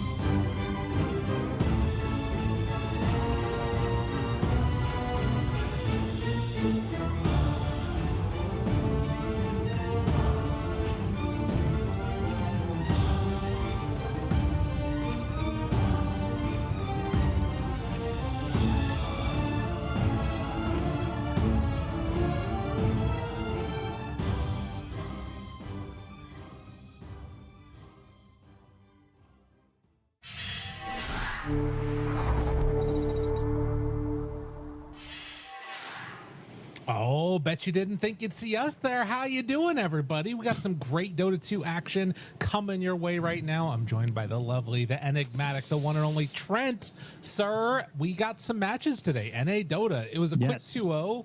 I'm hoping we see some more contested matches than previous. Yes, that is the goal here. Contested matches to happen. The road to the international North American qualifiers have always had some issues when it comes to matches as of the past couple of years. There they are right there. Thank you very much, Lyrical. Mine shattered in my luggage. In fact, a lot of people have those shatter in their luggage, I believe, on the way home. Because, you know, if you dare to check it in your bag, you're taking a risk. It was a poor decision. Well, I don't remember what I did. I think it's like when you remember when you're little, you did like those egg tests where you drop it from like a second story building and try and build something to let it survive. That's what it's like with these little things in your luggage. Like it just, no matter what you do, it feels like it's probably going to break. I can remember my design actually. Yeah, it was an egg carton, but I had I had used the egg carton. I cut, you know how it opens up, obviously. I put the egg kind of inside. And then that was hung up by elastic bands inside of another roll of paper, so it kind of bounced around inside. Whoa, did it work? It did work, yes, it did survive. But, I mean, eventually it was just the high, like it dropped from the ceiling of the classroom and survived. But then you have to keep going higher and higher, and it did not win. But it did okay. Yeah. Well, you know, chickens, they lay their eggs up high and they fall down. Famously, the flying chickens. Yes. Anyways, we're going to get back into the Dota now. We've got a lot of games that are going to be played over the next couple of days, a lot that's happening. We can take a look at the brackets and show you where we're at. Shout outs, of course, to Gary and Waga as well for taking us through the first part of our day and all the action that we've had. But NA, it's always kind of been this little battle of like the top team that makes it through. Who is it that's going to be able to find their way out of it right now? Shopify already moving on to the next round. And then the other one we're about to watch them play that people are on the lookout for is Wildcard. Can they do it? And we'll have to see. That's right. That is our team number 2. And we'll be getting through a couple different series here, hopefully. You guys know it is a rolling schedule, so we're already 2 hours ahead of time, which is great news for us. But some of our players are probably figuring that out right about now. So we've got 6 players in the lobby. we're gonna do our best to get you guys this game. Oh, shizzle whizzle. I forgot about that. Yes. Yeah, so rolling schedule.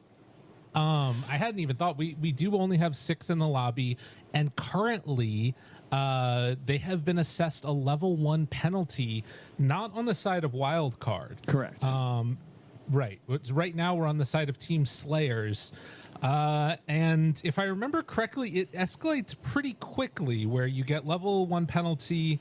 I think that you sometimes, depending on the format, skip level 2 right away. But anyways, it doesn't really matter. We'll keep our eye on that. In the worst case scenario, they would forfeit the entire series and we would go right to the last series of the day.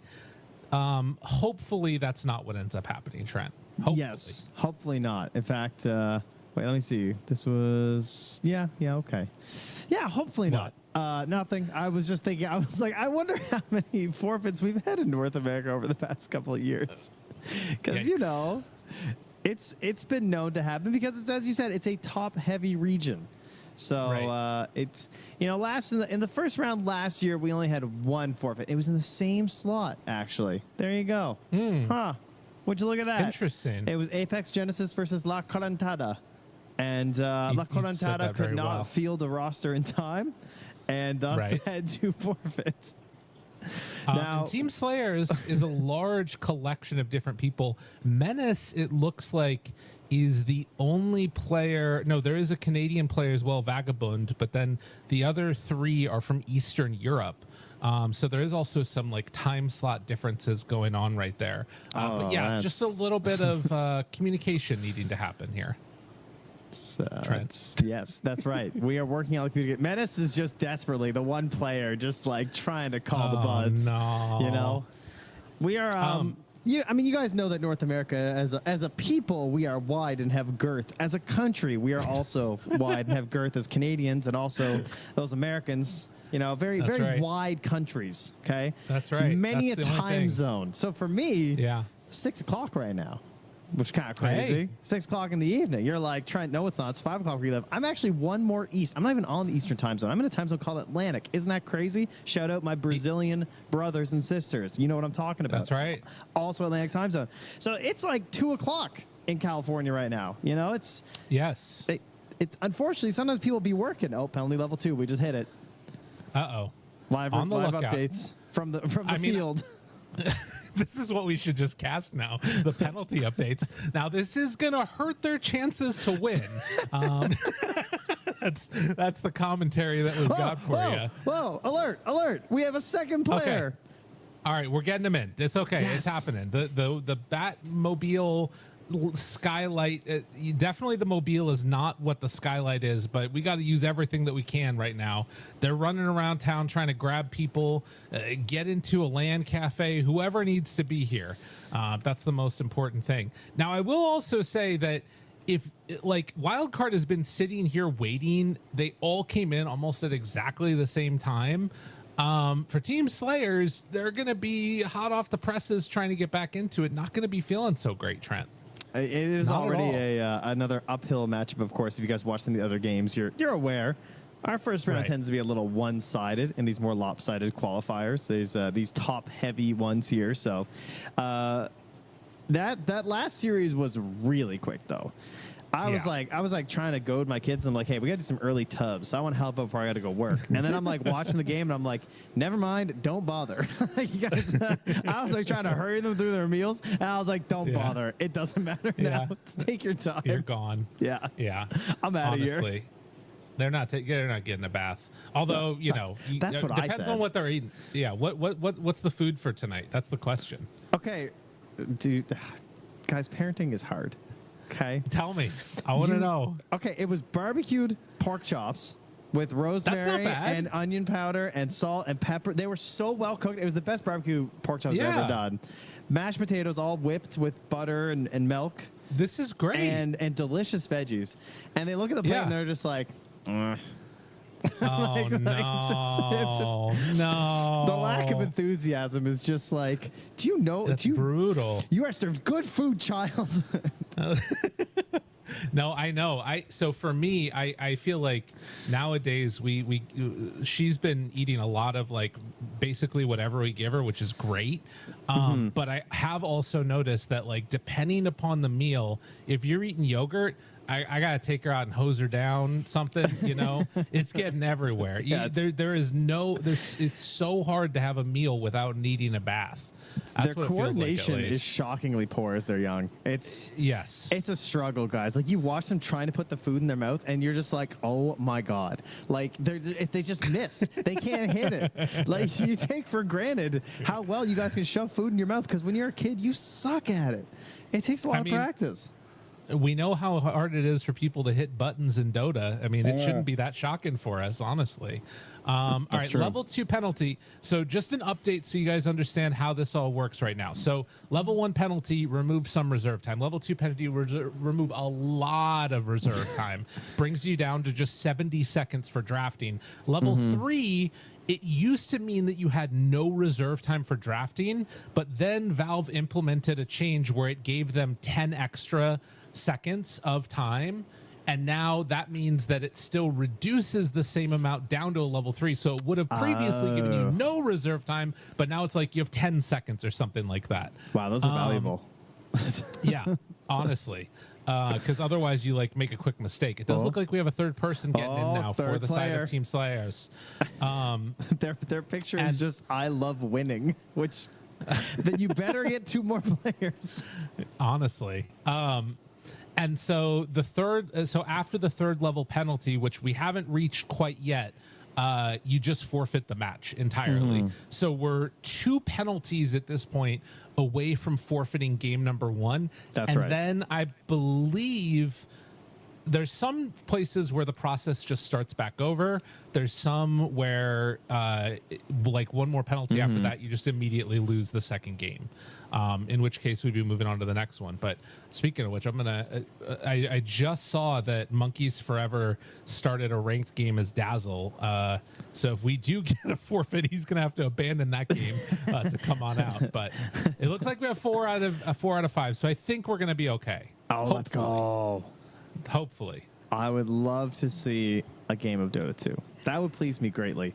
Yeah. In your busy times, any favorite heroes right now? Any games of Dota? There's penalty level 3. Yep. Okay. I think I have been really enjoying Omni Knight. Honestly, I think we saw some Omni Knight games earlier today. And this hero's cool. People have been playing him core. I still like him in the support role. It's a little bit jankety, but Repel is quite strong. It's very, very cool. Yeah, I've been axe pilled watching Eastern Europe and seeing all these axe games. It's actually unbelievable. Like the hero is just so strong. It is crazy. I don't know. Yeah. You would think like, but you can shut him down in lane, but I keep seeing. I guess it's because there's a lot of range scaries right now that keep popping up, and so I saw a lot of teams just picking axe, and like sometimes some teams are doing draft strategies where they don't need to go Vanguard. And so they have like some sort of a heal supplement so the Axe can do the Ancients without the Vanguard, and then he gets a super fast Blink Blade Mail, and then he just takes over the entire map because he has no cooldowns. But then even with the Vanguard, there's so many lanes you can just sit and plunk yourself now and be very unkillable. It reminds me a lot of like lane cutting as Darkseer when Darkseer was really broken. It's a very similar energy, and I haven't seen a good solution for it. Interesting. I mean, that makes sense. I think it's there's a reason that these things start popping a little bit in pubs first, and then they percolate out a little bit more to the pros, and people are willing to take a chance on them. And that's one of those heroes that's been around for a while. I do get a little bit of information from our resident admin helper on the side. If they're not coming until 23:15, they'll lose the game, and then it's 25 minutes after the hour, they will lose the best of 3. And that's CEST, and apparently one of them is sleepy. So that is a problem. That's a problem. Now, if we all collectively out there listen, we're just going to do a quick little wake up together, and I'm going to do it on 3. And if we all do it together, that might wake them up. There is also a 5-minute delay on the stream, but you guys got this. All right, 3, 2, 1. Wake up! We didn't do that together. That was terrible. I thought you were going to bail on me. I'm not going to lie. I just assumed you were just going to make me do it alone and have a nice laugh at it. That would have been a nice move. I messed up. Yeah, you were not as good. All right, you want to try again? Yeah, sure. Well, hey, wait. Right. Nice try. I know. It would have been good. Okay, well, that's fine. We should talk a little bit. Oh, maybe we shouldn't talk about the teams. Maybe it's not worth it to talk about the teams. Wait, what's the timing? Okay, 4 more minutes. 4 more minutes for this person to wake up. And we'll see if they can get back here. I was sort of curious about several of the rosters. I wanted to give a little bit of an excitement, a get pumped up for our next series as well, which we might have to do if this one shuts down. Yes. But I was looking, it's 4 Cuban players and 1 Spanish player on the side of Yoro Redon, which is, I'm pretty sure I'm pronouncing that correctly. And they're going to be facing off against BSJ and friends. Yeah, that's pretty cool. Have not had a long history of Cuban players in these qualifiers.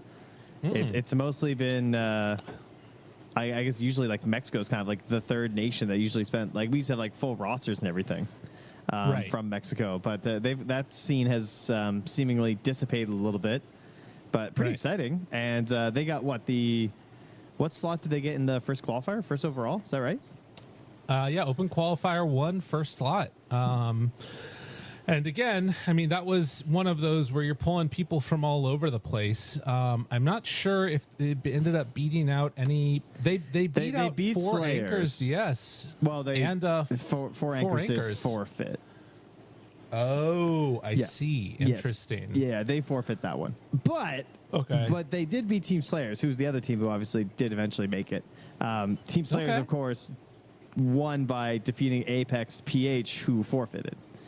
So like we said, it's an NA Classic at this point. We're kind of That's known true. for it.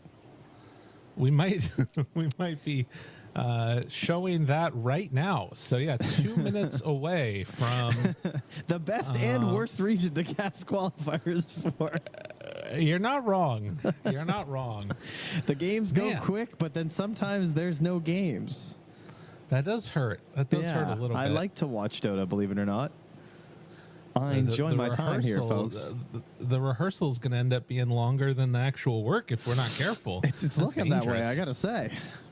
I don't know what the policy is on the next tier of games coming into play. You know what I'm saying? Like, are we going to get, if it is going to be a forfeit for the whole series, are we going to get another person coming in quickly, like where they have to be Johnny on the spot to hop in and play their game?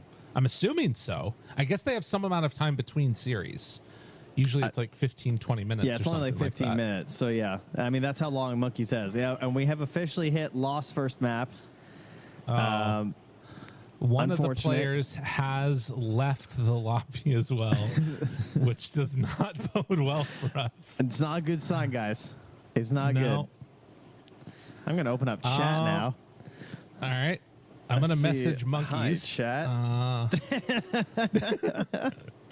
All right, we Hey. got BYPHA, aka Biffa, I'm sure, in chat, who says, "Who needs players? Put me in, coach. I am a turbo Yeah. player, so it should be easy." Okay, that makes sense. I see Gary B's in chat. He's explaining all the rules to everyone. Thanks, Gary. Nice. Love Yeah. that. He's always helping out. Okay. NA seasoning, salt and pepper and water. I said onion powder and rosemary. Thank you, Ilmatic. Wow. That's crazy.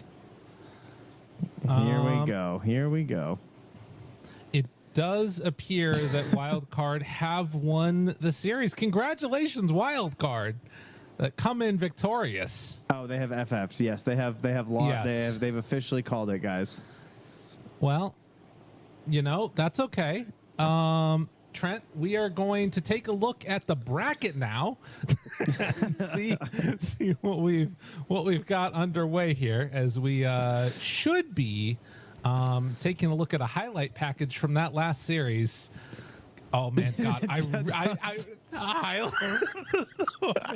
that's the dream. Oh please, give it to me. It's their faces showing up in the lobby. I guess. Yeah. And then just the little penalty text popping up. Penalty level 1. I think this level is 2. really where the series turned. This was really where it all came back around. Oh no, poor All team. right. Well, you know, this is what happens sometimes. You take a nap. Yep. You know, you're not paying the most attention, and everything falls apart a little bit. Gotta understand, it is play after. Oh God, do you remember that feeling when you're in school or something else like that, and you have those moments when you wake up and you're like, oh God, I overslept, and it's like a pit in your stomach, like sadness Yeah. or like angst. Yeah. Oh God, those stress wake ups. It's the worst. I did that in university Absolute for an worst. exam, actually. Yeah. It was bad. That was a bad one. I remember I was at I think that it was DAC 2016, and I had been up the night. It was the day that everybody's flying home, and I had been up the night before, you know, being very responsible and hanging out and doing everything great and wonderful and nothing bad. And for whatever reason, I was up until 5 a.m. And then I was going to sleep and trying to pack my bag, and I was just close my eyes for a second, and then I hear knock, knock, knock, knock, knock, knock, knock, knock, knock, and it's freaking PPD came to wake me up because we had the same shuttle, and like it was, and we were about to miss our shuttle. And if you've ever been woken up by somebody that's like angry and upset, don't let it be PPD. It was not great. Dude, I bet he was pissed. He was not having a good time. But it was fine, you know. I made a joke about it. He smiled.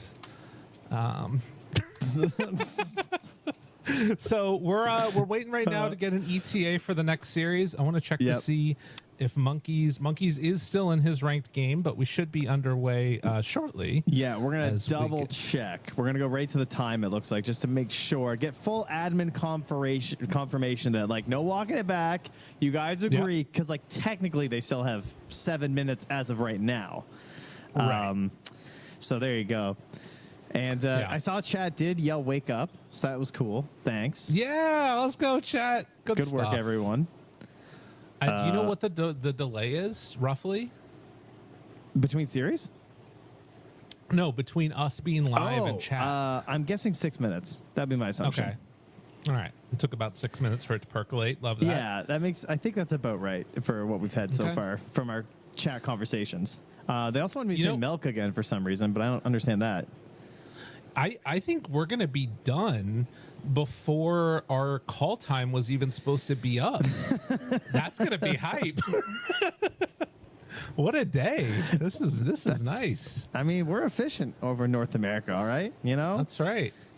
You know, USA, #1 GDP, carrying the planet. Production, they're going to be super happy. They're going to be loving this. You got to know it. Celebrate good times. Come on.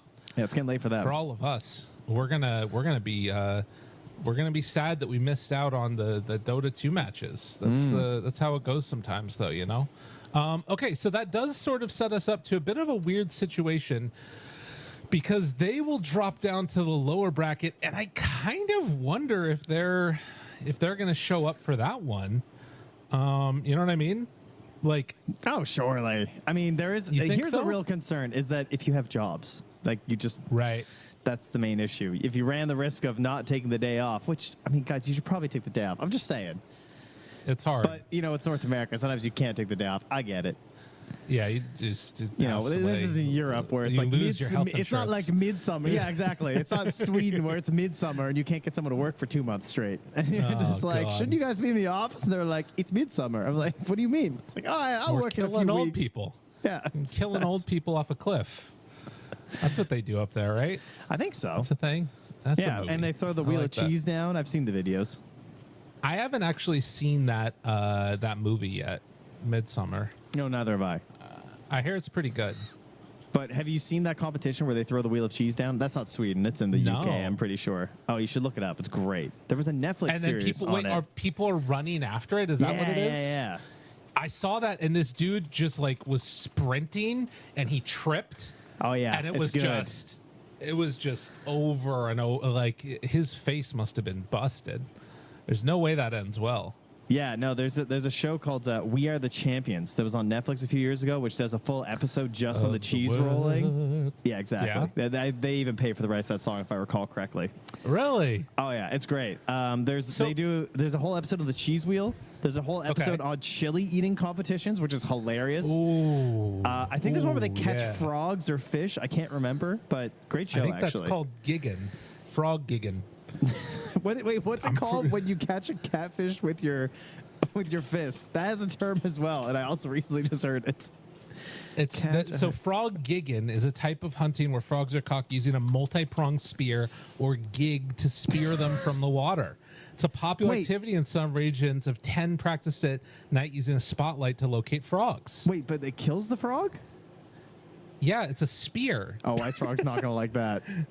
Frog gigging. You got to get them. See?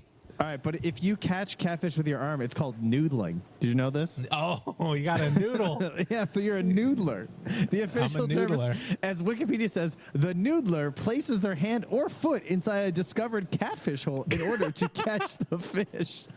So you get them to like eat your hand and then you just like lift it up? Yes, exactly. That's awesome. Yeah. I love that. That's so much. My goodness gracious. Well, we are going to send to a quick break, and we'll let you guys know when we have an ETA for the next series. I was getting that in my brain as I exited out through my mouth.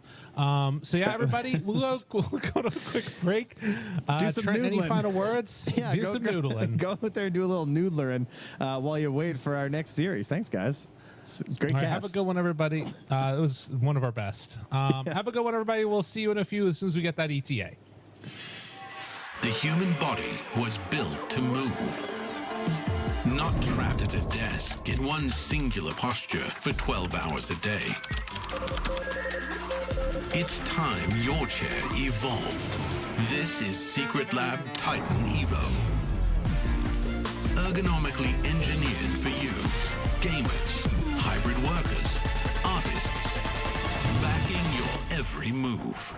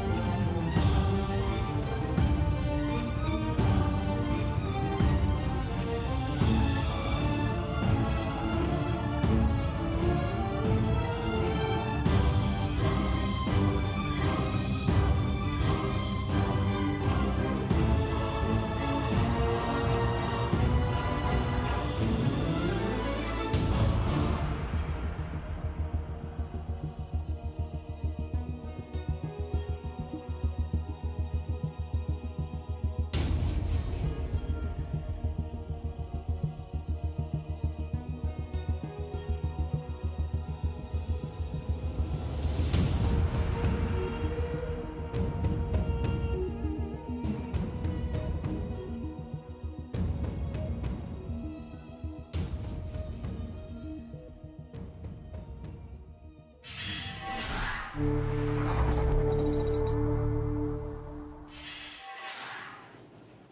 welcome back, everybody. No, that tab that you had in the back is actually unmuted still, and you can hear us all as we're getting ready for our final game of the night.